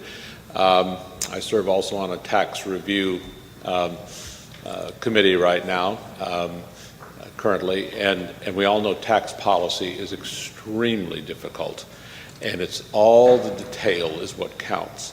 And while in principle I really believe in this, and it hurts me deeply to stand in opposition to it, I don't think this is the day and the time and the right place for this without much vetting. Thank you, sir. Thank you, Commissioner. Let's go to the Commissioner from Virginia. Mr. Chairman, I was in the Army a long time, and my JAG lawyers used to tell me that when we were in the middle of administering justice, if you feel real good about what you're getting ready to do, slow down, you're about to do something wrong. The maker of this proposal is absolutely correct in his intent. And were this amendment to repeal the 16th Amendment, it would indeed bring the Constitution back in line with the founding vision. That would be a good thing. Not the least of which, the joy, Mr. President, we would have in watching the IRS collapse in utter depression.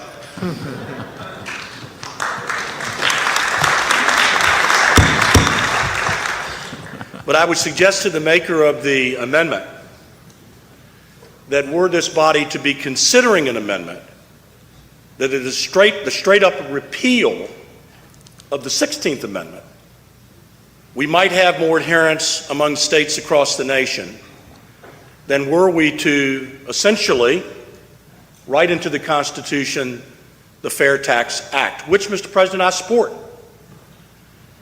But the Constitution should be about tying the knot, not braiding the rope. And I offer that, Mr. President, for your consideration. Thank you, Commissioner. Let me go to North Carolina, then Georgia. Thank you, Mr. President. I was rising in support of this proposal. I've been listening to the comments, and I would certainly support if people wanted to simplify it and just simply say that we're repealing the 16th Amendment. I would support that, if that's what we need to do. I do want to add to some of the comments that my colleague from Texas made that has already made. I'm not going to repeat. I do think that the income tax is too intrusive. It's a usurpation of federal power. It's too complicated. There are tens of thousands of pages in the tax code. Most people don't understand it. They constantly change it. Financial magazines come out every year with 50 different tax returns going to different people and getting 50 different results from 50 different accountants. The income tax is used to manipulate citizens. to incentivize certain behaviors, to punish others. The income tax is too often avoided. It's virtually impossible, it seems, to strike a proper balance of being able to enforce it without giving too much power. And we've seen the abuse as certain groups and certain individuals are gone after. So I would just suggest to this body that if this language is not what you like and you just want something as simple as repealing the 16th Amendment, then great. But I would love to be able to go back and say that that was one thing that we discussed today that I think would be extremely popular with the American people, that people would like to see, that we did something in this very important area to rein in the federal government, bring them back into control, and certainly support repealing the 16th Amendment to the Constitution. Thank you. Let me come to Illinois.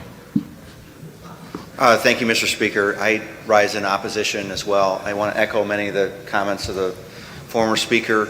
I'm no fan of the complicated tax code.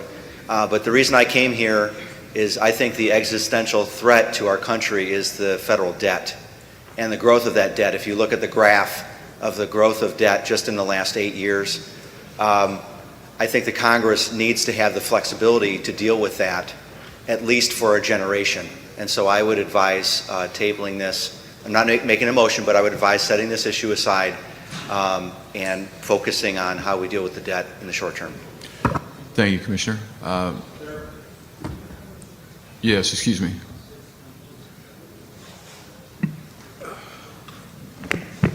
Mr. Chairman, if I would, I'd like to offer a substitute amendment, if possible. If I could, we're in order, and I'll come to you if you're there. Sure. Unless it's a point of order, I need to go in order to where we are. Let me come to the gentleman from Georgia. Thank you, Mr. President. I rise as a strong supporter of the concept of the fair tax and a co-sponsor of such a bill in my home state of Georgia. But I also live in the congressional district of the gentleman who introduces this bill in the Congress every year, and not only introduces it, but also is the author of the book on the fair tax. And I just want to make the point, in agreement with our friends from Connecticut, that this is tax policy. This is not something that belongs in the Constitution. He introduces this bill as a general bill in the Congress. So I just wanted to add that to our discussion. Thank you. Thank you, Commissioner. Let me come back to New Jersey, then we'll come to Alabama. I make a motion we table this for the time being. Motion is to table the proposal. Do I have a second? Second from Alabama. That is non-debatable. Let the committee chairs in favor of tabling the motion, please say aye. Aye. Chairs opposed to tabling, please say nay. So, Kim, we're watching something happen right now that both with the last amendment on the judicial review and now here with this tax proposal, flat tax proposal, that most everybody in this room is for, we're seeing very intense and deliberative debate. It's obvious these guys want to get it right. They're not willing to just pass something out because they're for it. Well, and let's talk about the one that went right before this one, and that was the judicial review. That's one of the cornerstones of what it is we're trying to do with Article 5. And that has so many different elements to it, so many different innuendos, if you will. Yeah. It's very difficult to figure out how to verbalize it. It's going to take time. It's going to take time. Which they don't have in a simulation, but they're going to have at a real convention. That's exactly right. So what we've seen is a very thoughtful deliberation among the chairmen that decided, you know what, we're not going to get this right. We're not just going to be able, we don't want to throw something up against the wall just because we should or we can. This isn't going to be a you can read it after we pass it situation. That's exactly right. Yeah. And so they chose to table it. Yeah. And they chose to table it deliberately because they knew they didn't have the time or enough information to actually do it right. We're seeing that very same thing happen now. Yeah, and which I think the take-home message for folks watching at home and for us is that should give us a boost of confidence in the process and in these people, that they're, again, not going to be rash. They're actually going to be very, very serious and deliberative. They want to make sure they get it right. We're talking about amendments to our Constitution. They realize that. And I think in a real convention situation, we'd see them having weeks at a time on each of these issues issues to make sure they nail it, make sure they get it right when they send it back home. Well, I think you're absolutely right. And I think the thing that has impressed me most so far is the direct, conscious thought of the commissioners and how seriously they're taking this. Because this is very, and I keep going back to the word deliberative, but what we just saw with that amendment going down, and we all want that. Right. We all know we need that. And they want that. You can hear it in the way that they're describing it. But they also want to get it right. Absolutely. And they're not going to pass something just for appearance. Absolutely. And I think that's critical. All right, let's see what's happening with this amendment when we come back. Missouri votes no. Montana. Montana votes yes. Nebraska. Nebraska is divided and abstains. Nebraska abstains. Nevada. Nevada votes no. New Hampshire. New Hampshire abstains. New Hampshire abstains. New Jersey. New Jersey came here to work too, but not to cause harm. We vote yes. New Jersey votes yes. New Mexico. New Mexico votes no. New Mexico votes no. New York. New York votes no. New York votes no. North Carolina. North Carolina votes no. North Carolina votes no. North Dakota. No. North Dakota votes no. Ohio. Ohio votes yes. Ohio votes yes. Oklahoma. Oklahoma votes no. Oregon. Oregon votes yes. Pennsylvania. Yes. Pennsylvania votes yes. Rhode Island. No. Rhode Island votes yes. South Carolina. Carolina reluctantly votes yes. South Carolina votes yes. South Dakota. South Dakota votes no. Tennessee. Tennessee votes yes. No, you were right first time. Texas. Point of order, Rhode Island voted no. Rhode Island votes, okay. Rhode Island votes no. Tennessee voted yes. Texas. Texas votes no. Texas votes no. Utah. Utah votes yes. Utah votes yes. Vermont. Vermont votes no. Vermont votes no. Virginia. Virginia abstains. Virginia abstains. Washington. Washington votes yes. Washington votes yes. West Virginia. West Virginia abstains. Wisconsin. Abstain. Wisconsin abstains. Wyoming. Yes. Wyoming votes yes. Mr. Speaker, there are 21 yes, 21 no, and 8 abstentions. Motion fails. Should be a fail. I rule that the motion fails then. The motion to table fails. We are back to the underlying motion. Now go, Mayor. Let me, Let him make his. yes, just a second. I think the underlying maker of the motion, did you have Yes, the underlying sponsor of the motion? yes, Mr. President. I think that the sponsor of the motion is here, the commissioner from Colorado. Did you? Thank you, Mr. President. First, I'm encouraged that we continue the discussion because it is a very important issue. And let me say two things, if I might. And the first one is a more thorough description of the actual proposal, because understand, yes, it does deal with eliminating the 16th Amendment, which is a very significant step, which is a constitutional tax issue, which must be addressed in constitutional amendment to make that so.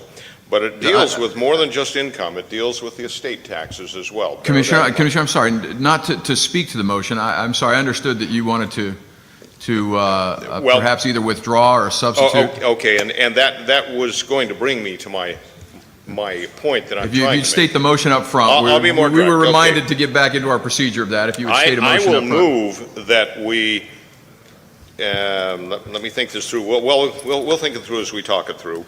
That Section 1 and Section 3 be removed from the proposal to preserve the Section 2 as a potential middle ground and important statement that would make a great step forward for this convention, I believe. So if I could restate that, then let me see if I can restate this. Congress shall not impose or increase any tax, duty, impost without the approval of 3/5 of the House of Representatives, 3/5 of the Senate, and shall separately be presented to the President and the remainder of Section 1, Section 3 would be deleted? Yes. Let me restate that again, Commissioners. So the substitute proposal would be that Congress shall not impose, delete the balance of Section 1, or increase any duty, impost, or excise. I think for grammatical sake, that would need to say without the... Yes, we need a little bit of... Without the word back. approval of 3/5 of the House of Representatives, 3/5 of the Senate, and shall separately be presented to the President. And then Section 3 would be deleted as well. I so move. There's a substitute motion. Is there a second to the motion? Second from Alaska. Discussion to the substitute motion. Gentleman from Texas. Mr. President. This is now, if you're standing to speak, it's to the substitute motion. Mr. President. Yes. They'll hate that because it's repealing the 16. I have a friendly amendment to the substitute motion, if possible. That is in order. Okay. My amendment would leave the part of Section 1 up until "but Congress shall have the power to levy a uniform tax on the sale of goods," and will only strike that section. And the reason why, and I've consulted with our drafters on it as well, is that if the intent is to repeal the 16th Amendment, the 16th Amendment is not repealed unless you have affirmative language saying that Congress shall not do what the 16th Amendment allows. The reason being is that under current jurisprudence, the Supreme Court would not need the 16th Amendment to allow Congress to levy an income tax. So if you strike the language, "but Congress shall have the power to levy a uniform tax on the sale of goods," that removes any fair tax mention or any sales tax mention. But it does repeal the 16th Amendment effectively. And I would ask the author if that's acceptable. I'm not sure if I understand the motion. Can you state the motion in state the language in its entirety? I move to substitute the substitute amendment. To amend the substitute, and if you would state what that would read then. It would read, Section 1, Congress shall not impose taxes or other exactions upon incomes, gifts, or estates. Period. And that would be the amendment to Section 1. And then the balance would then go back. Let me see if I get this correct then. So you would delete the balance of Section 1. Yes. And then you would pick up the same language, Congress shall not impose or increase any tax, duty, impost, or excise without the approval of 3/5 of the House of Representatives, Correct. 3/5 That's of the Senate. exactly how it would read with that initial clause of Section 1 remaining to give effect to the repeal of this. Oh, I would leave in Section 3 as well. So Section 3 is, because the substitute Section 3 is out. Oh, Section 3 is out in the substitute? Yeah, the substitute Section 3 is deleted. Okay. Well, I move to amend the substitute amendment to leave in Section 3 in the first clause of Section 1. So then your substitute would be to essentially return to the original proposal, simply removing "or upon aggregate consumption or expenditure, but Congress shall have the power to levy a uniform sales tax." Yes, Mr. President. So that language would be out. The balance would remain the Yes. same. Is that correct? Yes, Mr. President. Okay. Do we have that reflected then, so we can make sure we know what we're looking at as an amendment? Let me see if I can read this back while you're entering this on the screen. Congress shall not impose taxes or other exactions upon incomes, gifts, or estates, period. Good so far. Delete the balance of Section 1. Am I stating this correctly, Commissioner? Yes, Mr. President. So far. Then Section 2,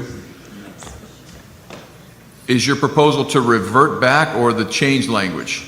The changed language. The change language then, Congress shall not impose or increase any tax, duty, impost, or excise without the approval of 3/5 of the House of Representatives and 3/5 of the Senate, and shall separately be presented to the President, period.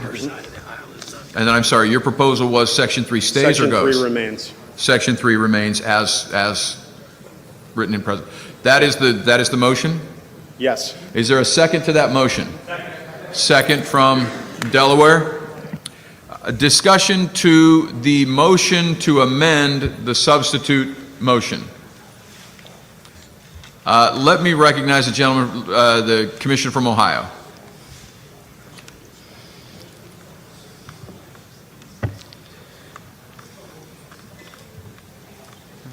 Mr. President, is this a proper time to speak to the entire amendment? We're on the amendment to the amendment. the substitute motion. Do you want me to come back to you? Yes, because there's some significant flaws here, prime time flaws, that I'd like to outline about this whole thing. I'll come back to you. We're on whether or not to amend the substitute. Let me come to the Commissioner from Florida, then we'll go to Virginia. Thank you, Mr. President. I would be in opposition to the amendment to the substitute motion. There are several questions, and I think Commissioner from Colorado was outlining those briefly before he made his motion, that there's some question, even as we talk to each other, if we just repeal, for example, the 16th Amendment, which much simpler language would be to steal from the 21st. It's already been written. We know how to correctly write a repeal. But gifts and estates, are those, do we want those to not be taxable at all? Have we had that thorough debate? Are we all in agreement that gifts and estates are separate from income? There are some questions, I think, still here that need to mature, whereas the substitute motion, which would strike completely Section 1 and 3, and leave simply the question before the body whether we believe Congress should have a 3/5 level in order to increase or impose taxes, is a very simple question, and one which I think we could adequately address this afternoon. Thank you. Let me go to California. No? Okay, let me come here to Delaware, and then we'll come Alabama, Missouri, and then back to Virginia. This is to the motion to amend. Mr. President, I do believe it's essential to leave in Section 3. As I listened to that being made, I thought it was going to be dropping out Section 3. I think a broad consensus in this body exists to eliminate the 16th Amendment, and I'm pleased to see that the amendment to the amendment would leave in Section 3, and I would support that. Thank you. Let me go to the Commissioner from Alabama. Thank you, Mr. President. I have an amendment that I guess my goal here would be then to amend the amendment. Yeah, I don't think that's in order until we deal with the amendment to the substitute. Okay, well, you'd come back to me. We'll come back to you. Let me go to Virginia, and then we'll come to Missouri. Okay. Mr. President, speaking to the amendment, I think that what the patron has done in the first section makes a lot of sense. I'm sorry, can you get to your microphone closer? As best I can, Mr. President. If you pick it up, it dies. You don't have the challenge that our commissioner from Oklahoma does, so I'm not going to sympathize too hardly with you. Unfortunately. All right. Mr. President, I believe that the patron's amendment to the first section makes a lot of sense, and I support it. I'm sure my delegation feels similarly about that. And there is some efficacy to leaving in Section 3 because you don't want to have a conflict in your Constitution where in one place you say there's no income tax and in the other place you have a reference to income taxes, how you apportion them and so on and so forth. That makes sense. My concern as a veteran and a former member of the U.S. Army for 28 years is Section 2. I am very supportive of raising the bar on raising taxes to the level that we can, because we have to have that sort of discipline. But my concern is national defense. And my concern about Section 2 is essentially embedding a filibuster rule in the Constitution. This gives me concern. And I hope as we go forward in our discussion about this overall amendment that we will give consideration to passing this resolution as it has been amended with the exclusion of Section 2 at this juncture. And if we want to find ways to limit the ease with which Congress levies taxes on us, then let's go to work to do that. But my concern is Congress's fundamental duty is to provide for the protection and the defense of this country. And my fear is what Section 2 might do to their ability to do that. I thank the President. Thank you, Commissioner. Commissioner from Missouri. Thank you, Mr. President.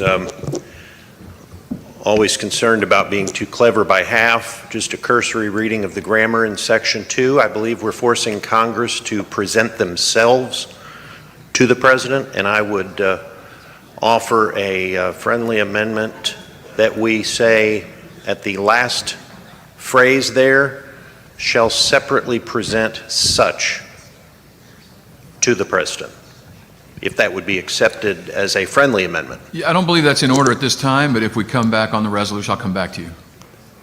Okay. We're still on an amendment to the substitute. Once we deal with the amendment to the substitute, we can come back and address that. Let's go to the gentleman from New Jersey. Have you spoken to this issue already? I'm waiting on after this portion. Okay, we're back to the underlying. Thank you, Mr. President. This is to the motion to amend the substitute. Gentleman from North Carolina. To the motion to amend. Mr. President, I'm not sure if it's properly in order at this point or we should wait until after the motion to amend. My suggestion would be to separate this into two amendments and to take out separate Section 2 and deal with it separately for the clear reason that I just don't want for the motion to pass. I mean, not to pass. Yeah, I think let's dispense let's dispense with the motion to amend, and then we can come back and visit that. This is to the motion to amend. Gentleman from Kentucky. Thank you, Mr. President. I support the way this has just been amended. I think it makes sense to the state of Kentucky.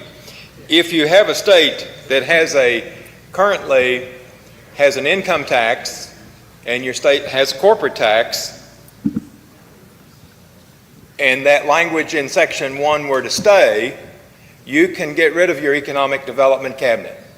If you live in a state where they have no income tax and maybe their corporate tax is low, it will be a great windfall for that state. Tennessee's a 2-hour drive from where I live in Lexington. I'm moving. It will make great sense for businesses to relocate away from states that currently have an income tax, because you'd have a hard time getting rid of that. So at the expense of states that do have a current income tax, you will be penalized in this effort to move to this fair tax without getting rid of your personal income tax obligations within your own states. So be careful what you ask for, you might get it. Thank you. Thank you, Commissioner. Commissioner from Nevada. Thank you, Mr. President. I rise in support of this substitute amendment. I am in favor of Section 1 as it is stated there, because I do oppose estate taxes. I don't think that we should be taxing estates or gifts or incomes. I also rise in support of Section 2. If Congress would like to raise money for the military during times of war, they can sell bonds. And I don't think that when we pass a tax for any kind of emergency, that tax goes away when the emergency goes away. Thank you very much, Mr. President. Thank you, Commissioner. Commissioner from Georgia. Mr. President, Georgia moves to call the question. The question has been called on the motion to amend the substitute motion. Do I have a second to the motion to call the question? Second from Nevada. We have a motion seconded to call the question. Let me put this to the chairs of the committees. All in favor to call the question, please say aye. Aye. Opposed? Nay? We move on the question. So the vote then is on the motion to amend the substitute motion as reflected on the screen. Chairs of the committees, please say aye. Aye. Opposed? Nay? Mr. Secretary, let's have a roll call vote on that.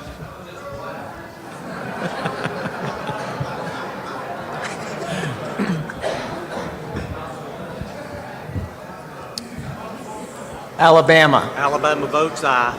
Do we have order in the House? Okay. Alabama votes. Alabama votes yes. Alaska. Alaska votes yes. Alaska votes yes. Arizona. Arizona votes no. Arizona votes no. Arkansas. Arkansas votes yes. California. California votes yes. California votes yes. Colorado. Yes. Colorado votes yes. Connecticut. Connecticut votes yes. Connecticut votes yes. Delaware. Delaware votes yes. Delaware votes yes. Florida. No. Florida votes no. Georgia. No. Georgia votes no. Hawaii.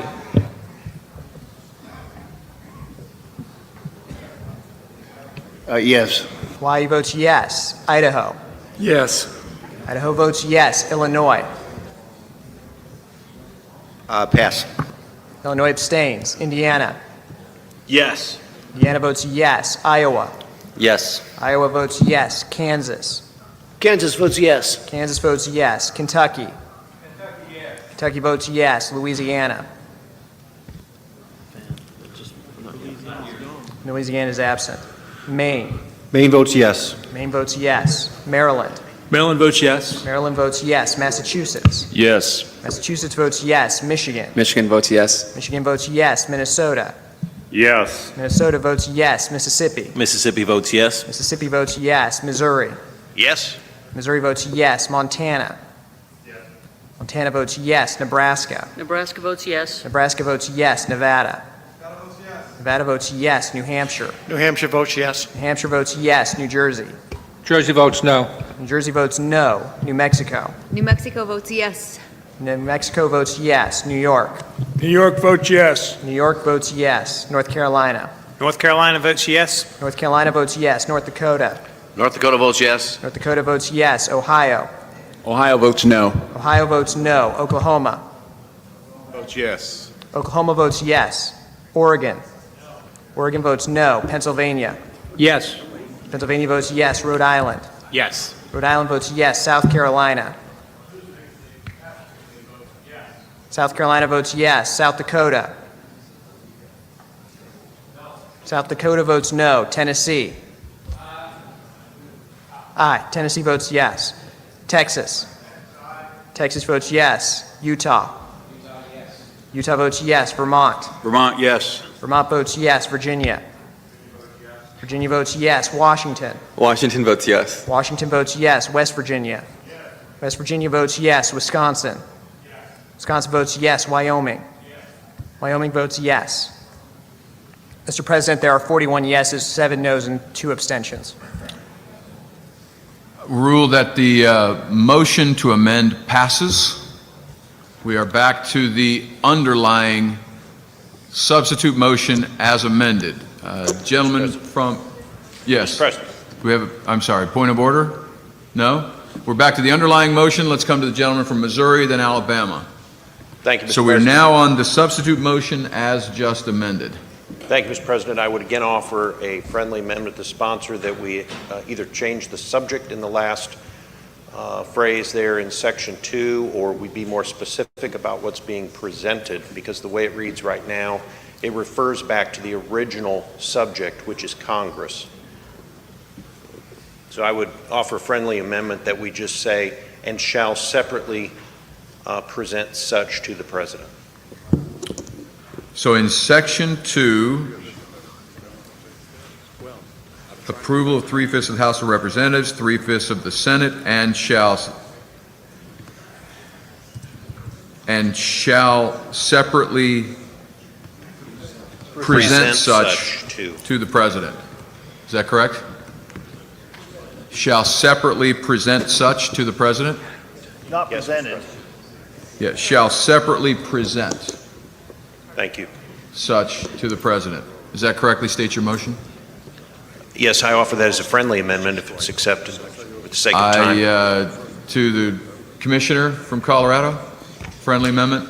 This is a friendly amendment. Friendly amendment. Let's try this without objection. We'll approve this. Do we need discussion? Any objection? Okay, I'll rule that that's amended without objection. To the underlying motion now, let me go to the gentleman from Ohio.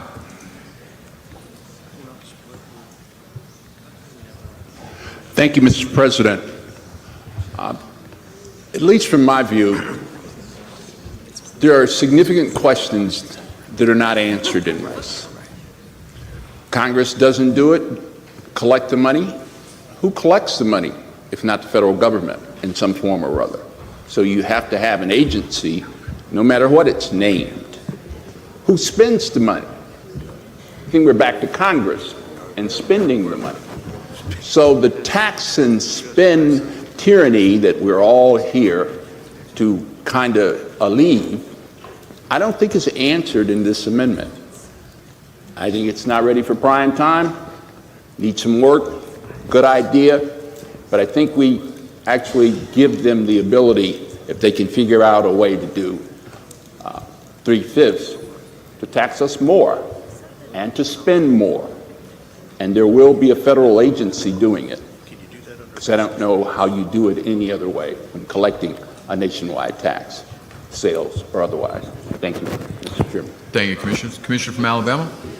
For a major decision that will have such great impact, and the raising of taxes is one of those issues that I believe does deserve more than the majority.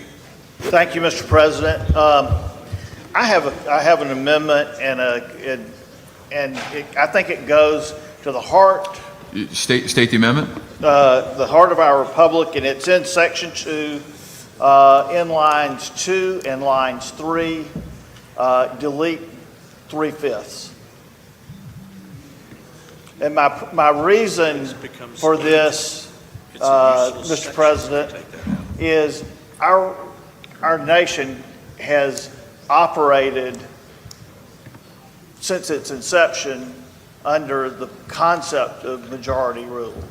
If we can go back to breakfast this morning, had Patrick Henry's proposal required a 3/5 vote, Virginia would have never voted to go to war. What's that? And there are times, it's easy for us to go back and say, hey, we made it more difficult to raise taxes. But the flip side of that is we go home and we say, we made it more easy for minority rule in our country.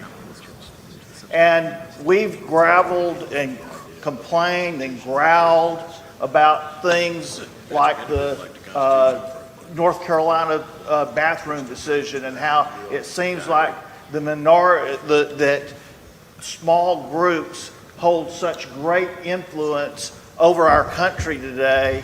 And I think we're deviating from a well-worn path in this nation that served us well, and that's majority rule. And therefore, I offer this amendment, Mr. President. So as I understand the amendment, Commissioner, is to delete the 3/5 requirement that Congress shall not impose or increase any tax, duty, impost, excise without the approval of the House of Representatives, the Senate, and shall separately present such to the President. That is correct. Thank you, Mr. President. So just to clarify, that puts it at a bare majority of Congress, puts it back to... Just like any other piece of legislation, yes, sir. Okay. Is there a second to the motion to amend? It is.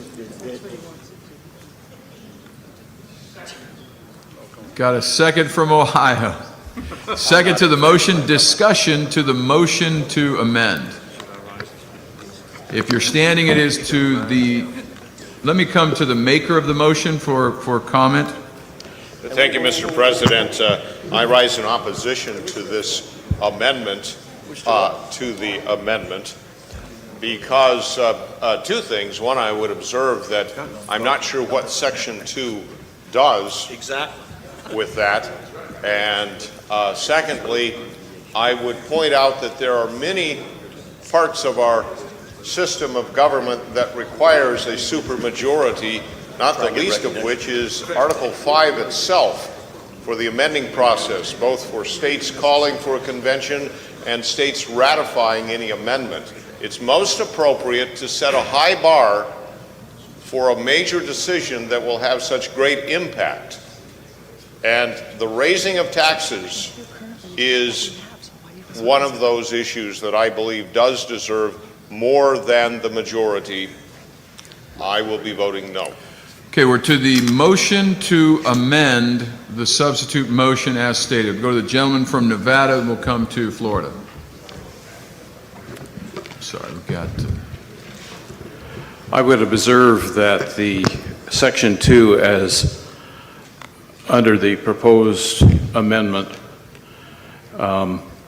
removing the 3/5, essentially is redundant. It says Congress shall not do what it wants to on taxes unless Congress approves that. So logically, it's of no value with that amendment. Thank you. Okay, thank you, Commissioner. Gentleman from Florida, and we'll come back to Virginia. Thank you, Mr. President. I think we see the argument. I would call the question. Question's been called. Do I have a second? Second from Arizona. Chairmans of your delegation, the motion is to call the question on... Point of order. Yeah, state your point. Did the gentleman speak before he made his motion? If he did, it's out of order. No, I think he stated the motion.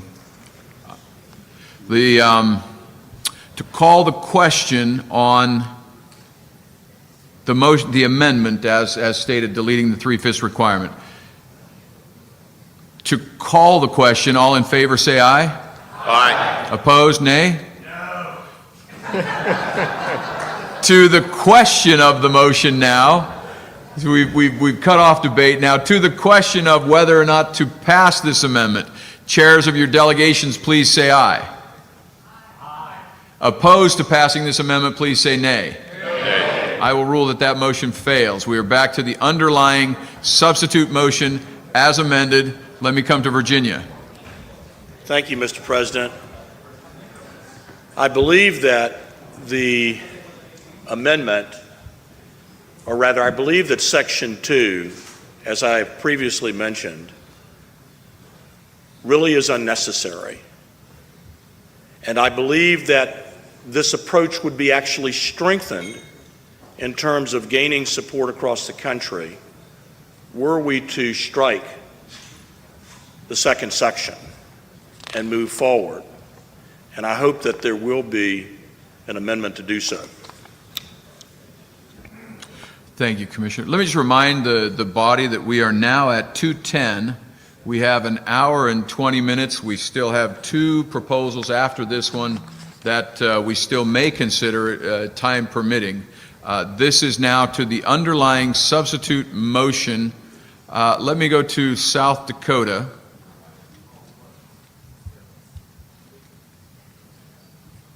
Call the previous question. The motion is to call the question on the substitute motion as amended. Do I have a second? Second from? Tennessee. So this is a motion to call the question on the substitute motion as amended. The question is whether or not this proposal shall pass.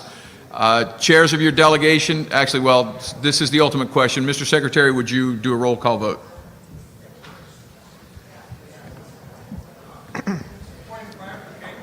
Yes, state your point. Yes, so the vote is whether or not this proposal as amended shall pass. So this is on the ultimate question of this proposal.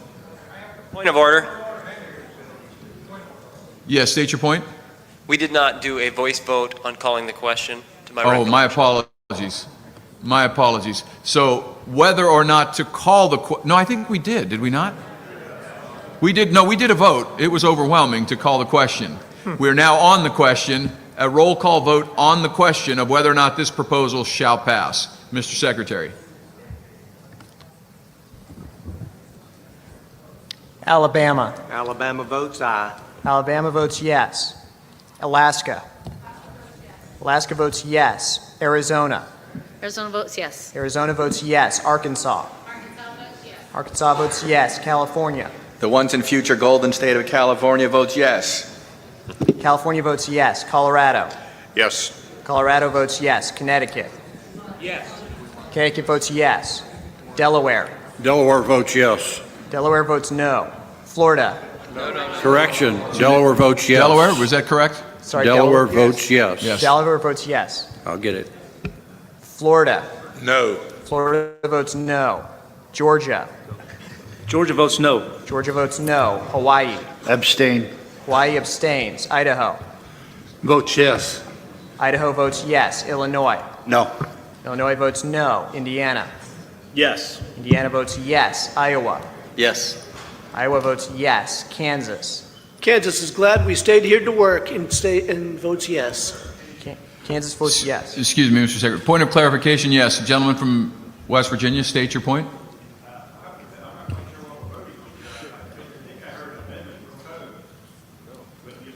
Not on the table, we're actually on this proposal, is that correct? That's right. The amendment to the substitute passed, and so that's what's on the screen is the amended substitute motion. We're now voting on the ultimate pass or Got it. fail I of thought I the heard an amended additional- substitute.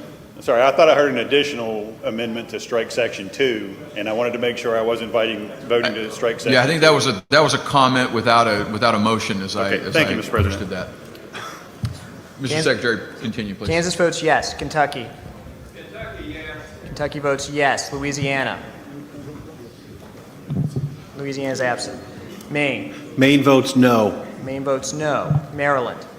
Maryland votes yes. Maryland votes yes. Massachusetts. Massachusetts votes yes. Massachusetts votes yes. Michigan. Michigan votes yes. Michigan votes yes. Minnesota.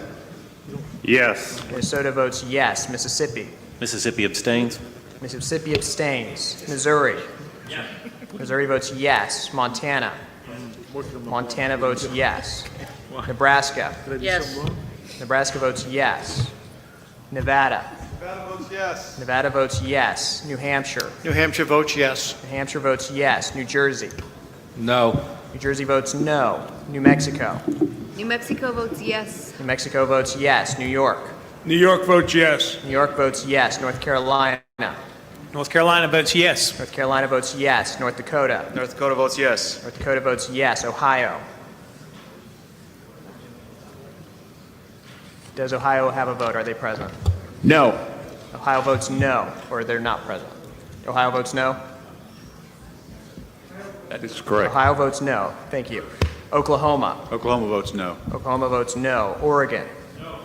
Oregon votes no. Pennsylvania. No. Pennsylvania votes no. Rhode Island. Rhode Island votes no. Rhode Island votes no. South Carolina. South Carolina votes yes. South Dakota. Aye. South Dakota votes yes. Tennessee. No. Tennessee votes no. Texas. Texas votes yes. Utah. I'm sorry? Utah votes no. Vermont. Vermont votes yes. Vermont votes yes. Virginia. Virginia votes yes. Washington. Washington votes yes. Washington votes yes. No. Washington votes no. Washington votes no. West Virginia. West Virginia votes yes? Is West Virginia delegate still caucusing? Clarification, West Virginia, yes? Yes. West Virginia is a yes. Wisconsin. Wisconsin is a yes. Wyoming. Wyoming votes no. Mr. Chair, the votes are yes, 33, no, 14, 3 abstentions are absent. Chair rules that proposal passes.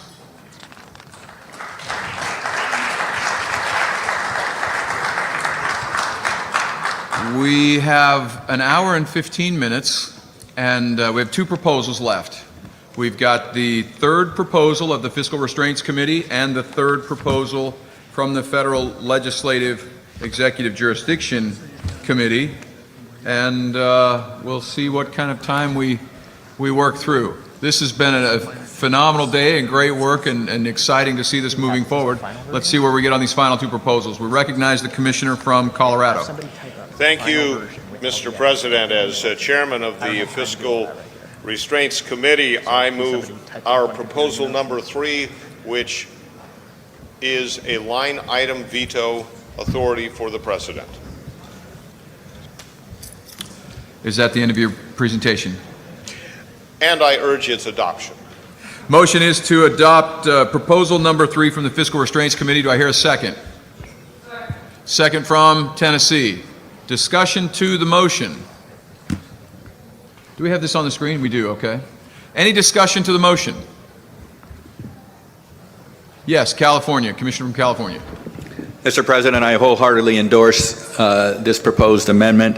It allows the president to serve as a check on pork barrel spending in Congress. If anything he vetoes by line item is something that the Congress has termed to be necessary, they can always override his veto. This will restore some important fiscal sanity to our national legislature. Thank you, Commissioner. Further comments?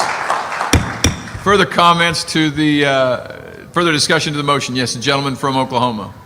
Thank you, Mr. President.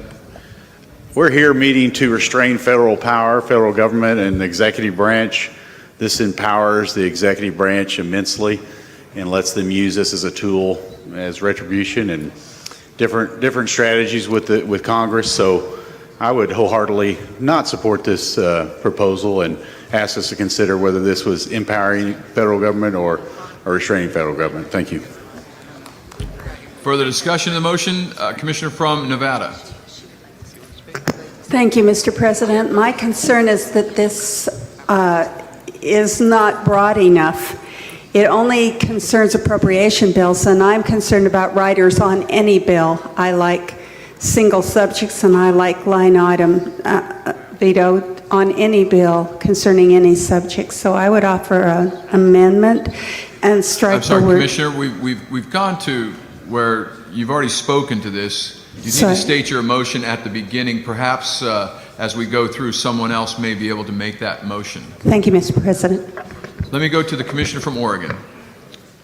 Thank you, Mr. President. I rise in opposition to this amendment for the very reason of separation of powers. You have a legislative branch that's responsible for crafting legislation. You have an executive branch. Can you speak closer to your microphone, please? Separation of powers, ladies and gentlemen. You have a legislative branch responsible for crafting the laws. You have an executive who's responsible for executing those laws. I fundamentally believe that this endues or it provides legislative authority to the executive. And that's fundamentally wrong. It goes against absolutely the core of what legislating is about. And as state legislators, you understand how difficult it is to navigate and get a bill passed or a package through your legislature, how difficult it is in the Congress for the leadership to navigate and try to get the requisite number of votes to move things forward, and to provide the executive, the president, the ability to legislate through this manner and fashion, I think is absolutely and fundamentally wrong. And I'd urge you to vote no on this particular measure. Thank you. Thank you, Commissioner. Let's come to the Commissioner from Arizona. Thank you, Mr. President. Senator Lesko from Arizona. I rise in opposition to this amendment. We in Arizona have experienced this personally when the governor had line item veto power, and it was used to game the system and take away power from the legislature and give it more to the governor. And thus, I would encourage people to oppose this amendment. Thank you. Let's go to the Commissioner from Kentucky. Thank you, Mr. President. Case in point on this particular issue that we debate here, I oppose this legislation as it stands. I think of a bill that might reach the President's desk that was including heavily funding for Planned Parenthood.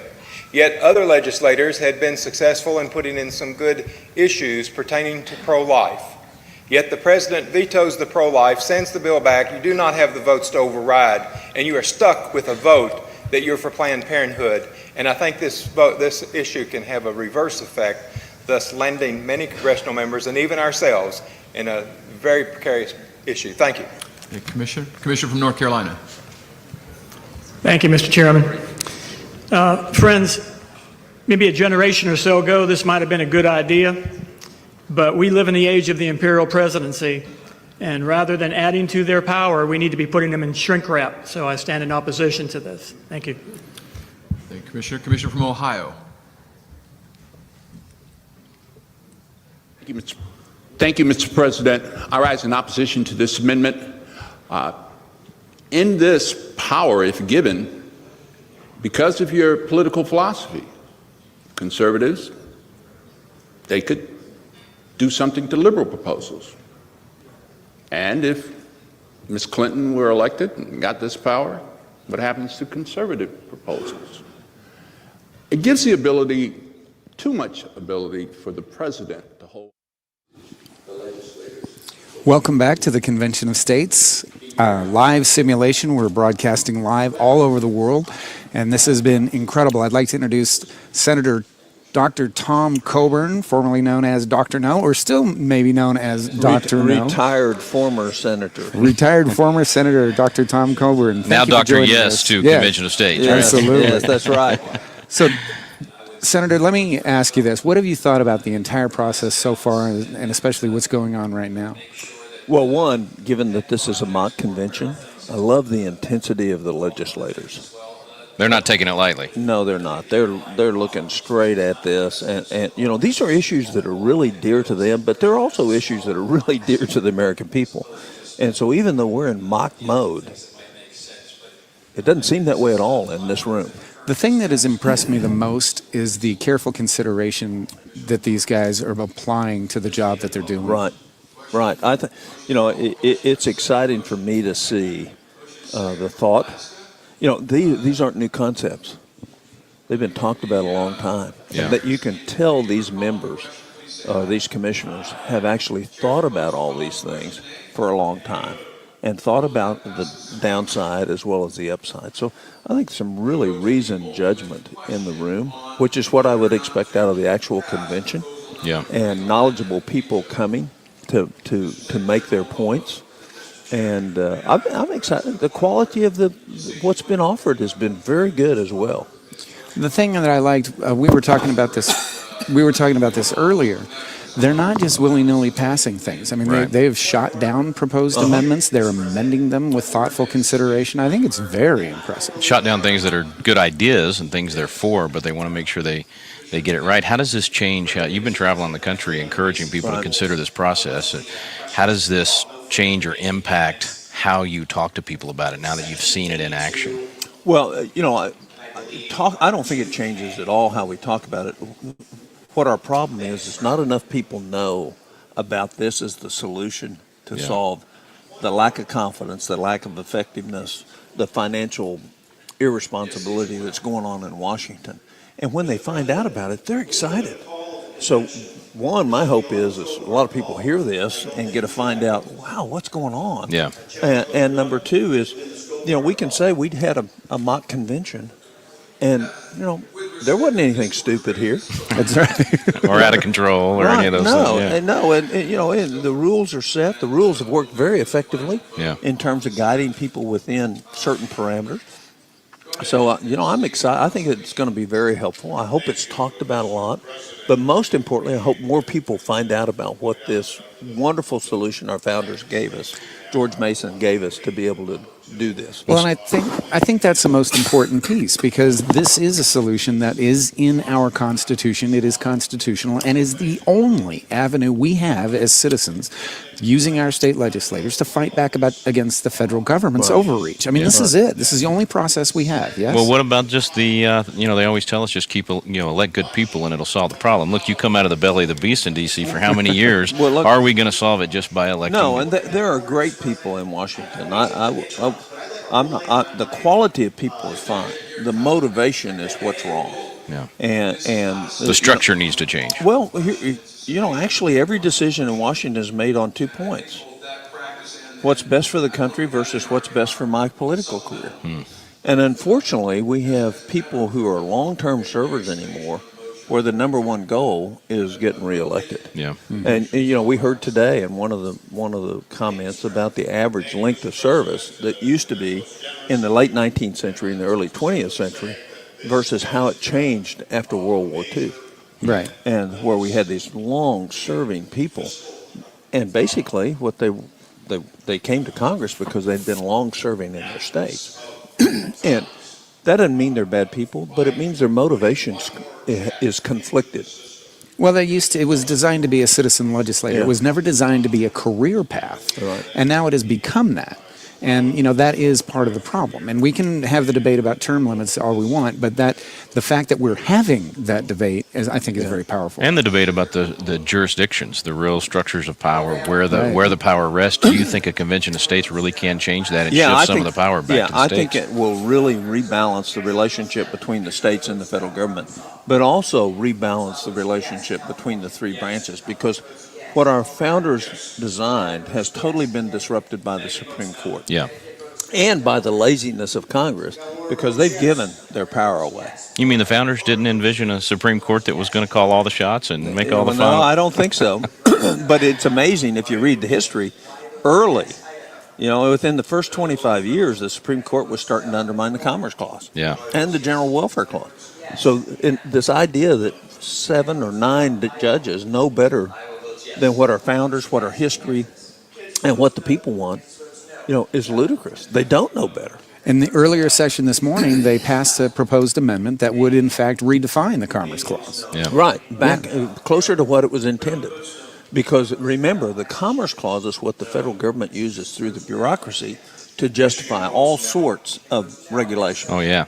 And the court has not said no to Commerce Clause expansions ever since the switch in time to save 9 in the 30s. Yeah. I mean, one time in the 90s they said no, and technically Roberts said no in the Obamacare case, but just shifted it to a tax. But this is a way of actually wiping out all those decisions and coming back to the original intent, both with Commerce Clause and, as you mentioned, general welfare. That's right.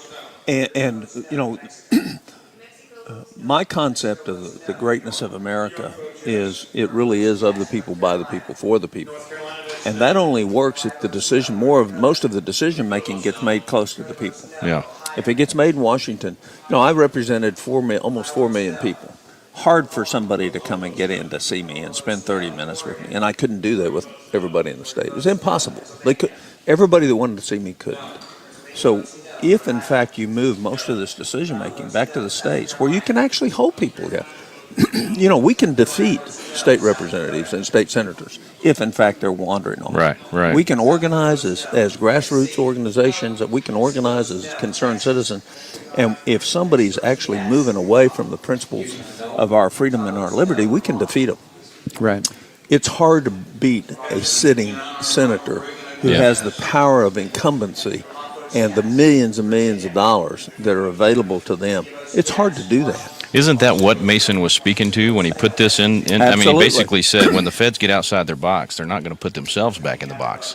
The states have to be able to do that. Yeah, he said, do you know at any time in any part of history where somebody has self-limited their own power? Yeah, and the idea... Cincinnatus did. He walked away. And George Washington. And Washington walked away twice, but that's a rare... Right. Who else has? Right. It's not a common occurrence because it's not in the nature of man to give up power. And Senator, I've seen you talk over and over again about the $140 trillion worth of unfunded mandates that we have, this, that, and the other, and you always use that same example. And the idea that Washington, D.C. will pass any amendment or any piece of legislation that somehow limits its own power is absurd in this day and age. Well, it is. I will tell you, I have one observation, that if we're successful with an Article 5 Convention of States to offer amendments, the first thing you're going to see is the things we've been talking about, Congress going to try to do it, yeah. You bet. Yeah. Because, they don't want to give up their power. They want to control this. And so the very fact that citizens are now rising up, they're rising up because of the interference in your daily life. They're rising up because of the interference in your state government. And they're rising up because the fact is they bankrupted this country. Senator Tom Coburn, thank you for joining us. We're going to go back and see what's going on the floor, and we're going to continue to watch the debate. We will be back. Great.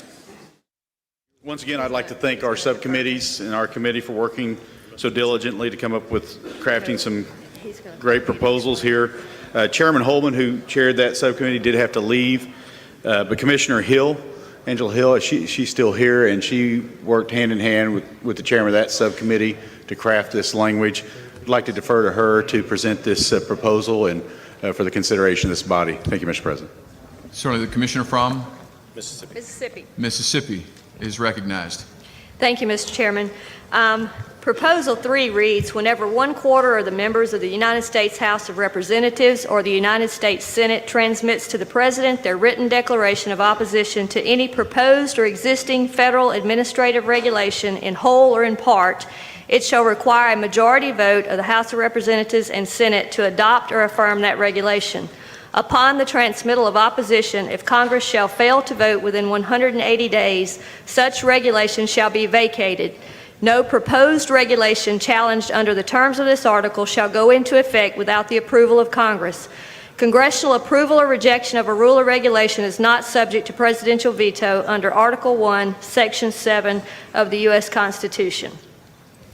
Now, what our committee intent in this was, in the previous amendment we've adopted, we gave a 3/5 vote to the states to abrogate a federal rule, law, or administrative directive. This is another check and balance, whereas 25% of either house of the legislature in D.C. could petition for Congress to have to review and vote on a rule or regulation, one that is in effect or one that is proposed.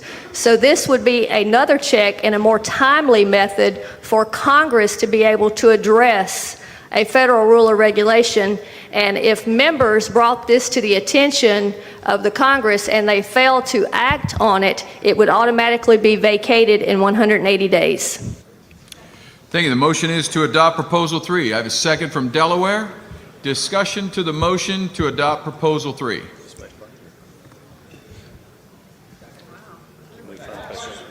Call the question. Call the question. I can almost not see him over those flags right there. Commissioner from Connecticut is recognized.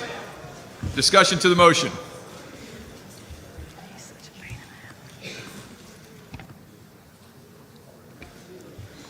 Thank you very much, Mr. President. There was some lengthy discussion in our committee about this particular proposal, and I am certainly sympathetic to those who are concerned about Congress giving more and more authority outside of their jurisdiction and passing it on to the executive branch and administrative agencies to create regulations. And sometimes those are things that they can distance themselves from, but yet still have an effect. And further still, sometimes the executive will take the original intent of legislation and turn it into something else via regulation. So those are certainly concerns that I share. I, however, don't agree that this is the proper way to address it. I think that a more appropriate way would simply to be like some states do and require that a legislative vote takes place to approve every regulation.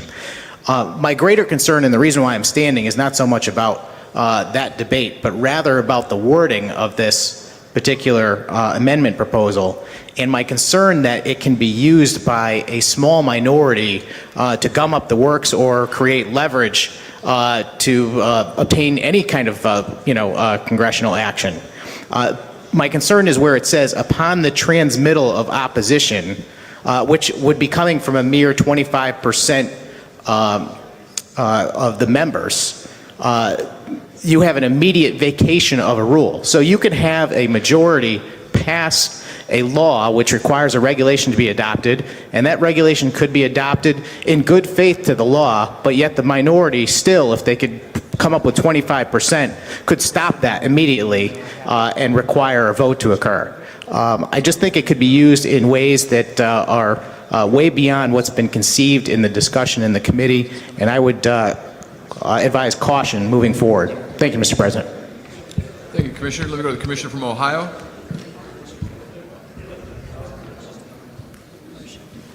Move to amend.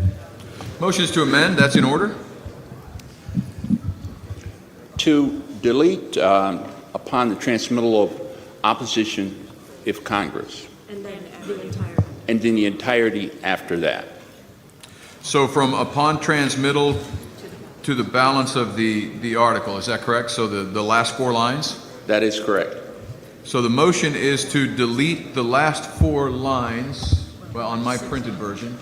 So upon transmittal, there we go. The motion is made and seconded. Discussion to the motion to amend. If you're standing, it is to discuss the motion to amend.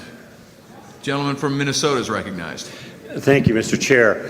This was extremely well debated within the committee with a very vocal minority, and we accessed the support staff in order to draft it most appropriately. And after several iterations, the current language before the amendment was what was decided by the body, and with consultation from staff as the appropriate way to address this. And I would be hesitant to open that can again. Thank you. To the motion to amend, Commissioner from Arizona. Thank you, Mr. President. I rise in opposition amendment to this proposal. I too served on this committee. We discussed this continuously for quite some time, and it was a majority of our committee that believed that the original language was the best to go forward, and I specifically would not like to remove the 180-day provision. And with that, I encourage people to oppose the most recent amendment. Thank you, Commissioner. Commissioner from West Virginia. Thank you, Mr. President. I would rise also in opposition to this particular amendment to the proposal. The Commissioner from Arizona touched on the reason why. I'm not sure that she fully detailed that out, but essentially with this amendment on here, what would happen is it says that Congress, the Senate and the House of Representatives would have to vote to adopt or affirm that regulation, but without a time limit, they could just essentially stall the clock and let it run forever. It could die in committee, et cetera, et cetera. So by putting something in there, it causes Congress to be forced to act or the regulation dies. So I think this negates that purpose and should be rejected because of that. Thank you, Commissioner from Colorado.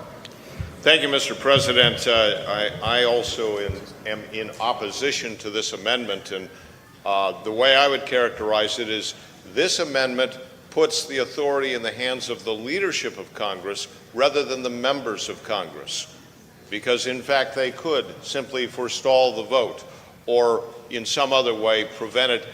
With the original language that this amendment, of course, takes away, as I'm reading this, the regulation must be voted on by Congress. Hence, the regulation, if ever questioned by a sufficient number of members of Congress, must pass that test to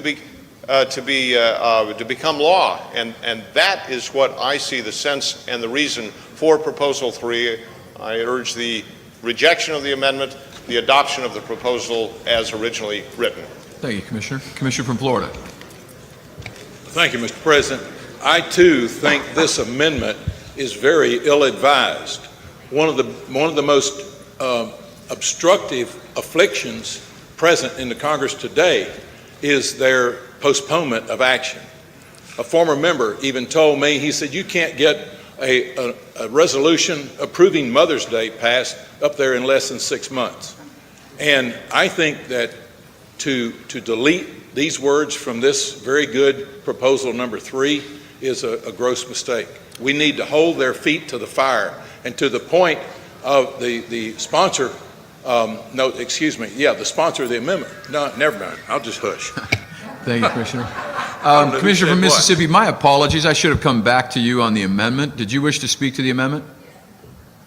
Yes, I also rise in opposition to the amendment because it deletes the strength of the original proposal, and what we would have without that second language is that Congress could sit on a proposed regulation for untold amount of time that an agency is proposing, and business and industry in this country needs some stability. They do not need to be hanging in the balance, wondering if Congress is going to act or not act indefinitely on a regulation. They have to spend money and they have to make decisions, and we think 180 days is a timely way for a business and industry in this country to know what's going to happen to them. So I do rise in opposition to this amendment, and I urge proposal of the original. Thank you, Commissioner. Let me come to the Commissioner from Arkansas. Motion is to call the question. Do I hear a second? Second from Georgia. Let me take a vote on whether or not to call the question. Chairs of your delegations to call the question. Oh. It's just to call the question. Welcome back to the convention. I'll come back to you after that. Live simulation. My name is Ken. To call the question, before we take a vote on the motion, I'll come back to you live. To call the question. To whether or not, or what happened actually with the line item veto.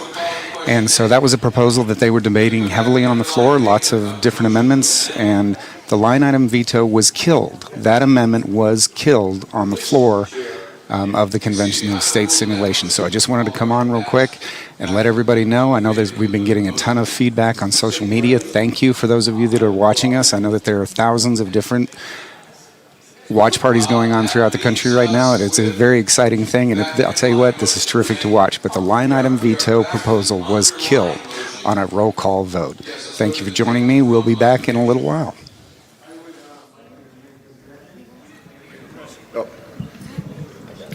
I would like to make an amendment. The first part is I remove the word if, and it says Congress shall vote within 180 days, and then I would remove such regulations would be vacated. Because my complaint was with a lot of other people, we don't want Congress sitting on something. So plain and simple, Congress shall vote within 180 days. If they fail to, such regulations would be placed in effect. Okay, I'm sorry if you. I'm not following the motion. Okay. Did you get that, Mr. Secretary? Congress shall vote within 180 days. If Congress fails, such regulation will be placed in effect. No. Or enacted.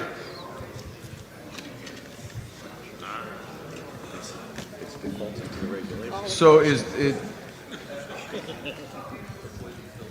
That's a poison pill. Shall be or placed in effect, No. but shall be enacted. No. The word vacate would be removed. So this would be forcing Congress to vote up or down within 180 days.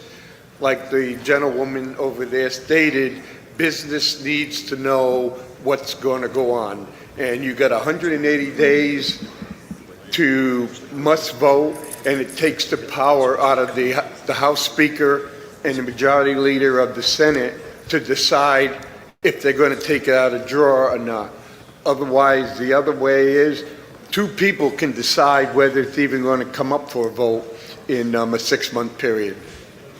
So Congress shall vote within 180 days. If Congress fails, such regulation shall be placed in effect. Okay, the motion is as it shows on the screen? Yes. Okay, so the motion is as it shows on the screen. Congress shall vote within 180 days. If Congress fails, such regulation shall be placed in effect. Is there a second to that motion? Second from Connecticut. So the motion to amend has been made and seconded. Discussion to the motion to amend. If you are standing, it is to speak to the motion to amend. Let me come back to the underlying maker of the motion for comment first. Thank you, Mr. Chairman. This is an unfriendly amendment, and I believe that it negates the intent of the amendment of the proposal. We already have provision in there that if Congress fails to act, that the amendment is vacated. So if they fail to act, they're in essence acting already. So we think this is not necessary, and it is harmful to the final passage of this amendment. So I do not suggest we adopt. Move to call the question. That's not in order. I will, let's see, gentleman from Florida. The motion's not in order after speaking. Gentleman from Florida is recognized. Call the question. Call the question. Do I hear a second? Second from Michigan. All in favor of calling the question, chairs please say aye. Aye. Opposed, nay? We will now place the question on the motion to amend. We've cut off debate. I'm going to take this by a voice vote. I'm sorry? This is to call the question on the motion to amend. Oh, I'm sorry. Let me go back to the sponsor of the motion to amend. The sponsor of the amendment, New Hampshire, would you like to speak briefly to the Yes, sir. Because what happens is 25% of the people go and say, I have a problem with this regulation. Then the regulation can't be placed in effect until the whole Congress acts on it. So if Congress doesn't act on it within 180 days, 25% of the people have taken the power away from the president. Instead, the majority vote of the House passed it. The president the president puts in a motion, a regulation. I know I'm repeating myself. 25% of the people complain.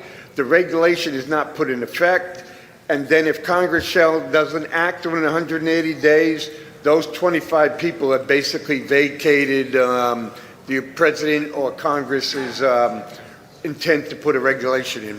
Thank you, Commissioner. We'll now place the motion. This is the motion, the vote on the motion to amend. All in favor of the motion to amend, please say aye. Aye. Opposed to the motion to amend, nay. Nay. I'll rule the motion fails. We are back to the underlying. Call the question. Excuse me, I haven't recognized anyone. We're back to the underlying proposal of Commissioner from Arkansas, or I'm sorry, from Alaska. Thank you, Mr. President. I know people are wanting to get out and stuff, but this, sometimes when we go too fast, we forget people are watching. So I just want to be concerned about that. But I keep hearing about this 25%, and we're so concerned, that 25% is going to have control. We have 5 or 10 people sometimes, maybe not that much in the EPA that's making decisions. And I'm telling you right now, they'd love to shut Alaska down. So 25% actually is more people than what we have going for regulations. But we need a check and balance. And we don't need to reward Congress for doing nothing. They already do nothing. That's the whole reason we're here.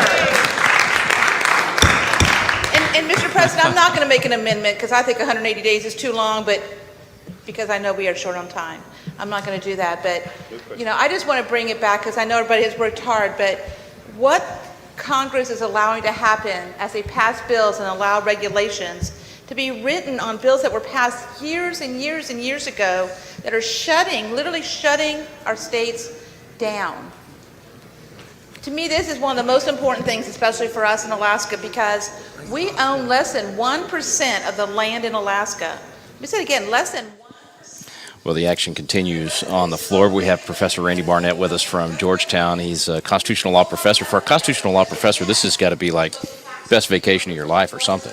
It has been amazing. Yeah. It has been amazing, and I've taken away a lot from this. For one thing, I have a high regard for the skill set of state legislators who know how to comport themselves in a debate, the way they address each other, the way they share things. They're professional legislators, and they know how to do this. Well, they're statesmen. Yeah. I think that is the word that we need to use to describe them, because there hasn't been, it's been done in a very professional manner. Right. Well, professional is what I mean to stress, that there is a profession of lawmaking. Right. And they are showing the skill. I was a former trial lawyer. I pride myself on my ability to question witnesses. It's a skill set.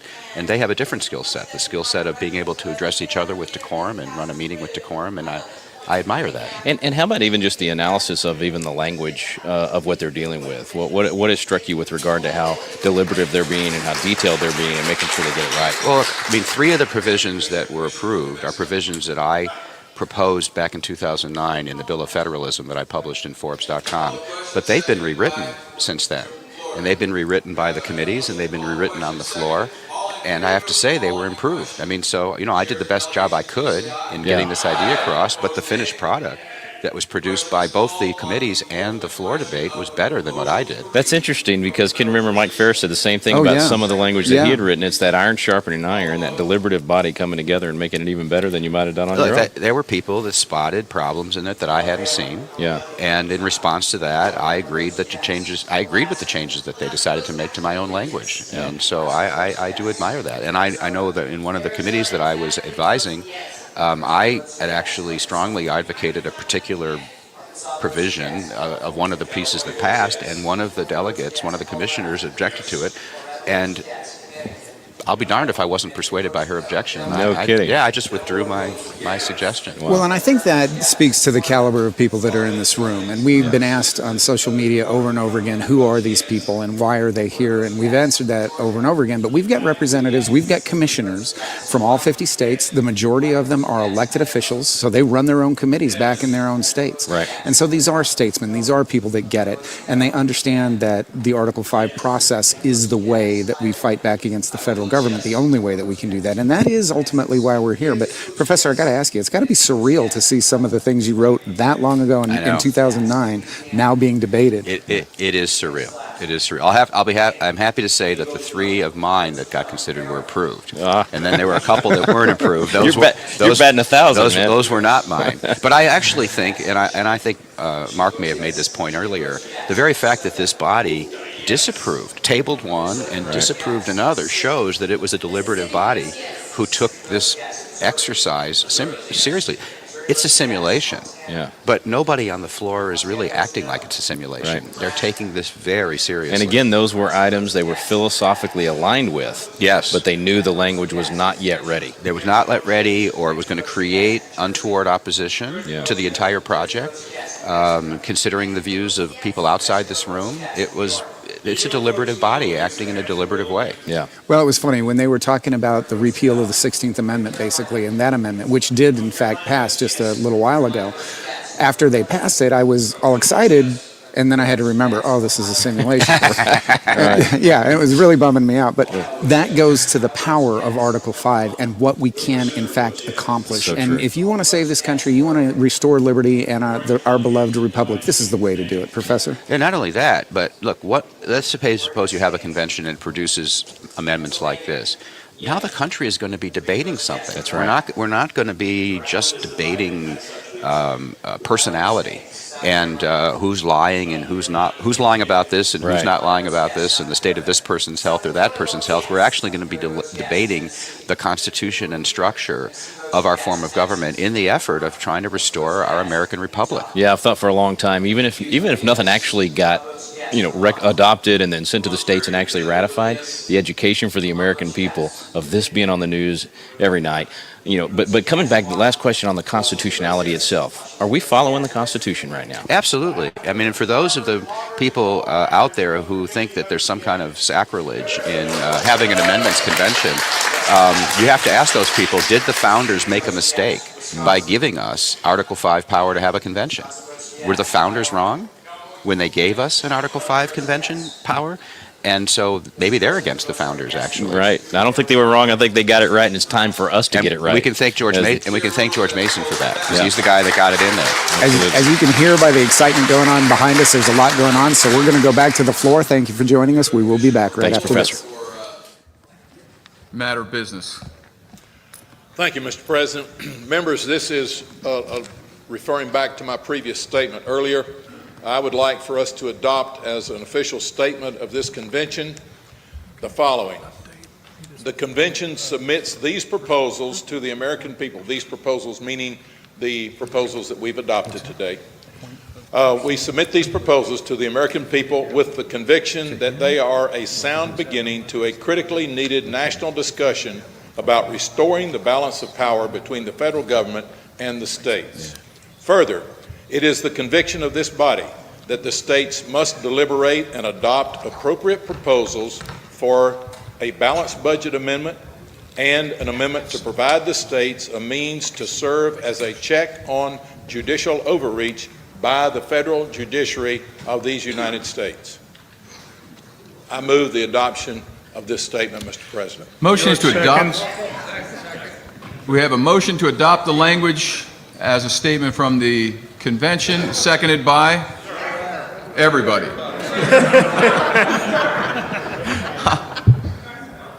We'll go with New Mexico then. Seconded by New Mexico. Any discussion to the proposal? Seeing none. All in favor, please say aye. Aye. Any opposed? No. Yes. No. Ohio votes no. Ohio votes no. Sorry you didn't recognize me. I wanted to offer a friendly amendment that included term limits in the resolution. I know the movement, perhaps that's not his favorite topic, but I think term limits was left out. Congressional term limits. Yeah, we passed that. We passed that. Oh, okay. I'm sorry. Okay. Misunderstood. Okay, so I'll rule that that passes, and Kansas, we have a motion from, yes, Kansas. Oh, excuse me, before we go to that, I'll come to you in just a second. I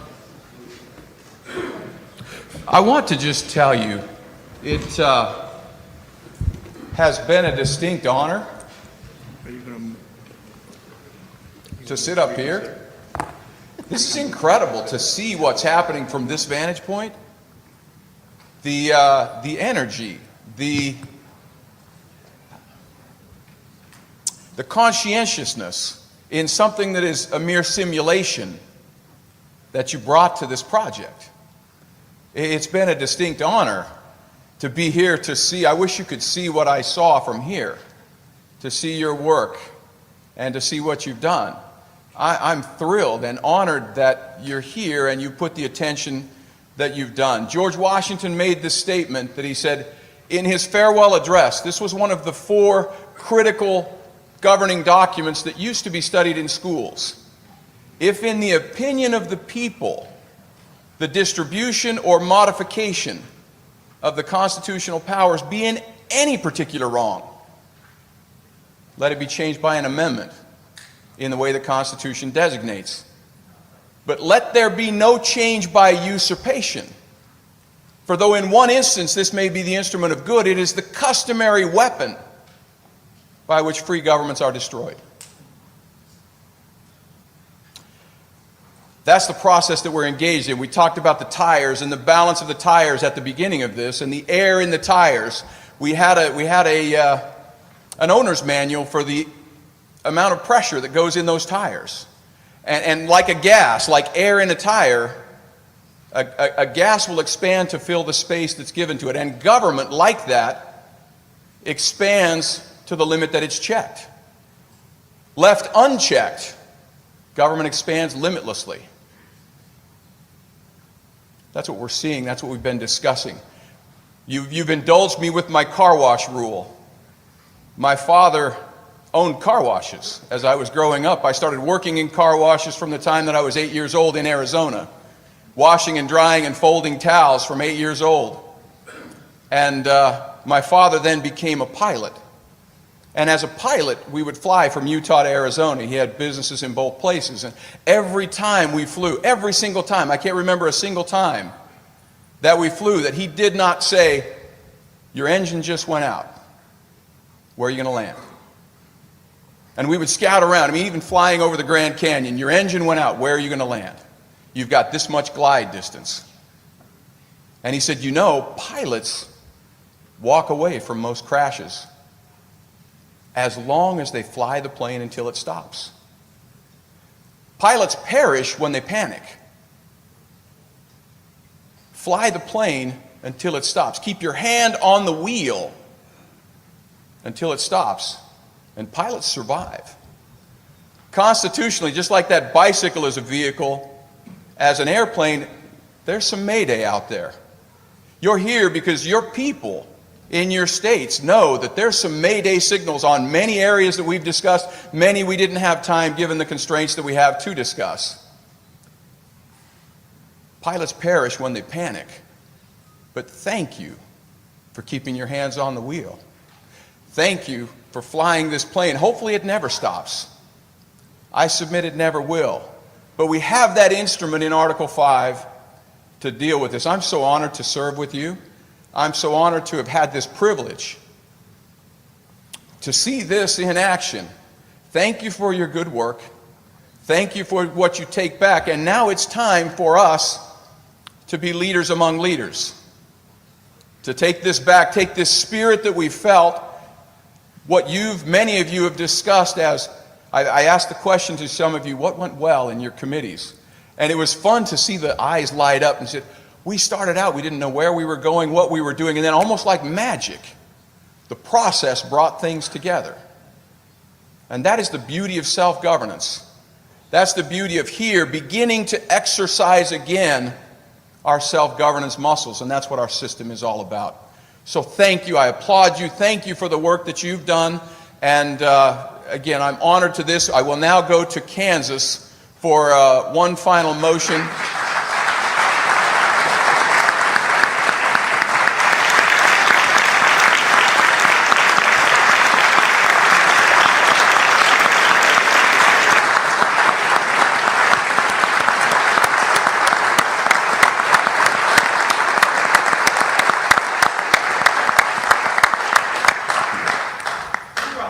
We are going to have a motion here. I just want us to take a final moment as a body and recognize the tireless effort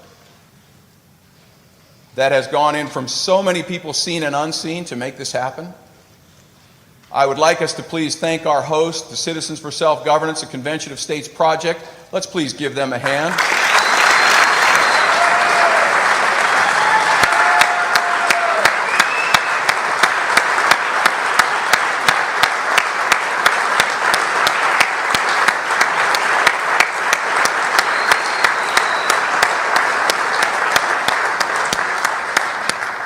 This is indeed a Herculean effort that is writing the history of this moment. We're in a historic place, and we see good people that have stepped up that are writing the history of what we're doing. Thank you so very, very much. I want to go to one final motion from the commissioner from Kansas. I have never seen a motion to reconsider get a standing ovation before. So that's the wrong page, sorry. Mr. Speaker, I'd like to ask for a point of personal privilege for the president of the Citizens for Self-Governance, Mark Meckler, to make some comments to the body. That is in order.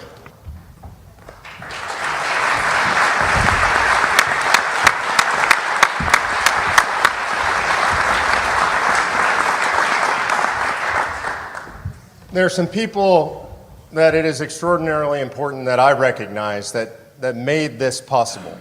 And I would ask that you hold your applause, but I am going to specifically recognize some people. And first and foremost in this process, in bringing this body together, I have to recognize Michael Farris. Mike,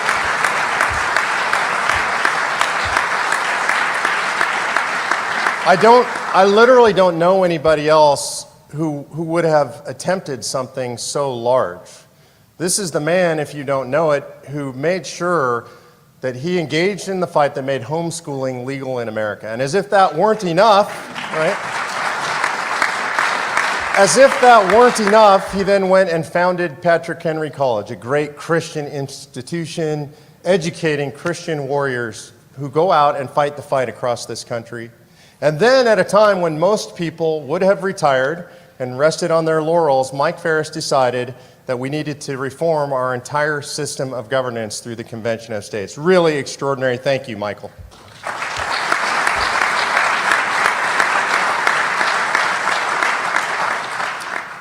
You know, so he conceived this idea years ago, brought it to our organization. It's been an incredible privilege to work with him. But what's most important is the team that came together around the idea. Mike couldn't have done this himself. I certainly couldn't have done it myself. And I have been privileged to work for the last 3 years and certainly leading into this event with the most extraordinary group of people I've ever worked with. And there's something especially extraordinary about them that I want you to know because it's a little odd. And it's something that you would notice, you might notice when I tell it to you, but you wouldn't notice otherwise. And that is that our organization begins from a very simple phrase. And that phrase is something that's quite unusual in our body politic today. And the phrase is 2 words, and those words are, be nice. It's odd in politics today, but when we founded our organization, we recognized that politics had become mean. It was always so mean-spirited, and people were vicious, and people were rude to each other, and it was combative and attacking. And we didn't believe that you had to do politics that way. We believed that you could engage in spirited debate without being mean. We believe that you didn't have to put the knife in behind people's backs to get things done. We believe you could look them in the eyes and have spirited debate and discussion and even dissent but always be nice to the people around you. Always be kind to the people around you. So we have assembled a staff nationally that is extraordinary. 28 full-time staffers now, literally hundreds of state-level volunteers, thousands of field volunteers in the state. And the mantra remains in our organization, we don't even have to say it anymore, it's be nice. So there is a staff here that has done everything in their power to make your experience wonderful. And one of the leaders of that staff that I have to point out is Rita Dunaway. The structure and the substance of what you see here today, the way this convention operated so smoothly, there is really a single person who was responsible for that, and that is Rita Dunaway.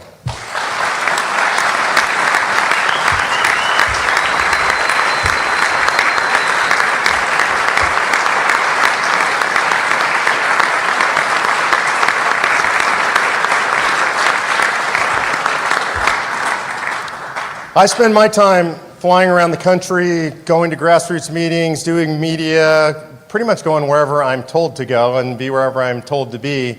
And there's somebody that makes sure that the trains run on time when I'm doing that the things that need to be done in our organization get done, that the hotels get booked, that the flights get scheduled. And if it weren't for him, none of this would happen. He's somebody that I've been privileged to know literally since I was 19 years old. We've been best friends for our entire lives. And I'd like to recognize Mike Ruthenberg. Mike?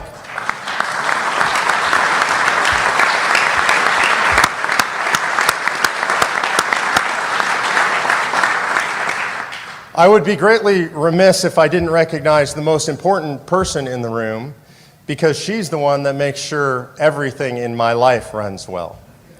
And that is my wife, Patty Meckler. And Patty not only is the person who makes sure my life runs well and is always there for me, but she is also the person who makes sure that everything that this organization does, including this conference, gets paid for. There is a reason that we were able to fly so many of you from around the country, to pay for hotel rooms, to pay for all of this.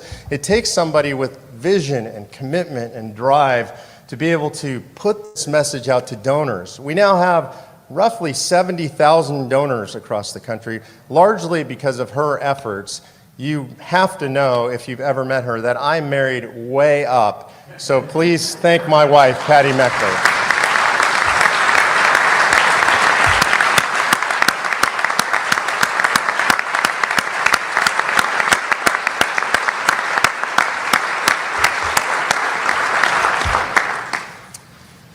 I think you've had a couple of extraordinary gentlemen sitting here. People ask, where are the millennials? Here are the millennials. This thing ran smoothly because you have a parliamentarian who took the time to know Mason's manual, who spent the hours, the weeks, the months to know it. He's participated in other simulations. He is at the very senior level in his academic career of being a college freshman. So I'd like you to give Spencer, our parliamentarian, a big round of applause.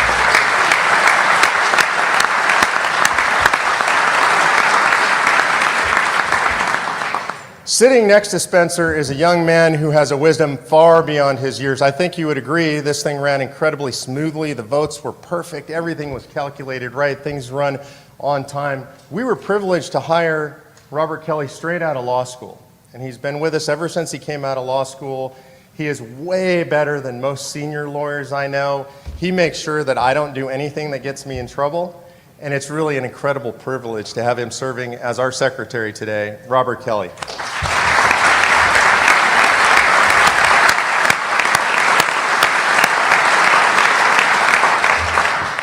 So I could go through and recognize the whole staff, but that would take a long time, so I will save you that pain. But let me just tell you that without them, without every single one of them, what happened here today, what's happening all across the country right now would be impossible. So I'd ask that you thank the staff of Citizens for Self-Governance. They're in the blue shirts all over the room. God bless you guys. Thank you very much.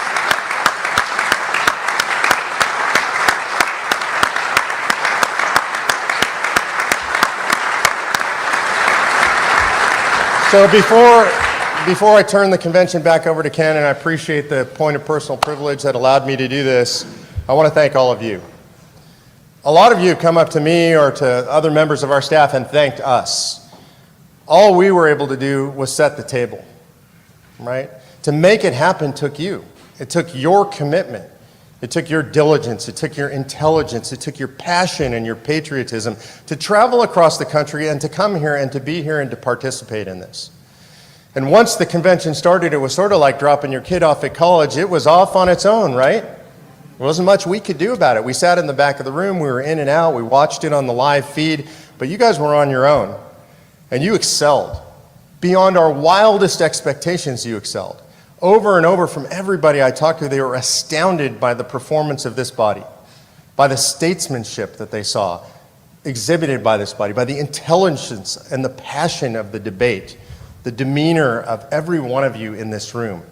You have proven beyond a shadow of a doubt to the country that the people of the United States of America are ready to hold the first Article 5 convention in the history of this country. I congratulate you, I salute you, and may God bless you. Thank you very much.